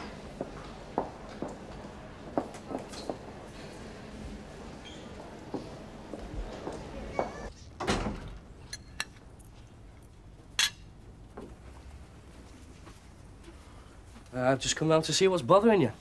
Would have thought that was obvious. Well, I want you to tell me. The fact that I've got to tell you is part of the problem, Matt. Well, that makes loads of sense. Well, yeah, it does to some of us. Look, can you understand this? And the other half the problem is, Matt, no one can tell you anything anymore. Well, why not? You own the garage. How can I tell you anything? Oh, look, Kev, it's not like that. It is. It's exactly like that. It's simple. Look, will you talk to him? I don't lay the law down where Kev's concerned, Mark. Oh, come on, Kev. What would you do in my situation? Say no tar? Come on, mate, come back to work. Look, I know my dad should have thought a bit more. I'll have a word with him, see if we can sort out a pay rise. You don't have to have a word with him. No, right, I'm being thick. You've got to talk to me. See? What? Well, just come back to work and come and see me on Friday. I'm sorry, Mark, that's it. I'd sooner work somewhere else for less money. Is he being daft or what? You want less money with a kid coming? Come on, mate, I'll make it right. You just can't see it, can you, Mark? You just can't see it, which is why I'm not coming back to work for you. Right. I'll tell you what your problem is. You're jealous, because you're too small-minded. Well, stop you, Kev, because I don't even need you. I'm only trying to be nice to you, right? Well, you can get knotted.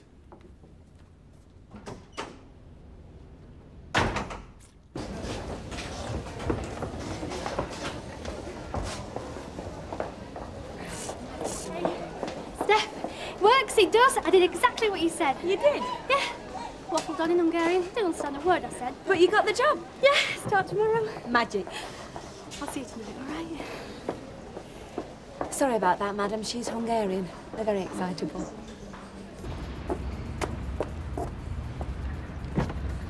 Hiya. Guess what?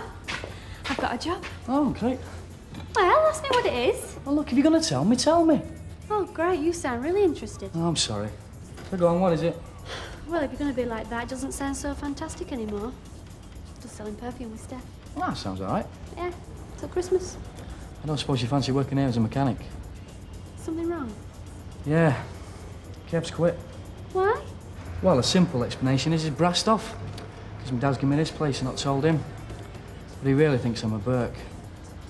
He doesn't think you're a Burke. Oh, yes, he does. Everybody thinks I'm a Burke. Well, if you're going to go around saying things like that, then everybody will, won't they? Yeah, but Kev's my mate. Yeah, but he's not your only mate. Is he? I mean, the thing is, you can trust him to hell and back, can't you? You know where you are with him. Except he thinks I'm a Burke. So do you think I'm a Burke? Well, do you? Hey, nobody thinks you're a Burke. How'd you fancy going out tonight then, eh? Boogie our brains out. Yeah, why not? All right, I'll see you later. See you later. Oh, I've just heard that you don't work here anymore. That's right. Yeah, it's what you call her, mate. Just drops you right in it and walks out. I've come for me talk wrench. It's me own, and it's a good one. You better take it then, aren't you? Oh, come on, you two. You're acting like a couple of big spoilt kids. Aye. But only one of us has to work for a big spoilt kid. Yeah, and the other one goes off in a huff, taking his oilies home, giving me no notice. Yeah? Didn't seem to bother you when you told me to get knotted. Yeah, well, maybe it does. Oh, all right. So how much notice do you want? A week. Well, I think a month would be more like it. And what's it got to do with you? Well, I mean, it's practically casual labour, isn't it, a week? I thought you managed the place. I used to. Well, then it ought to be a month. All right. If that's what you want. It suits me, yeah. Right. I'll leave it here for a month, then.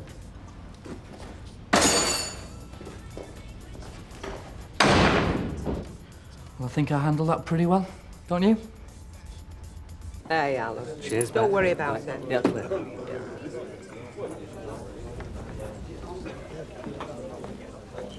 Yes, love. I'm looking for Mr. Gilroy. Well, you found Mrs. Gilroy, love. Will she do? I hate to seem ungallant, but I'm afraid not, Mrs. Gilroy. Not in the present case, no. It's Mr. Gilroy I'm after. Is he at home? Well, I'll see, love. What is it about? Can't be right.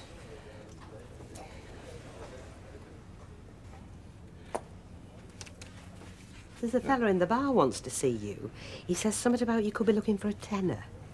I've got his flaming psychic. I'm looking for 150 quid, actually, according to these accounts. What does he want? He's out there. Ask him. What does he look like? Sort of tidily dressed, well-spoken, you know. I don't like the sound of that. Well, I don't think he's here to serve a writ on you. Unless, of course, you've been doing something I don't know about.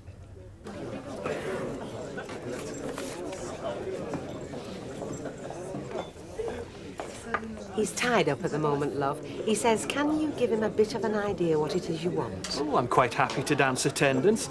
Perhaps you could give him this. I believe it's self-explanatory. Righto, love. Will you have some while you're waiting? Oh, a still orange juice would be very acceptable while I'm on duty, as it were.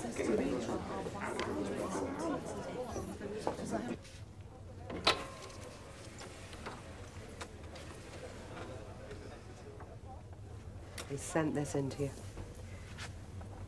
And he only drinks still orange on duty. Well, it can't be a writ. I mean, they've got to touch you with a writ, otherwise it's not served. Have a look inside, see what it is. Oh, it's press cuttings. Press? Singer raises roof. Tudor Parry Jones's golden voice raises more than £500 for charity. Let's have a look.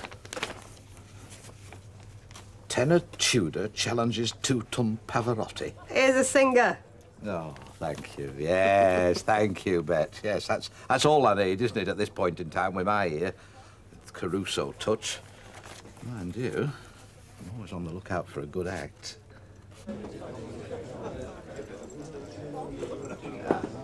Alec Gilroy. Tudor Parry Jones. How do you do?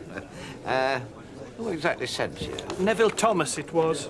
Oh, Neville, yes. Oh, Neville, yes. A very old and illustrious colleague of mine, Neville, yes. Get to Theatre Row. He came to hear me, you know, at the Frodsham Festival. I can't say I was there. I'm quoting him now. He said to me, Tudor, there's only one agent north of Stoke fit to handle a talent like yours, and that's Alec Gilroy. Yes, well, that's very kind of Neville, yes. What sort of stuff do you do? Have you got a tape? Only a backing tape, but I did bring the voice. Yes, we'd be hard pressed to come without it, wouldn't you? Come through, Tudor. Yes, we'll hear you in the living room. You met the wife, of course. Don't be stupid. Oh, I am pleased for you. I mean, that is good news, isn't it? Hey, it's a good job I gave you some money to get something nice for that interview. What did you get in the end? Oh, you know, I got a nice blouse. Hiya. Hiya. Good stuff. Are we going to celebrate then? Yeah. Yeah. Got to have a drink on it. Hey, Bet, I think someone's trying to steal your pig. No, love, it's a singer. One of the other agents has sent round to Alec.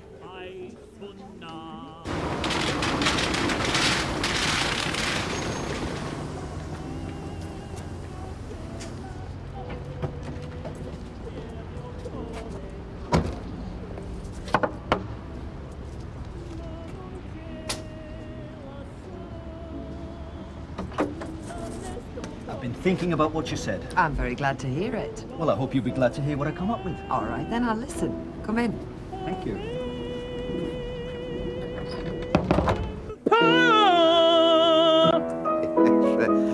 Very nice, yes. A fine voice, very, very fine, yes. The difficulty is, of course, finding venues for an act such as yours. After the World Cup, Pavarotti has paved the way. People's ears have been opened to the trained voice. I do sing Ness and Dormer, the big one like, but strictly speaking, it needs the orchestra. Yes, well, of course it would. But you see, it's not easy, is it, these days?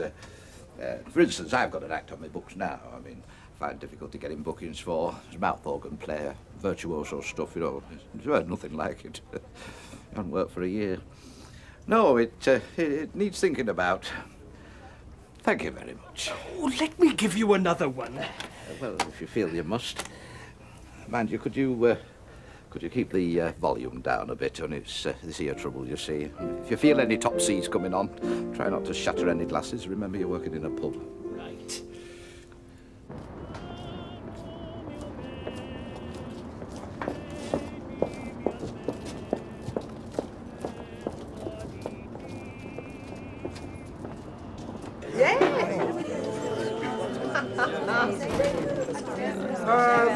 This is the flash car. Don't talk to me. Well, you don't see many personal number plates around here. Is it that mare? PJ something? Must be more than my car's worth in the number plate. Yeah, that's the one. DJ, that's this singer, Parry Jones. You say, why don't I interest myself in healthy activity and sport? Work on the same side as the schools, right? Just not make their job any harder is all I'm saying. Right. Well, I've had to think about it. And sure, why not? I'm into sport. I go down the gym 3 times a week. I'm sure you're wonderfully fit. Oh, believe it. Do you get a lot of that? Not often. So, what exactly are you driving at? Well, schools have sports departments, right? Sport is leisure. I feel I could make some kind of contribution there. Oh, well, very nice, but what? Yeah, well, that's where I need your help. There must be all sorts of ways of doing something. So I'll tell you what. You and I will go out, we'll have a quiet little dinner, and we'll discuss it. Oh, I'm not sure if that's necessary. I mean, if you want to do something for the school, I'm sure you're quite capable of thinking it out for yourself. Oh, yes, but I'd rather be guided. I mean, you're the one that started me on this path. Well, the next step is to talk to the school. Yes, but I've got a feeling it would be a more creative discussion with you. You care about things. So, have a think about it, and I'll call you tomorrow. Really, you needn't bother. All the same, I will. And you and me can set about doing good works. I'll call you. That's got to be our tune.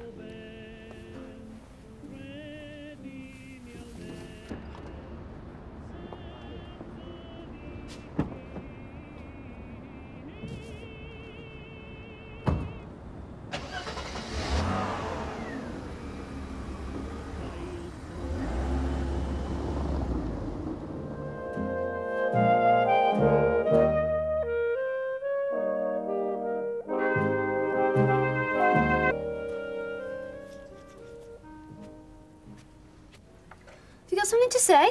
Just looking. Yeah, well, I know what you're thinking. Do you? It's necessary. It goes with the job. What? Persuading elderly ladies to buy expensive cosmetics in order to deceive themselves? Well, at least I'm earning a living, which is more than can be said for you. One day, the women buying your cosmetics will be wearing my dresses and they'll be paying me a lot more for the privilege. Yeah, well, at least I've got my feet firmly on the ground. Yeah, all day, and you'll feel them in those and all.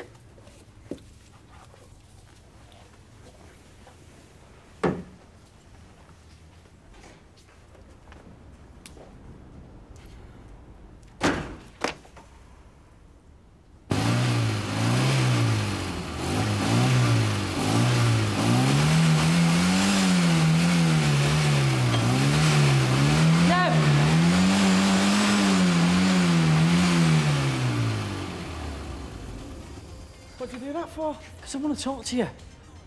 You're the boss. You know this bloke's Alpha? Yeah? Well, the diff's not arrived for it yet. So? Well, I promised him Monday at the latest. Well, you'll have to get a diff from somewhere else, won't you? Look, the car's Italian. It's 10 years old. Willard and Squires, back of Wellington Street. Oh, look, I've tried them. Look, you want my work on this car or not? I want you to talk me out. You pay the wages? Look, I've been on to this firm in London, and they say they can have one up here Saturday morning by lorry. Well, Monday's out the question for him then, innit? No, I'm not for work Sunday, no. Ah, that's what all this is about, is it? So can you? I'm sorry. Sundays are out the question. Look, Kev, we're way behind, right? It's not just this Alpha. Look, I'm sorry. Look, I know you need the money, right? Hey, listen, what I need is my business. What I don't need is you telling me, right?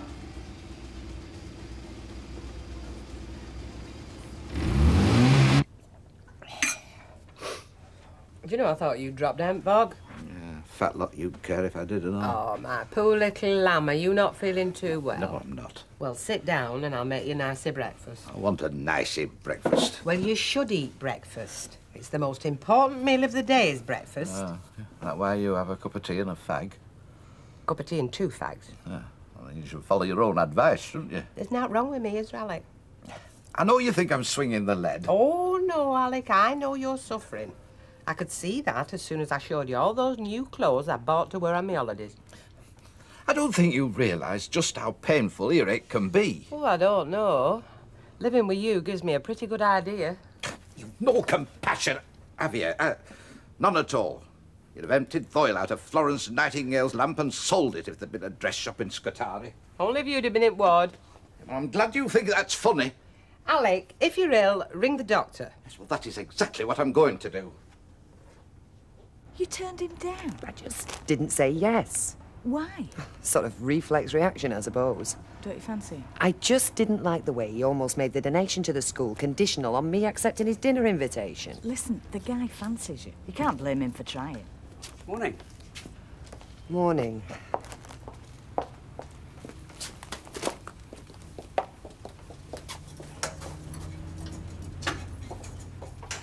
Sorry about that. Seem to have an adverse effect on your customers. Well, I'm sure Mr. Roberts is charging enough for the flat to cover what we might lose on the odd packet of biscuits. I think you're right there. So anyway, what are you doing plain truant? Half term. Oh, it's all right for some. Wish I had half term. Full term for you soon, isn't it?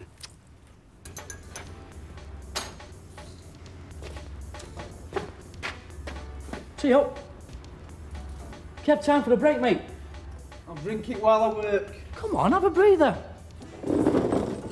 Is that an order, boss? No, it's not an order. And do you want to stop being such a prat? Huh, I'm the world's biggest prat, mate, didn't you know? Kev. What? Look, you know. No, I don't know. And I don't want to know. Look, you've been moaning on all morning about how far behind we are with the work. Now, do you want this car fixing or not? Yeah, I do. Good. So do you mind if I get on with it? No.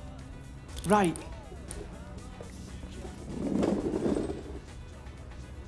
So what's it all about, then? Earache.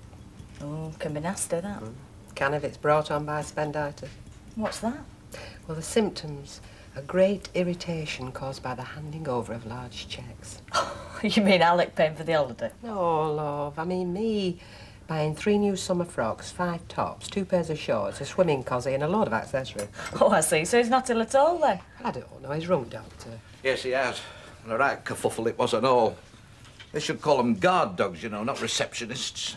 You got an appointment, love? Yes, after trying to get through continuously for an hour and a half, and finally resorting to threats. Threats? Yes, well, she said the earliest she could fit me in was 10 o'clock tomorrow, so I said, well, in that case, the doctor better come out and see me. Then miraculously she finds a cancellation at 11 this morning, so that's where I'm off. You showed him her target? Well, let's say I did my best to fight my corner, since there was no one else in there swinging for me. I trust you can hold the fort safe for my return. Remember the Alamo? There were no survivors of the Alamo. No male survivors. Thank you, Bet. Yes, thank you for the care, consideration and concern you show on these occasions. Least I can do, Alec. You're better than a double act, you two. He'll be all right once somebody's shone a light in his logo. Is that it? It is at these prices. Well, we've got a cheaper shampoo if you don't mind a basic one. Oh, but shampoo will do me. I don't think Jenny would approve that. Why would she mind? Oh, she's well into the exotic these days, is Jenny. Oh, why's that? This new job at the beauty counter. Oh, she got it then, did she? She went off this morning looking like an air hostess on a club-class flight. By it. She don't do things by halves, does she? I mean, first Mark and now this. Yeah, well, nerd job, nerd boyfriend. Mark's not so bad. Yeah, well, he's not my type by a million miles. And I didn't think he was Jenny's. Well, he wasn't, was he? Not until he got the garage. Yeah, well. Oh, thanks for the shampoo. See ya. See ya. Hi, Mark. Oh, yeah. She's weird, isn't she? Yeah, she's a bit. What can I get you? Just some chewing gum, please. Sure. Is that it? Yeah. Come a long way for a packet of gum. Yeah, well, I fancied a breather. Well, I suppose you can now that you're in charge of the garage, can't you? Right, well, don't you start, eh? What? Well, it's bad enough with your Kevin giving me digs every time I open my mouth. Sorry, Mark. I didn't mean anything by it. Yeah, right. Well, is he giving you a hard time? Yeah, you could say that, yeah. Well, it is hard for him as well, you know. Yes, I know, and it's hard for me, Sal. I didn't ask my dad to give me the flaming garage. So what's he been saying then? Oh, he doesn't say anything, does he? Unless I ask him something. And then he calls me boss, or says, is that an order? Do you know, I thought he was a mate. He is a mate. It was, you mean? I know, but it's his pride. I mean, he's been in charge of that garage for a long time. He trained you. Yes, I know. And I'm not trying to pull rank on him. But it's like this morning, right? I made him a cup of tea, trying to make it up to him. And he can't even sit with me and drink it. And I said, can you work this Sunday, because we're way behind? And he's refused. And I know you both need the money. Yeah, we do. He just chucks me off, Sal. Look, I'm trying my hardest in my own way to say I'm sorry for what's happened, and he won't let me in. I don't want to lose him as a mate. I think a lot of Kev, right? I just wish my dad had never given me a garage in the first place. You know, I was a lot happier as it was. Anyway, it's not your problem. I'll see you, Sal. Yeah. See you, Mark. Could I have a sandwich? Only a hot pot's a bit too much for me at this time of the day. Cheese and pickle, ham, egg mayonnaise. Cheese and pickle, and a pint of bitter. I'll get the bitter. OK, won't be a sec. Seems to be settling in nicely. Nice lass. Alec gallivanting? Alex at the doctor's. Oh, nothing serious, I hope. Well, I don't think so. Mind you, he's been there since 11:15. So either there's a long queue, or I'm wrong. I wondered who it was when she rang the bell. She looked that smart. Well, I'm just glad Jenny's got something. It was very good of Steph to put herself out like that. Mind you, they say, smarter the girl, the dimmer the blow. That doesn't say much for you. Me, now, hopeless case, dim as they come. Had to be, didn't I, to get pinioned down by that one. I thought bookies weren't supposed to take bad bets. Take any bet, Rita, just so long as you don't pay out too much. Well, you look well off it. She's only got Jenny that job, you know, so she can teach her all her bad habits. Like what? Like screwing as much as possible out of gullible, unsuspecting young men. She does that? She did it to me. She's still doing it, in fact. Well, all I can say is Jenny can attract anybody as gullible and as dim as you are. I'll be well pleased.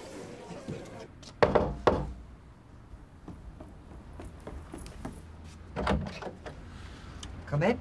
Well, only if you're sure it won't damage your reputation. My reputation is probably past repair. Well then, we'll have to give them something concrete to talk about. Now, if you were to accept my offer for dinner tonight... You're persistent, aren't you? Oh, has been said. We don't need to go to dinner to discuss the donation. Yes, but why deny ourselves the pleasure? Wouldn't Mrs. Jeffers be a better person to talk to? I think I'd rather spend the evening with you. And do you always get everything you want? Oh, usually, but I know it's bad for me. Then you won't be too disappointed when I refuse. Oh, I'll be disappointed, but I wouldn't let it spoil my day. Are you serious about the donation? Money's already set aside, just a matter of how it's spent. All right.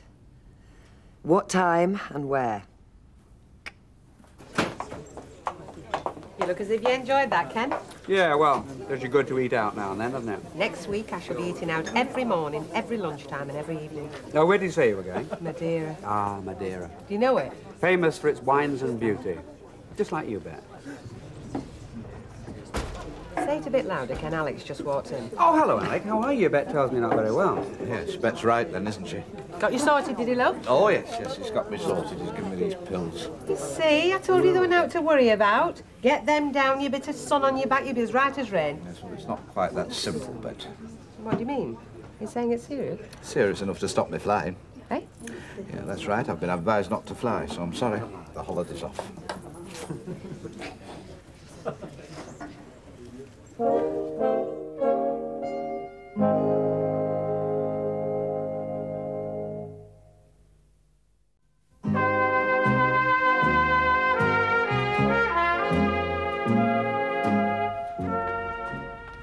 It's not much, love. I just got a couple of pies. I've been in the shop on my own all morning. That's fine. I'm not that hungry anyway. So, how did you get on at the garage? All right. Getting on with Mark all right? Yeah. Got something to tell you, Kev. What?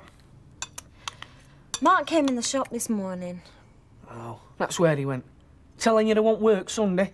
Oh, he's ever so upset. Well, he would be, wouldn't he? Means he's got to do it all on his own. Not because of that, because he thought you were his mate. Look, Sal, I'm not working Sunday, full stop.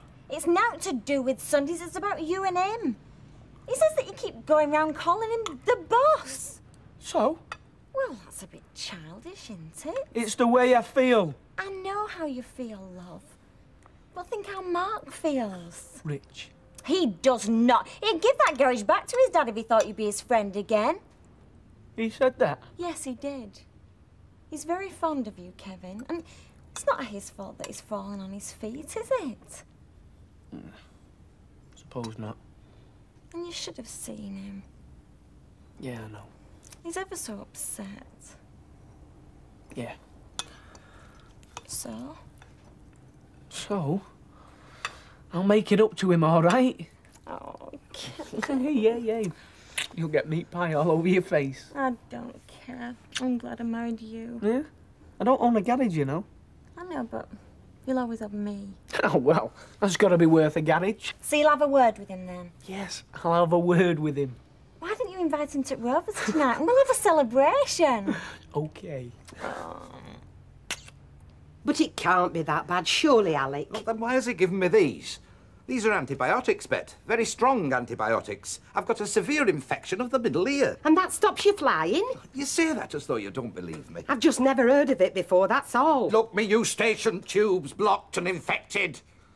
He said if I fly, I could be an unbearable pain. But the holiday, Alec. Oh, yeah, it's very nice. Charming, that, isn't it? Care more about the holiday than you do for me. No, I don't. I just wondered if there was a chance it might clear up before we go. I mean, you did say there were very strong antibiotics. I suppose we could risk it. But if it doesn't, I mean, we'll lose all the money. We're not going to lose any money. We're insured. No. What do you mean, no? Well, what I mean is the insurance was optional. I didn't take it out. You what? Well, I was going to get it at the airport, like I normally do. Oh, great. Where does that leave us? Well, like you say, we'll just have to wait and see if it clears, won't we? If not, we'll have to try and sell it to somebody. I don't have a bad ear. You can go without me. You sell one ticket easier than two. I see. Well, there's no sense in us both losing out. Oh, no, none at all. I don't want to waste all my purchases. No, perish the thought, Bet. So I'll ask Rita. Yes, do that. Just do it. Yes. Never mind. I mean, should you stop here and worry about me? I'm only your husband. Well, this one is rather more expensive. It's top of the range. But it's very nice, though. And it's on special offer this week. No. You've just got me this job. I don't want to lose it straight away. You know what? She's been here about an hour. I'm going to try this and a stiff of that. She'll be back tomorrow and all. Comes every day. Saves her buying any.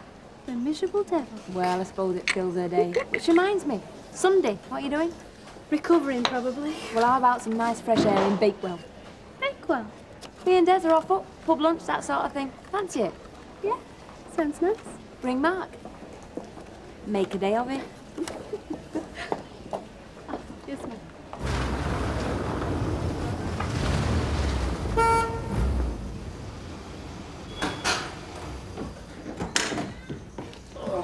How is she? All right. Look, about Sunday. Oh, forget it. No. I'll do it if you want. You're right about the money. All right, okay. And about everything else.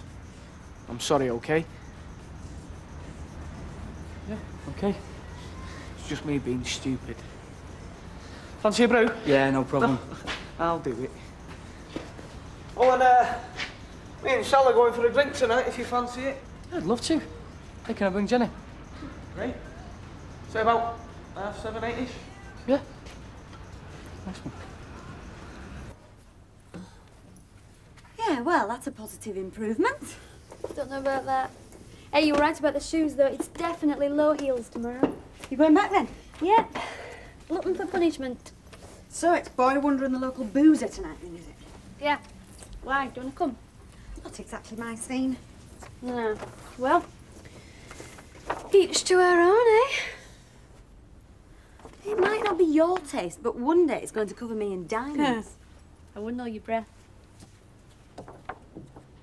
Champagne on ice.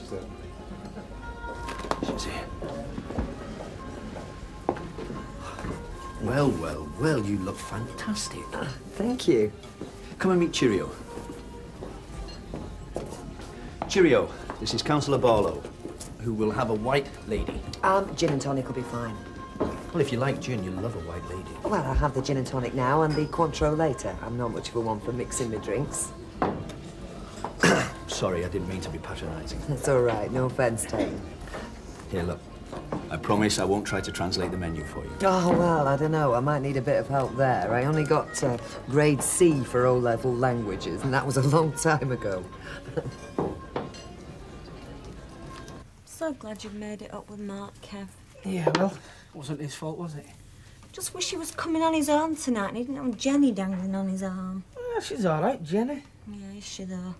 Well, you've always got on with her. Yeah, that's before she set her sights on Mark. Look, it's a free country. People can fancy who they want. Yeah, but it's a little bit sudden, isn't it? I mean, she couldn't stand him a few weeks ago, and now he's in the money, he's suddenly a prospect. Blimey, you're a suspicious lot, you women, aren't you? I hardly think she's going to trap him into submission and lead him down the aisle. And why not? She's got nothing else to do at the moment. So much for women's libby. If I'd said that, you would have rollered me. Yeah, well, she's up to something, Kevin. Look, it'll probably be a 2-week wonder. She'll probably meet someone else on the perfume counter. I wouldn't be too sure. Hey, this drinks was your idea. I don't want you sat there all night with a long face just because you think Jenny's got designs on Mark's money. Don't be daft. I'm just worried about Mark, that's all. Yes, well, you needn't be. He's all right, Mark. He's no mug. No mug. He's dotty about her. Yeah, well, that's his problem. Come on, we're going to be late.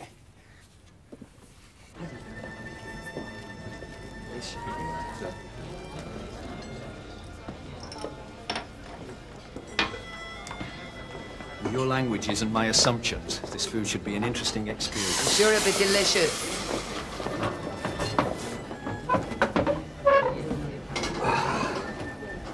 Well, maybe we should have brought Tracy. I bet she's a dab hand at languages. I think hockey's more in her line at the moment. No, that's not a bad idea. What? Sports kit. Sports kit? For the school. I'm sure it must cost them a packet every year. I could donate a complete set of sports kit for all the school teams. I'm sure they'd jump at it. Right. I'll suggest it to the head then. You see? You did inspire me after all. Do I go now? Can if you want. Mr. Champagne if you do. Oh, right. I think I'll stay. I was hoping you'd say that. Alec. There you are, Kevin. That's $2.98. Cheers. And your own hair as well, Alec. Oh, thank you very generous. Alec. Are you still here? I thought you'd be packing me now. Discussing your plan of campaign with Rita. I'm not asking Rita. No? You found yourself a bloke to go with, have you? I've decided to stay behind with you. Oh, I see. I wouldn't enjoy it with anybody else. Not even Warren Beatty. Does Warren Beatty have a 40-inch waist and an ear infection? Some think so. Then I'm not interested.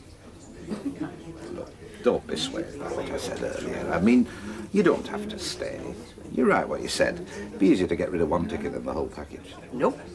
It's the whole package announced, so start asking, right? Right. Honestly, I was absolutely shattered though by 5 o'clock. But you know, it's the way people treat you as if you're brainless or something. Mind you, Steph is brilliant. She knows just how to treat them. They don't mess around with her more than once. Yeah, I can believe that and all. No, they're great, her and Des. He's a real good laugh. You'll really like him when you get to know him. I know him already. No, I mean properly. Well, there's not much chance of that, is there? I mean, we're moving different circles. I don't see why we should. Anyway, you'll have a chance to find out because we've been invited out to Bakewell for Sunday lunch. Oh, I can't go Sunday, Jen. Well, I've already told them we would. I've got to work at the garage. Oh, come on, man. I can't want to go. Oh, I'd love to go as well. So what's the problem then? It's a long story, but I can't go, I'm sorry. Oh, of course you can go. You're the boss, aren't you? Look, get Kevin here to do the work. I'm sure he can manage. That's why you employ him, isn't it? Hang on a minute. Well, don't tell me you couldn't do with the money, Sally, because I know you could. Whether we could do with the money or not, it's none of your business. Sally. Never mind, Sal. And as for Kev, he might not be the boss at Casey's garage, but he's certainly no lackey to be messed around by somebody like you who's out for what they can get. And exactly what is that supposed to mean? It means, for someone who wasn't at all interested in a certain person, you've suddenly become terribly keen now he's got a little bit of money behind him, haven't you? Sally. Well, it's true. You didn't look twice at Mark when he was working for Kevin, but now he's got his own garage. You can't keep your hands off him, can you? Sally!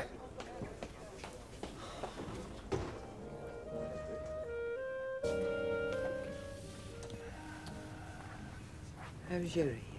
Oh, it's worse. Hardly slept a wink all night. Are you taking them antibiotics? Yes, see, look, if you don't believe me, I'm taking them now. I believe you. And I'm sorry. I know I've ruined your holiday. No, it's all my fault. Just because I'm in pain and suffering. Look, love, the only thing that's your fault is that you didn't take out any insurance. That as well, all my fault. Because I'm not immune to infection, because I haven't the ability to see into the future. Look, love, if we can just sell that holiday, what we'll do is we'll wait till your ear gets better, and then we'll put money on another holiday, all right? Well, if, though. I mean, flight goes on Monday, doesn't it? How are we going to sell it by then? Well, we'll have to try. We'll tell everybody we can. Tell all our customers. How much are we asking for it? Oh, what we can get. 300, 400? And some. Come on. 1,200 quid it's cost me. All because you wanted a 4-star hotel, nothing else would do. All right. 600 then, half price. 6? Aye, all right then, 6. I shouldn't have said it, though. You did? I know I did, and I'm saying I shouldn't have. Oh, why not? Jenny's supposed to be my friend. So, you told her the truth. That's what friends are for, innit? No, it's not. Anyway, who says it is the truth? Perhaps she really does like him. Likes him, yeah. Likes him now she thinks he's got a garage and got a bit of money to throw around. Didn't like him much before that, did she? Well, we don't know, do we? Look, Sal, Jenny Bradley fancies herself. She's not into ordinary blokes. I mean, take me. Supposing I want married, she wouldn't look at me. She'd just look down her nose at me. She better not. It's the truth. And Mark wouldn't have got a look in either until suddenly she thinks he's become heir to a fortune. Well, even if she is like that... She is like that. She's exactly like that. Well, I still shouldn't have said it, should I? And I should apologise to her. Oh, and she'll go telling Mark? No. And it'll look like we've been bowing and scraping to him. It wouldn't. It will, Sal. Look, Sal, if I had principles, if I could afford to have principles, I wouldn't still be in that garage now. I would have walked out a long time ago. But because I can't afford to have principles, I've got to stay and keep my mouth shut.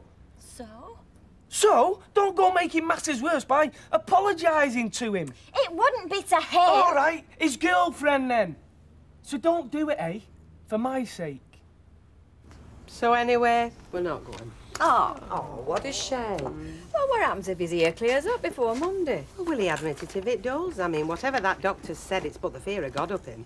He thinks once that plane takes off, his head'll explode. Oh, but it is a terrible thing, is earache. And I used to have it when I was a child. Do you know, November to March, I would never venture out without a balaclava. Oh, it's £1.50, please. Thanks, Mavis. Right. So, if anybody knows somebody who wants a holiday for half price, we've got one for sale. I couldn't afford it even at half price. And I wouldn't know who to go with. Well, yes, that would be another problem. Madeira, did you say? I hope you've got her going. Oh, no, I couldn't. Why not? Hey, I can manage this place. Oh, no.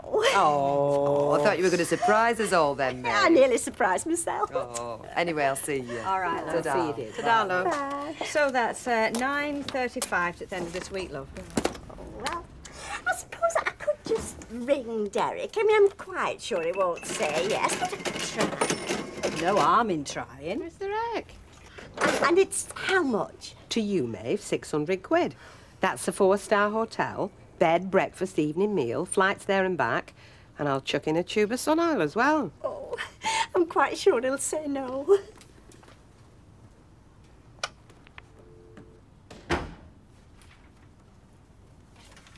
There you go. Thanks. I'll take it with me. Take it where? Round to Lindsay's. She ran me up, asked me if I wanted to go. Oh, all right, but just tell me. Don't just disappear. You don't tell me where you're going. And don't be cheeky. You went out last night without telling me where, and Auntie Emily didn't know either, because I asked her. Last night, I was invited out to dinner. Dave? No, not Dave. It was Mr. Jennings, if you must know.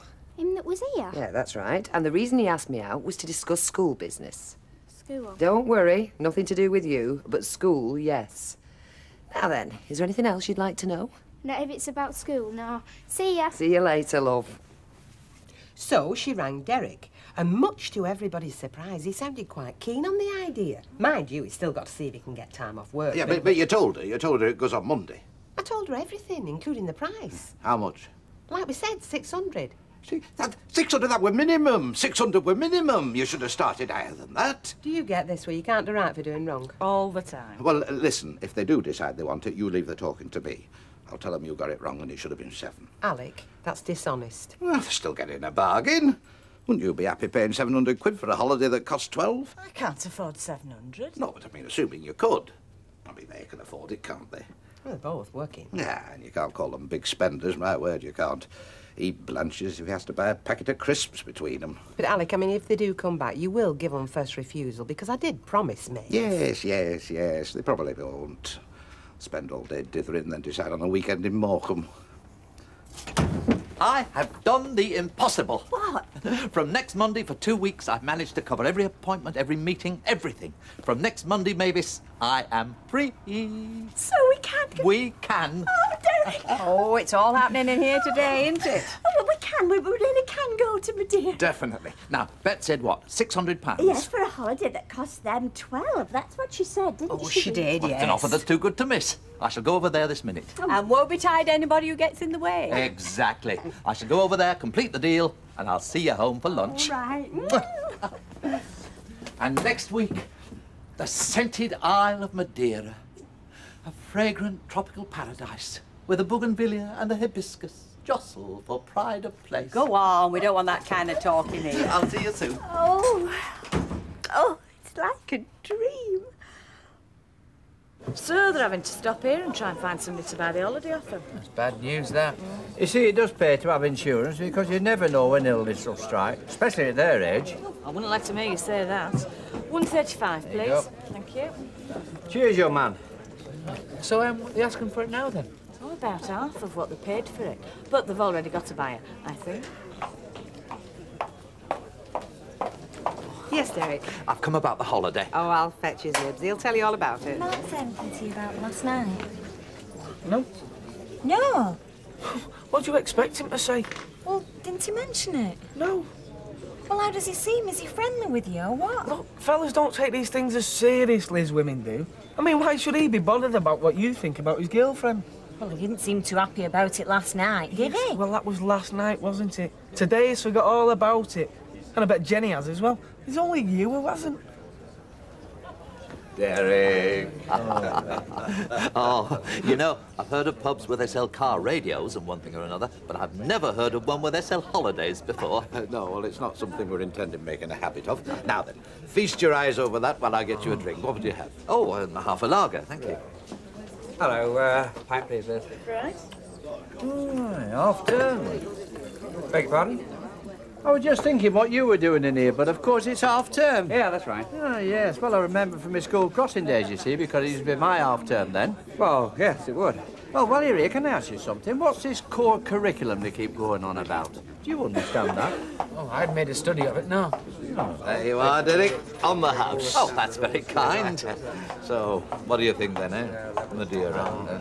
4-star hotel, 1,200 quid it cost me. Yes, I know. Mavis was saying Only the that, doctors ruled me out, so I'm having to give it away. Well, I mean, practically give it away. I mean, 700 quid, it's got to be a bargain, hasn't it? Still, if we can't go... 7?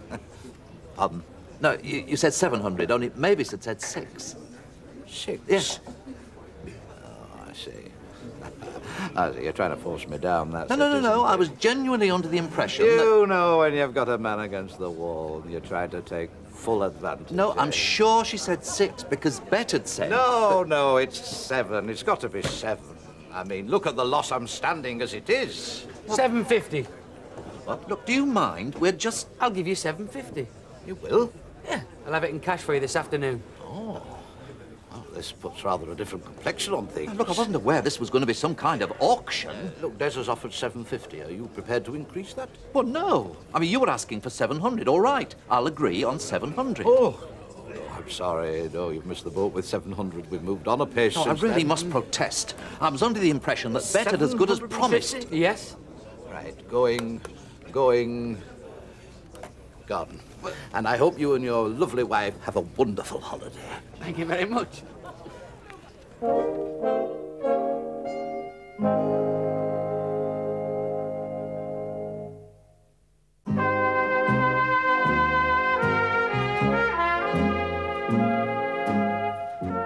$750, he said. I didn't even know he was there until that minute. And before I knew what was happening, Gilroy had said, right, yes. But bet as good as promised. I know that's what I told him, but would he listen? No. And once that nasty little neighbour of ours had jumped in with his 750, well, that was that. Oh, blow. I'm sorry, Mavis. I've let you down, haven't I? No. Yes, I have. No. You were so looking forward to it. It's not your fault. Isn't it? No. Anyway, we're no worse off than we were this morning. I mean, we'd no thoughts of going to Madeira then. We'd have said it was impossible. Well, now it is impossible, so what have we lost? Nothing. I'll tell you what, we'll have a drive out this weekend. We'll go to the Trough of Bull and somewhere nice like that.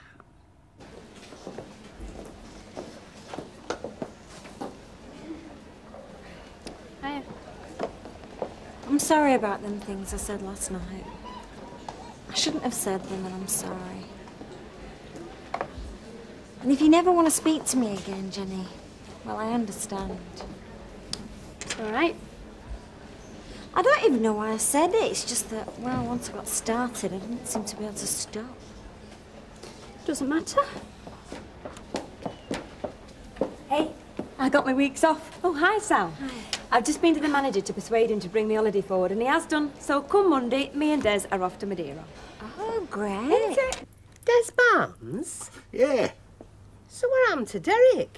He couldn't stay the course, could he? Dropped out when the going got too rough for him. You had him racing for this? Well, no, but I mean, Des Barnes offered 750 and Derek couldn't or wouldn't match it. What do you mean offered 750?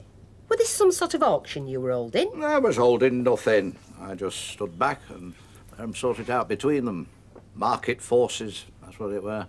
Alec, I had offered it, Maeve. They had their chance. Can't expect me to subsidise them any more than I have to. Losing 450, you know. Let's not forget that. I am losing £450 on this little deal. Alec? What? How's your ear? It's still giving me some pain. I'm just learning to live with it, that's all.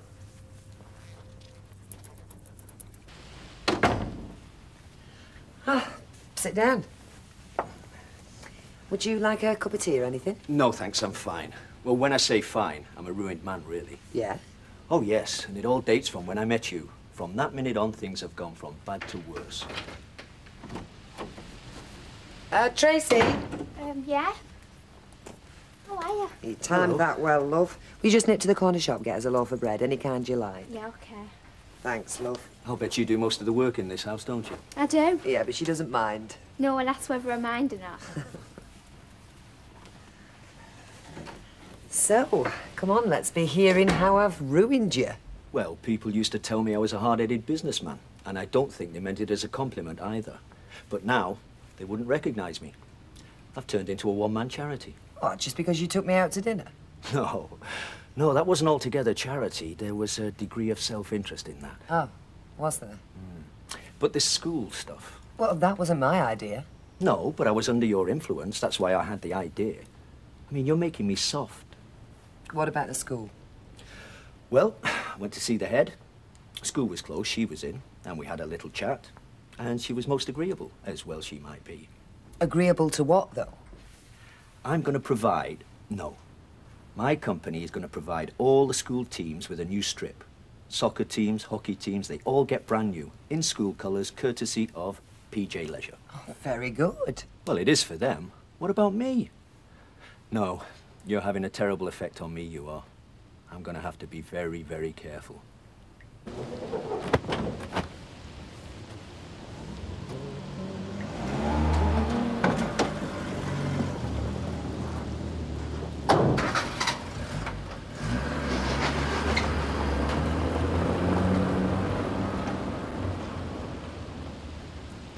Hello, love. Hey, Dad. What are you up to then? Not much. Me neither. I see you got a visitor. It's nothing to do with school. School? I don't know what. My mum didn't say. Anyway, I'll see you. Yeah, right. See you then.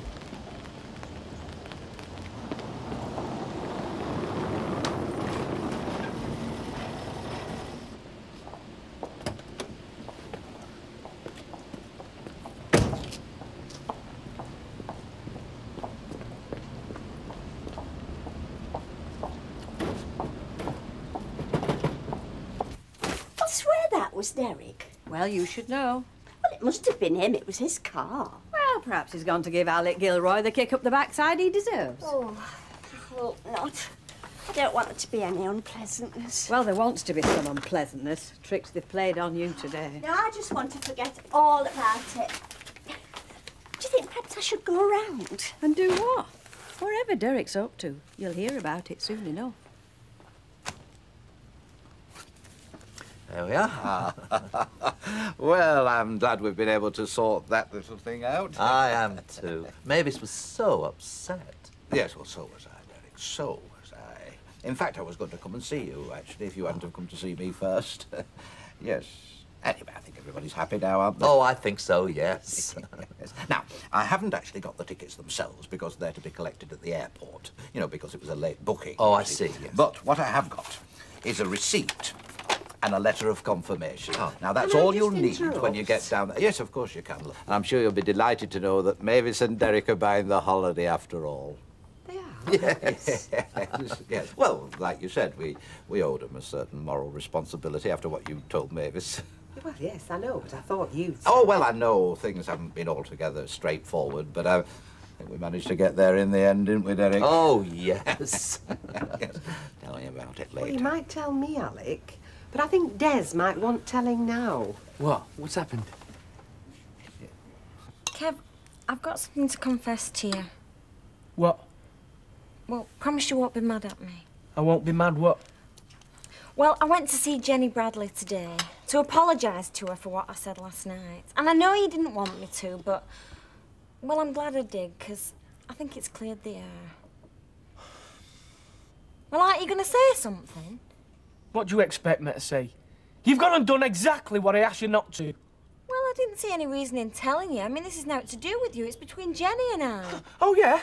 Yes. You tried telling that Mark. It's nothing to do with him either. Well, he doesn't seem to think so. I've had him on at me all day today about how you should apologise to Jenny. Of course I told him to get lost and said you wouldn't do. Now what, eh? What sort of fool do you think that makes me look? He's been on at you all day. Yes! You told me that he hadn't said a word about it. Yeah, well, that was because I didn't want you worrying. In other words, you lied. Not lied. No, not lied. I just... You just lied. Anyway, I'll forgive you. Thanks very much. As long as you'll forgive me for going behind your back. OK. I forgive you. Thanks very much. Well, I couldn't leave things the way they were. Not with you being so disappointed. I went to work. I couldn't concentrate.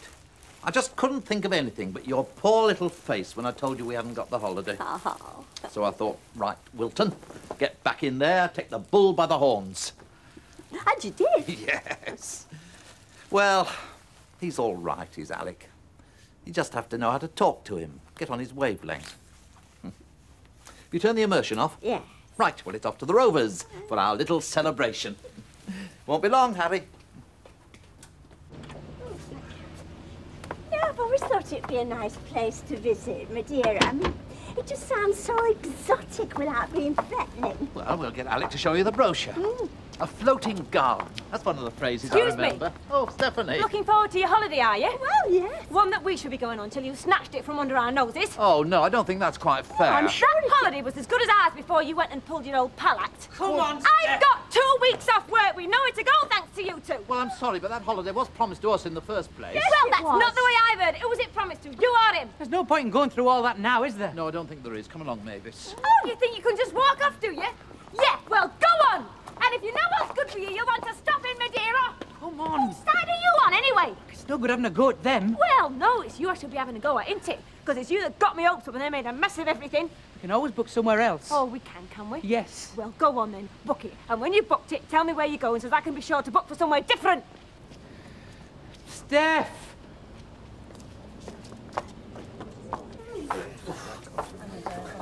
I don't think those two would have suited Madeira anyway. No. They'd probably have got themselves deported for being unruly. Bet. You've not started packing yet, then? No, not yet. We thought we'd have a little celebration first. Can we have, I tell you what, can we have 2 glasses of Madeira? Oh, yes. Has to be. And can we have a look at the brochure? Mavis hasn't seen it yet. Madeira and brochure coming up. You know them two are going on this holiday? Oh, Derek's actually said yes, then? Oh, he said yes, all right. And then Des Barnes elbowed his way in, and Derek had to elbow him out again. Blimey. Oh, we've gone from delight to despair to joy unconfined. It's been like Grand Opera, but with a small cast. Alex fishing out the Madeira, Oh. but I thought you might like this to be going. Oh, thank you, Ben. Now, Mavis. Page 75. Hang on to the brochure. It'll only make me jealous if you leave it lying round. Oh. You know, Ben, I do feel a little guilty. I mean, you're still losing £400 on this. 400? Yes, well, you paid 12 and I gave Alec 8. 8? Yes. Yes, right. Just my maths that were at fault. Evening. I couldn't help noticing had a visitor this afternoon. Oh, could you not? Only Trace said he called about something to do with school. Yes, that's right. Anything I should know about? Not really, but I'll tell you anyway. He wants to make a donation to provide sports strip for all the teams. I've been acting as a sort of go-between, but now he's seen the head teacher and everything seems settled. Oh, right. Hope you don't mind me asking. No. God, why does he make me feel as if I'm lying even when I'm not? Oh, there's thanks, please. Right. And these are on the house. Oh, Alec, thank you very much. Yes, I'm happy to bargain. How much did you sell that holiday for? Well, for the going rate, for what the market would stand. 800? Yes, it was, actually. And that's how Derek got it. By offering you more money for it. Never mind all this rubbish you were spouting about moral responsibility and... All right. So I gave it him because he offered more money. Yes, so what? I'm not ashamed of that. Show me someone who'll offer me 900, I'll take it off, Derek, and give it to him. You deserve a baddie, you do. Listen, 600, 800, what difference does it make? They're still happy. Look at them. To Madeira. Madeira. know, it's a week now since he found himself general manager, and if he'd found himself less hours to work while he was at it, it would have been more to the point. Well, you will marry these tycoons, won't you? What do you want on these rolls? Oh, Wiggins Crest. And who's married? You are as good as. Martin, when your name's on the life policy and the will, that's as good as. And the only thing my name's on at the moment is that his phone pad, ring out, they're going to be late home. Yeah, these cresses as well, laddie. Yeah, well, it's not the only one. Oh, no, chuck that. Tomatoes. Tomatoes. Right. Mind you, I shouldn't go on, really. I mean, it's as bad for him as it is for me. I mean, let's face it, he's the one who's working all hours. Morning. Oh, good morning, Jack. Morning. Mind you, the trouble is, you see, he's a workaholic. I mean, it's no question, Martin, it does make Jack a dull boy. I can call a few things in my life, but never that. Oh, that's a surprise, you of all people, Jack. Now then, little bit of respect for your eldest I'm son. sorry, Jack, promise. I'll never call you a workaholic again. Right, where's the brew, then? Oh, are you having breakfast? Aye, our Vera's gone and burnt the eggs again. How the flaming hell do you burn eggs unless the petrol you're cooking them sets fire? What, sausage, egg? How many rashers? 3. 2 eggs, fried bread, black pudding. All I need is strength. Got the drayman coming today. I've got Alec with earache, Bet with heartache. You a good sake. Where's Duckworth? And his rolls is stuck in traffic. Well, it's 3 minutes late. Alec, the day Jacko arrives 3 hours late, it might be time to raise an eyebrow. Well, if he's not here when that dray arrives, I'll skin him. You won't be in any state to skin anybody. Tuck that in your collar. Look, millions they spend on medical research and they can't come up with an ointment to cure earache. The best ointment for your earache would have been holiday insurance. What's that supposed to mean? What it says. Now, Alec, I'm not saying there's nothing wrong with you here. Oh, that's big of you. But you'd be suffering half as much if you'd not lost 400 quid by it. Don't be ridiculous, Bet. Acute otitis media is one of the most painful ailments known to man. Second only to acute pains in the wallet. Tilt your head. Look, if that oil's cold, you'll chill me brains. I've warmed it. You're not pouring hot oil in me, eh? Alec, I've not warmed it in the flaming chip pan. Let me feel it. Hand temperature, satisfied. It's brain temperature that matters. The day they measure temperature in £5 notes, your brain will register it. Now tilt your head. No! Alec, will you relax? Relax? Medieval torturing yourself to relax? How can I relax? Think calm thoughts. Such as? Such as how happy you've made Mavis and Derek by selling them a cheap holiday. I've packed the water purifying tablets in with the fly repellent, but I've left your corn plasters handy just in case you get troubled at the airport. Mavis, you think of everything. I have to. Now, is my pith helmet packed, or do we send it separately with a bearer? That reminds me, Derek, will you try this on? Now, I could only get medium or large, so I got the large. Oh, very dashing. I look like a cricketer. You look more like an umpire. Now, the big case is yours, but I put your best trousers in mine because they'll be less likely to crease. Right. Now then, passports? Yes, in my handbag. Traveller's checks? In my handbag. Tickets? We haven't got them yet. Oh, you know that. Letter of entitlement to Yes, tickets? in my handbag. Oh, Mavis. Do you know, the moment I like best, it's when you're done with all the airport hassle and check-ins and passports are far behind you. The plane's in the sky and you settle down in your seat. And a pretty stewardess serves you with a miniature bottle of the cup that cheers. And you look down on a cotton wool landscape of shining clouds. Oh, just you and me together, Mavis. Won't that be perfect? It will, Derek. It's just a shame that Harry can't come with us. You know, it's sad when you think, there he is, a creature of the air, yet he'll never know what it's like to look down on a shining cloud. Well, it's all very well, Mr. Sugden, but I think you might have asked me. Well, I'm sorry, Mrs. Bishop. I don't altogether see why I should have. Doesn't it occur to you that I might not want another butchery guy in my sitting room?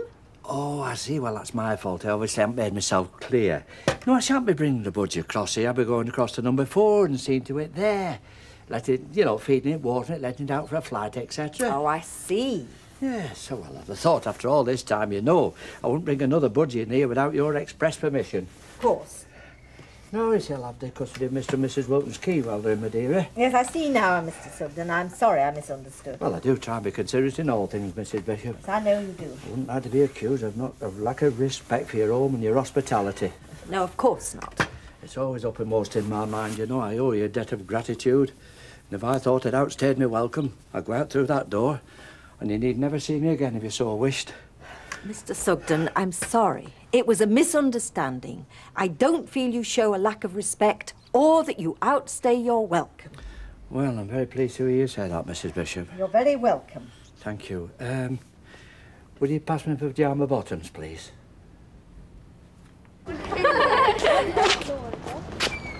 What's the joke? Nothing. It was Anna's birthday yesterday, that's all. What's the cause for congratulations, rather than that? Hey, Dad. I'm playing in the team gets it. Mary's this afternoon. Ah, good news. You only just found out? Well, there was a reserve, but Cheryl must have got mumps. Oh, poor old Cheryl. What do you mean, poor old Cheryl? It's great. Is that what she thinks? Hello, Tracy. Fancy meeting you in a place like this. Morning. Morning. Who's he? I think he's called Mr. Jennings. It's that man that Mum's been doing council work with. Oh, is he? Look, I've got to go. I've got geography. Yeah, okay, I've done be late. No, he seems to like a little drink about tea time, so I'll give him some fresh water in the afternoon. Mavis, Percy's not going to come in specially to change Harry's water.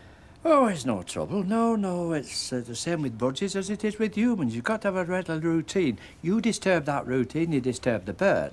Now, you saw what happened with the last bird you had. Disturbed its routine, it dropped dead. Well, he's not going to drop dead for want of a change of water at 3 o'clock. Why are we talking about him dropping dead? No, I'm not saying he's going to drop dead. I said if I'm responsible for him, it won't be my fault if he does drop dead. Because I'll be here at 3 o'clock to change his water. Well, thank you. And when does he have his flight? Well, he doesn't have a regular time, just when he seems to ask for it. He doesn't have a regular time? No, he seems to flap a lot when he wants to come out. Flap a lot? Jump up and down on his perch and call out? Yes, that sort of thing. He shows all the signs of stress. Well, I shall be letting him out at a regular time every afternoon. I suggest that you do the same when you come back. All right, thank you. You're welcome. Now, here are the keys. Back door, though I don't suppose you'll need it, and front door. Just the one lock? Yes. Oh, well, it's your house. What do you mean? Oh, nothing. I don't want you to set you worrying just going off on your holidays. No, well, I hope when you're in Madeira, you're relaxing the knowledge that I'm taking as good care of your house as I am of your budget. Oh, I'm sure we will. Won't we, Mavis? Well, they're absolutely smashing. I'm terribly pleased. Good. I'm amazed how quickly you've got them done. Yes, well, you played a clever game the other day. Probably without knowing it, but you did. I did. When I walked in here and said I wanted to donate Team Strip to the school, I got the feeling you thought I was a mouth and trousers merchant. Oh. That right? Well, it's possible. So, I wanted to prove you wrong. Well, I am very impressed. This is the sort of thing I am supposed to be doing, getting sponsors from industry. So I suppose you've put me in line for a few brownie points. Well, it makes sense, doesn't it? Well, don't get me started on that one. I'm very grateful for your help. But for me, education, like health, should be a fundamental human right, not something which is dependent upon the patronage of people like yourself. But you don't look it in the mouth all the same, do you? No, I don't, do I? Anyway, I'm not on my soapbox. Thank you very much. Well, the thanks aren't entirely all mine. You've got a good friend out there. Tracy Barlow's mother, Deirdre. Well, I see her socially from time to time. Don't know whether it was her idea or mine, but it came out of a conversation between us. Really? I must thank her. Oh, do. She'd like that. You know, these would suit you. Just your colour. I don't have time for sport, Mr. Jennings. You have time for a drink, then? No. But thank you very much.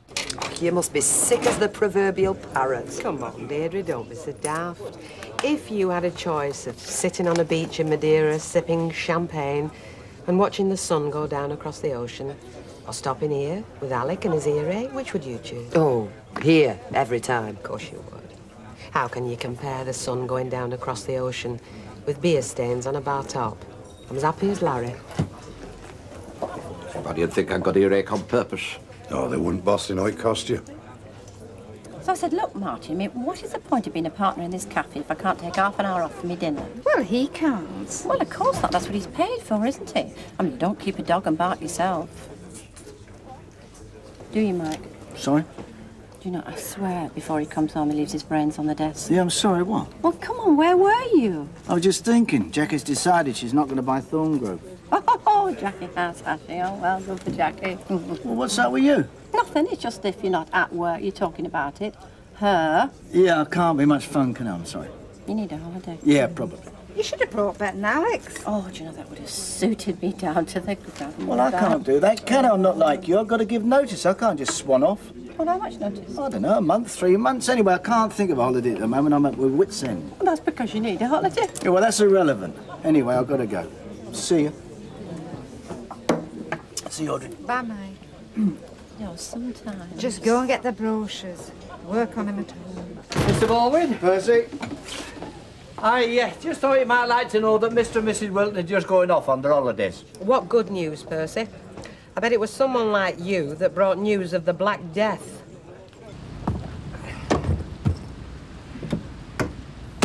I always say, passports, ticket, money. Have you got them? Yeah, tickets are at the airport, passports and travellers' checks in Mavis's bag. Safe and sound. Well, there's not for it to get off then, eh? Right.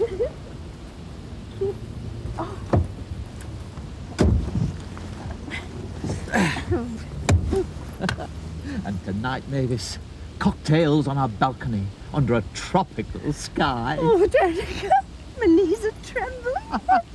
If I can manage to wave goodbye to the holiday, so can you. I'll get a chill in me ear. It doesn't matter now. You're not flying anywhere. It's too soon. Ignore him, son. So there go your holidays. Quite a bit of your money as well. Still, you've got to look on the bright side. Fork out for duty frees. Yeah, son. Where is? Wait.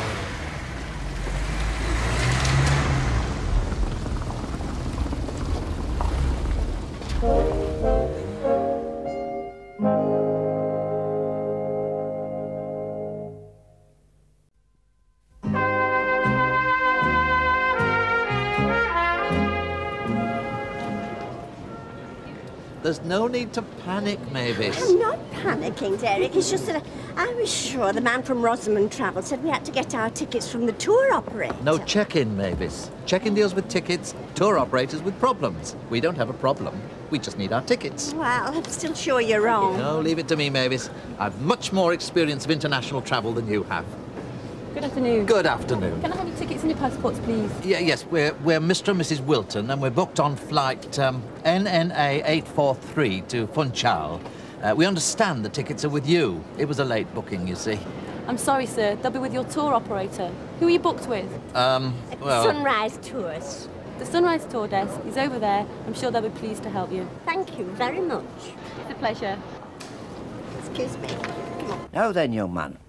I'll be here at 8 every morning. I want to see you perched to attention and your feathers pressed, if you please. Yes, oh yes. Now then, come on, Harry. Now don't be frightened, Harry. No, come on, Harry.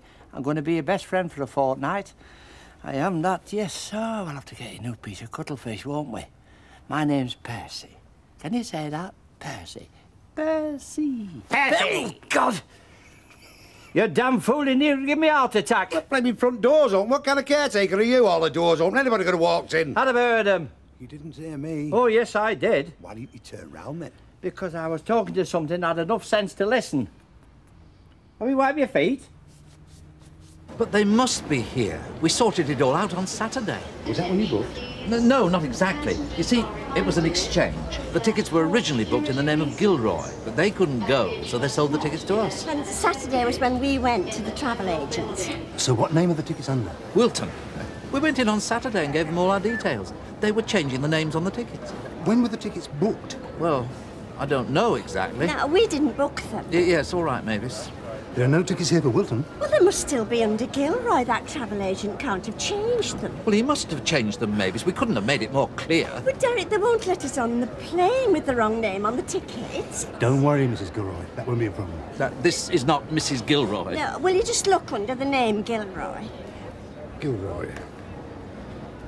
No, Gilroy. Well, they must be somewhere. We've paid our money. Who to? Mr. Gilroy. You mean Mr. Wilton? No, I'm Mr. Wilton. We paid Mr. Gilroy. Oh, the travel agent? No. Mr. Gilroy is the one who originally booked the holiday. And he sold us the tickets. Mavis. So where are they? Well, I never physically had them. You see, Mr. Gilroy didn't have them. What he had was a letter of entitlement. That's what he sold to us. I see. Hallelujah. Well, I took that. Well, my wife and I took that to the travel agents on Saturday to get the names changed. To Wilton.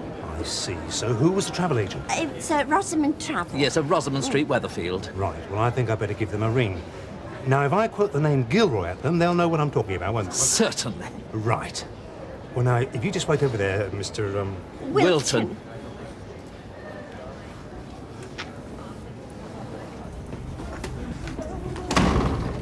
Oh, why, what are you doing here? Should we be at home having your tea? Got some homework or something, eh? Hey, are you trying to get rid of our customers? I'm dying of thirst. Look, Alma, she's dying of thirst. I'm dying of work. What are you dying of, eh? Mucky pots and the stinker chips. Hey, Audrey. What do you want? Look, couldn't you just kill for that? Well, if you can't get Mike to go with you, give me a shout later. Oh, Barbados. Doubt if I get him as far as Blackpool. I'm gonna have a hell of a go. Have you ever thought of Paris? So I had a nice time there on my honeymoon. I could have had a wonderful time, only Alf came too. Hello, love. How do you get on? We won 6-3 and I scored twice. You didn't? I did. Fantastic! I should have bought you that orange juice to celebrate. Well, give us the money then. It was 40p. Sounds to me as if you're going to be in the team by rights next time, not just as a reserve. Well, I should be. I'm good enough. Have you seen the new shirt? Oh, I've heard about these. No, I haven't. What? PJ Leisure? What's that when it's at home? I think it's amusement arcades. What? You mean those damn places they've been dragging you kids out of for the last God knows how long? Yeah. Oh, Dad, don't start, please. I thought he loved fishing. Who? That man in Rosamond Travel. Of course he wasn't fishy. It's just been a temporary hitch, Mavis. The trouble with you is, every time there's the least sign of a problem, you sink into a terminal decline. It's all to do with the change of names. It's quite understandable. And now Mr. Tasker's finally got the message that our name's Wilton and not Gilroy. Well, everything will be sorted out. We'll be in Madeira before you can say knife. Knife. Don't be silly, Mavis. Mr. and Mrs. Gilroy, please attend the Sunrise Tour operator's desk. Mr. and Mrs. Gilroy, to attend the Sunrise Tour... Hi, love. How did you go on? All right. My dad's here. He wants to come in. What for? Ask him. I'm going upstairs. Here we go again.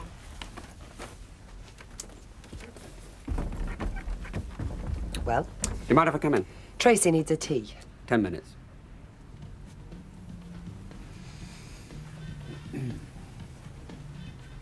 Well? I'm sorry to say this, Deirdre, but sometimes I find your actions so unbelievably unprincipled that I mean, have you even remotely considered the implications of this sponsorship business you're involved in? I mean, you are involved in it. I take it that's right.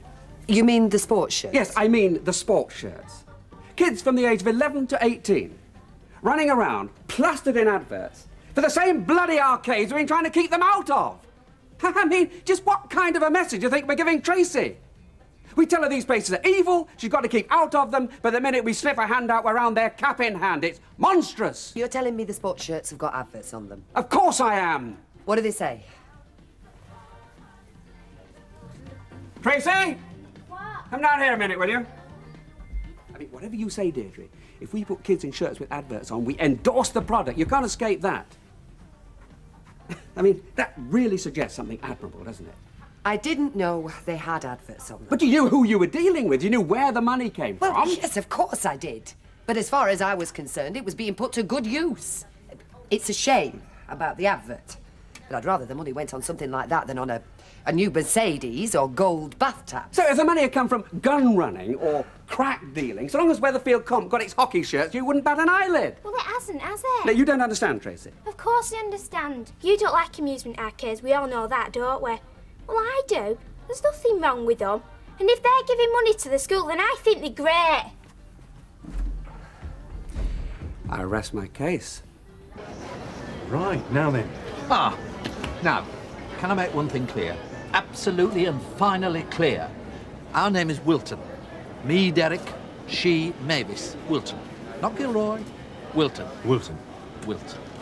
I'm sorry. Now, the thing is, we've come up against a small problem, Mr. Wilton. Oh, no. What? Well, Rosamond Travel aren't answering the telephone. Well, you should have phoned earlier. I mean, it's gone 5:30. We have been trying for some time now. And the problem is, we've no record of your tickets under Wilton or Gilroy. Are you saying we can't go?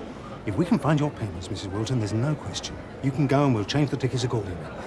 But this letter you've given us bears no relation to anything on our files. You definitely have paid. We paid Mr. Gilroy, but he'd already bought the tickets. The travel agent assured us of that. He said there'd be no problem. Oh, it's very curious. There's a Mr. Lumsden over there in exactly the same boat. Letter from Rosamond Travel, no tickets. Well, you better go over and join him while I make some more inquiries. Oh, don't worry, Mrs. Wilton. Still an hour to go before departure. Road passenger Watson travelling to Milan. You know how to rub salt into the wound. Oh, it's nothing personal, Bet, but I'm sure you got nearer a holiday than we will. The mood he's in. Don't you fret, love. Book it. If you go off it later, cry off with earache. No, in this case, face ache. Don't give me grief, Alma. I'm not stopping you going on holiday. I'm just saying that I am too busy. Yes, I know that, but you'll be busy when we're putting our teeth in jars. Look, surely you can spare a weekend.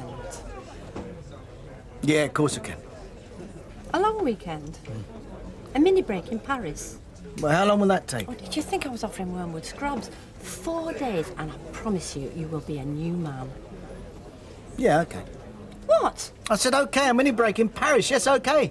Flipping heck, if I'd known it was going to be that easy, I'd gone for a month in Jamaica. Hey, Bet, success! Well done, Cock. Quick, buy him some earmuffs. I bet that was Paris, is it? Oh, me, who cares? I'd go anywhere. Paris is just outside that front door. The Bahamas is back Inkerman Street, and the Red Wreck is halfway to paradise. Hey, well, have you seen time? So? So Mavis and Derek should be airborne by now. Ah, good luck to him. At least some goods come from his earache. Hey, and you don't begrudge him, do you? Do I look like a woman with a grudge? Don't answer that. Just pass me a sour lemon. Well, I hope they have a wonderful time. They deserve to. Of course they will. Bless the little cotton socks. Well, to Mavis and Derek, may they have sun, sand, and a kiss me quick hand. Mavis and Derek!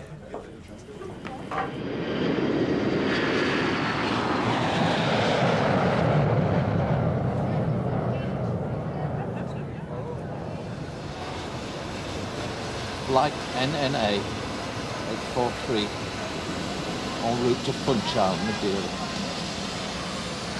What do we do now, Derek?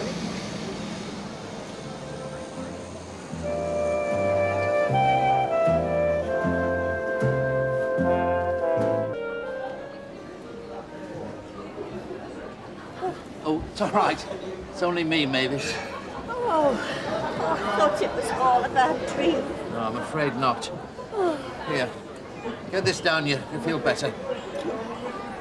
I've just been over to the desk, and we've got to wait until 9 o'clock until the travel agent opens. If he ever does open. Coffee, Mr. Lumsden? Well, that's very civil of you, Derek. What's the damage? Oh, no.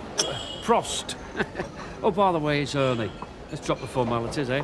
After all, we are stopping in the same hotel, you, me and Mavis, if we ever get there. Oh, we'll get there, don't you worry. Ernie. Any news from the Oracle? Well, what did I tell you? You won't hear anything before 9 o'clock tomorrow. No, I feel dreadful. What's that, no sleep? Not a wink. Me neither. It's all in the mind, insomnia, you know. Of course, this is luxurious, this place, compared to some hotels. Did I tell you about when I was stuck in Lonica? Yes. 98 in the shade, lounge no bigger than a billiard table. This is luxurious, is this? Well, I'm glad you think so. Oh, by the way, hope you got a receipt for this coffee. I mean, don't you let them take a single penny, Derek. You take my tip. Receipt? It's all aggravations. It's inconvenience, stress, you name it. I mean, by rights, you and me and maybe should be splashing about in the hotel pool. Did I tell you how much compensation I got off Happy Tours? £37. Yeah? Cigarette that bears the lipstick traces, an airline ticket to a romantic place. Leave it. I'll do it. You're not a well man. I can cope. If you're referring to my ear, it's completely better. Well, that's good news. In that case, I'll Look, just before you wonder go about- any further, Jack, although my earache may be cured, still doesn't mean I'm down a bit of money. So if you're thinking of asking for a rise, a sub, or a sponsored bed push, forget it. The piano's It's all right, then. Fit as a flaming cello, Betty. Wonderful things, these antibiotics. Pity he didn't start taking them a couple of days sooner. Still, timing never was one of his strong points. It can't be helped, though. There's no point in bearing a grudge, lovey. I don't, Betty, not really, no. I just keep thinking of Mavis, laid out by that hotel pool, being attended to by one of those big, strong Portuguese waiters. But then, you see, I look at my Alec, back to his old self, singing away, happy in his own insanity, and I think, why does it always have to happen to me? There you go. You know, people don't appreciate what they have going on around them. Yeah, but you do, eh, Mr. Sugden? Well, you go abroad, they can't speak English, they're plagued with flies, there's nobody can make custard. I mean, look around you, what's to complain at? Yeah, you've got to buy it, I suppose. Yes, these tea cakes are a bit soggy. Spilled his tea on it, I shouldn't wonder. Look, do you want me to stick it under the grill for you? If you would, please. OK. No, I don't want to make a fuss. No, son, no, sis. No. I'll tell you something else and all. What? If you go in a cafe, you have to sit outside on pavement. Now, what's the sense in that? Oh, no, sounds like a good idea to me. Hiya. Give us a cup of coffee, Martin, love. I'm jiggered. Central heating in them shops. Do you know, I feel really dreamed. Here's another one. She'll be on the world cruise next. Oh, you gotta be joking. You'll be able to go around the world 10 times over with the price your husband charges for boiled ham. The only boat we're likely to go on is a Knot End ferry. Hey, listen, why don't you come to Paris with me and Mike? Oh, Alma, I would love to. You know Alf. He has to have 3 weeks' notice to go to the pictures. Yes, but what about Christmas? You know, I was thinking of persuading Mike to take 10 days off and perhaps go to Tenerife. You know he needs a break, doesn't Mike? Does he? Don't we all? Listen, never mind what you heard about my previous secretary. You'll be working for me. Not Mrs. Ingram or anyone else, OK? Right. So when can you start? Oh, terrific. Come in. Uh-huh. Yeah. Uh-huh. Won't be a minute. Yep. Oh, well, that's fine. OK, look forward to seeing you then. 9 o'clock? OK, bye. New secretary. What's she like? Don't know, but anything's got to be an improvement on Sandra. When did she start? Oh, Monday. Give her a week or so to settle in before I take a couple of days off. I didn't know you were taking some time off. Yeah. Hannah and I thought we might have a mini break for 4 days in Paris. Why? There's no problem, is there? Did I tell you I was in Madeira in '86? Yes, you did. Not interested in flowers, are you? Well, yes, I am, as a matter of fact. I thought you might be. I'll tell you what, Mavis, I'll take you to this botanical gardens I found last time up in the hills. Bougainvilleas, orchids, mimosa. Oh, paradise on earth, it is. Oh, sounds heavenly. Derek can go shopping if he likes. Oh, no, Derek's keen as well. I'm sure he'd like to come. Oh, at last, Derek. Is there any more news? Oh, it's ridiculous. He's been trying for over an hour and there's still no reply. What did I tell you? I told you this last night. Well, I'm off. No.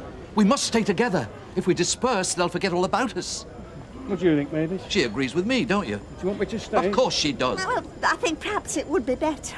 All right, Mavis, I'll stay. I'll tell you what, Derek. I'll give you another hour to rescue our holiday, or me and Mavis.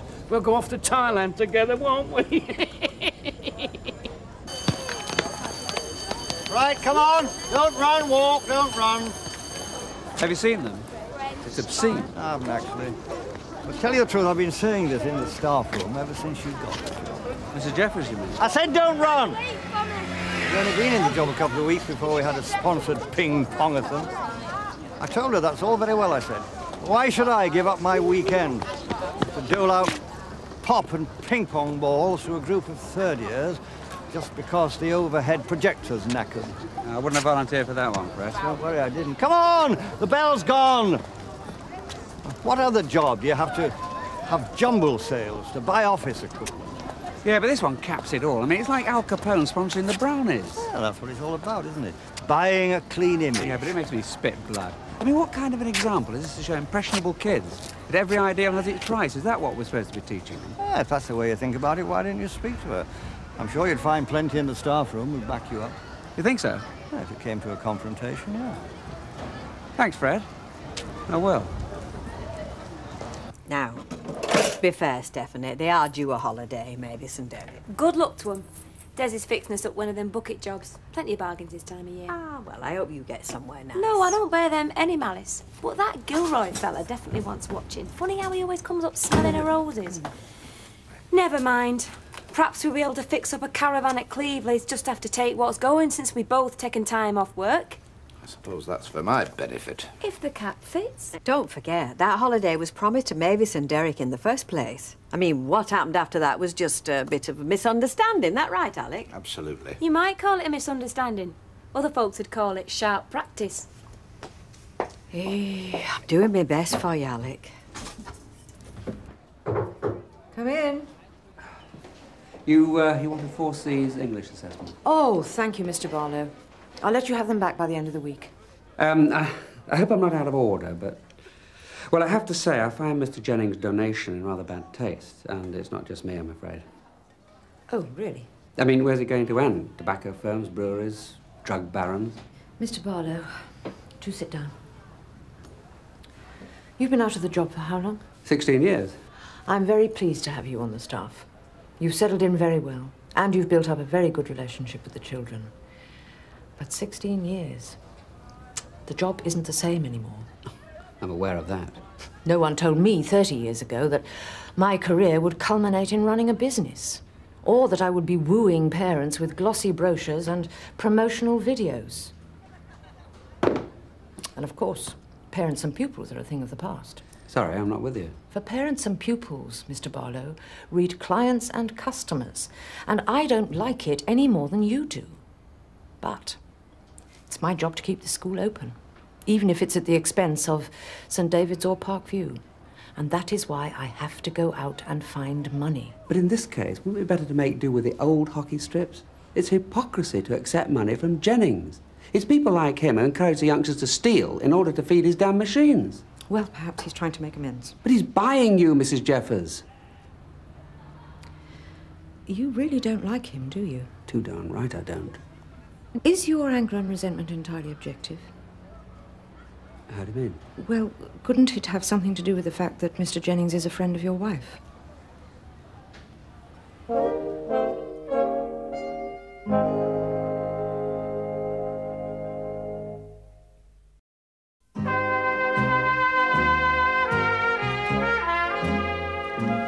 You know what I think? It's a computer snarl. A tin pot firm like Rosemont Travel, they've probably wiped a taper out of blowout and they're too scared to admit it. But days before this is sorted out, weeks even. Oh, dear. Anyway, here's my phone number, just in case Derek gets things sorted out. You can let us know if you hear anything. Yes, all right, I'll tell him. And if you don't hear anything, you can give us a ring as well, Mavis. You're not waiting, then? No, you got my number. I'm only a phone call away.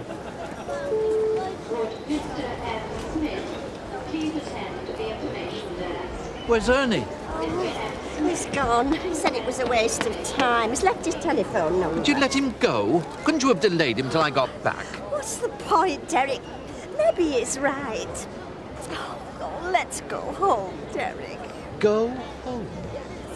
And face the ridicule of all and sundry? Can you imagine the Barneses? They'd laugh themselves silly at the thought of it, not to mention Percy Sugden. No, Mavis. This little difficulty must remain strictly entre nous. I got you another word search book. Don't know, she does it better. Deirdre Barlow. Collects fellas like it's going out of fashion. He looks loaded and all, doesn't he? I bet he could stand around without blinking his wallet. Something you're good at, that, Jacko. What? Standing around, customer. Where's Alec gone, the bank? How did you guess? He can't take it with him, love. With my luck, Betty, I'd be surprised at nought.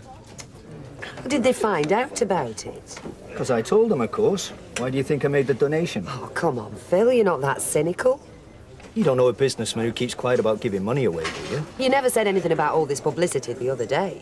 Well, you never asked. You led me to believe it was for the benefit of the school. It is for the benefit of the school. Come on, as far as you're concerned, it's just a cheap publicity gimmick. Cheap? 2,000 quid? Well, I'd say you more than got your money's worth. Laundering your image, that's what it's called, isn't it? It's the wicked world of business, or maybe a more realistic approach to life. Anyway, I've got to dash. Don't forget your paper. Hi, Phil. You coming or going? Hi, Mike. Just go in, but I'll be back again. All right, buy one later. Jack, large gin and a scotch, please. Right. Sorry I'm late, look. The bank manager kept offering to lend me large amounts of money. I thought you might like to take your wife away on holiday. Listen, can I help it if my ears have got better? I suppose you'd rather I was still in pain. It'd make a lot more sense. Don't you think I'd enjoy being out there sunning myself? At least I'd get my money's worth. You're talking of money, who's that fellow who's just gone out? Friend of Deirdre's. One thing you can say for the Barlows, they certainly ring the changes. Don't look so disapproving, Ellie. You're not really bothered so long as they've got money and coming in. That's just the point. He was going out. Jack, keep the change. Thank you very much. Got it? Got it. Hey, I wonder what her secret is. Why, are you jealous? No, she isn't going to Paris, is she? You wouldn't be either if you hadn't beat me into submission. No, but you're glad you did. You bet, chérie. 6 letters beginning with V. This winner takes all.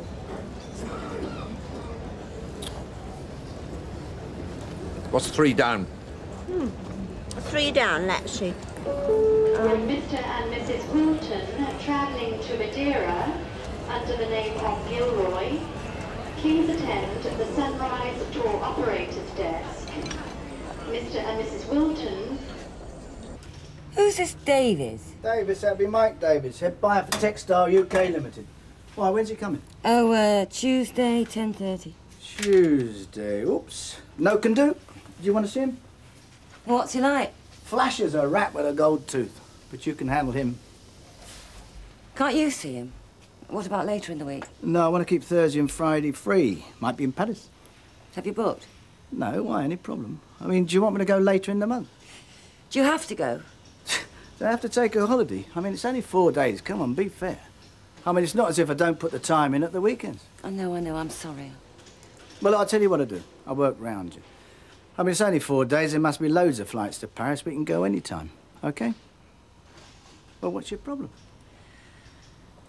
This week, next month. It makes no difference, Mike. I can't run this place on my own. Of course you can. Well, that's why I made you general manager. So, well, what are you saying? Mr. Wilkinson was very apologetic. I should think he was. Funny way to run a travel agent. And why is he ex-directory? Or needn't I ask? As I say, we were very lucky to get his number at all. Well, it's a good job you did, or else we'd still have been in the dark. Oh, we still are in the dark, Mavis. What's he going to do about our holiday? He's promised to sort everything out as soon as he gets here. How long will that take? He's driving straight from his home. Half an hour at the most. So, with a bit of luck, we'll be getting your way on the 6 o'clock flight. Oh, that's good. Did you hear that? Yeah, it's not a minute too soon.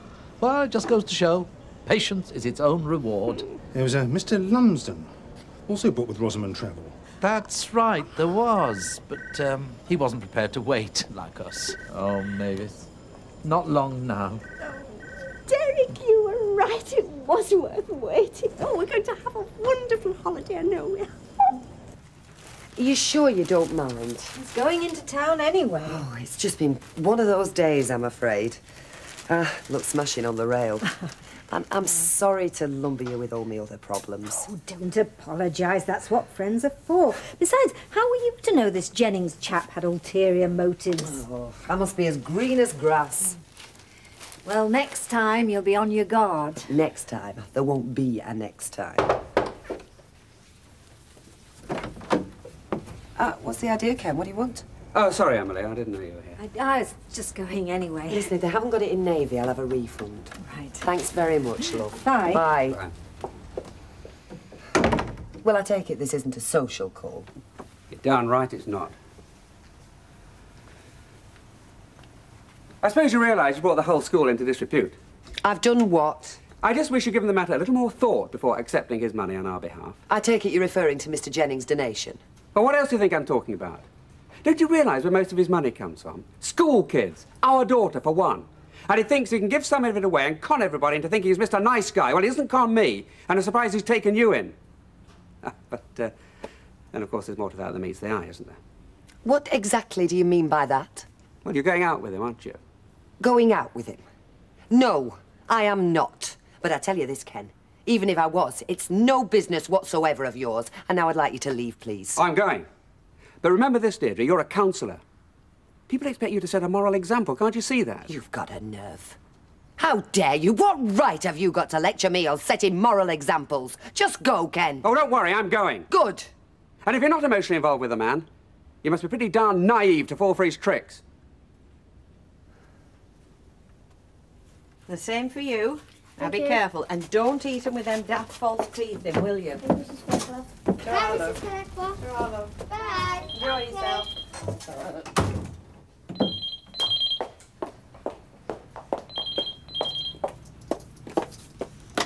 Hello, cabin. Hello? I'm sorry, can you speak up? Mavis, is that you? Hey, now listen, I don't want you worrying about me. I'm coping fine. I just want you to relax and enjoy yourself. What's the weather like? Hey, you've got a bad line, love. I can hardly tell what you're saying. You what? What? That was 3 hours ago and it's still not turned up. So it means we've got to wait another whole day. Oh, Rita, it's a nightmare. Oh, I've got to go. Oh.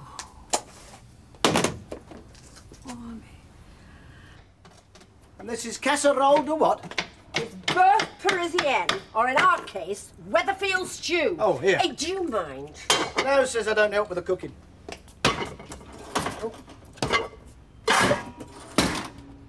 So everybody gets a holiday except the boss. I mean, what kind of firm is this? I've told you she can't cope. She's petrified.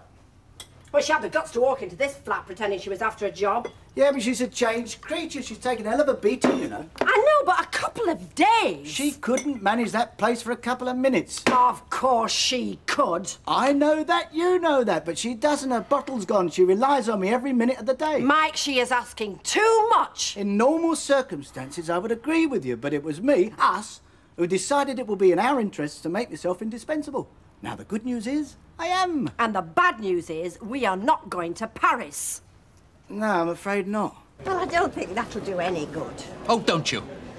You know about complaints procedures at British airports, do you? Oh, don't be so pompous, Derek. Well, what do you suggest we do instead? Invite the Barneses over for a good laugh at our expense? Phone Percy Sugden?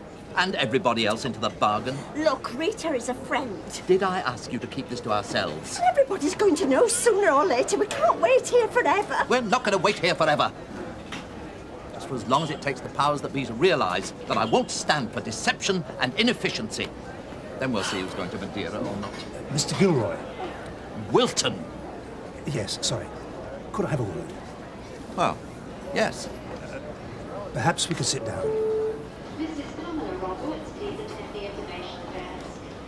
Mrs. Pamela Roberts to attend. Look, I've been pulling out all the stops trying to get to the bottom of this business.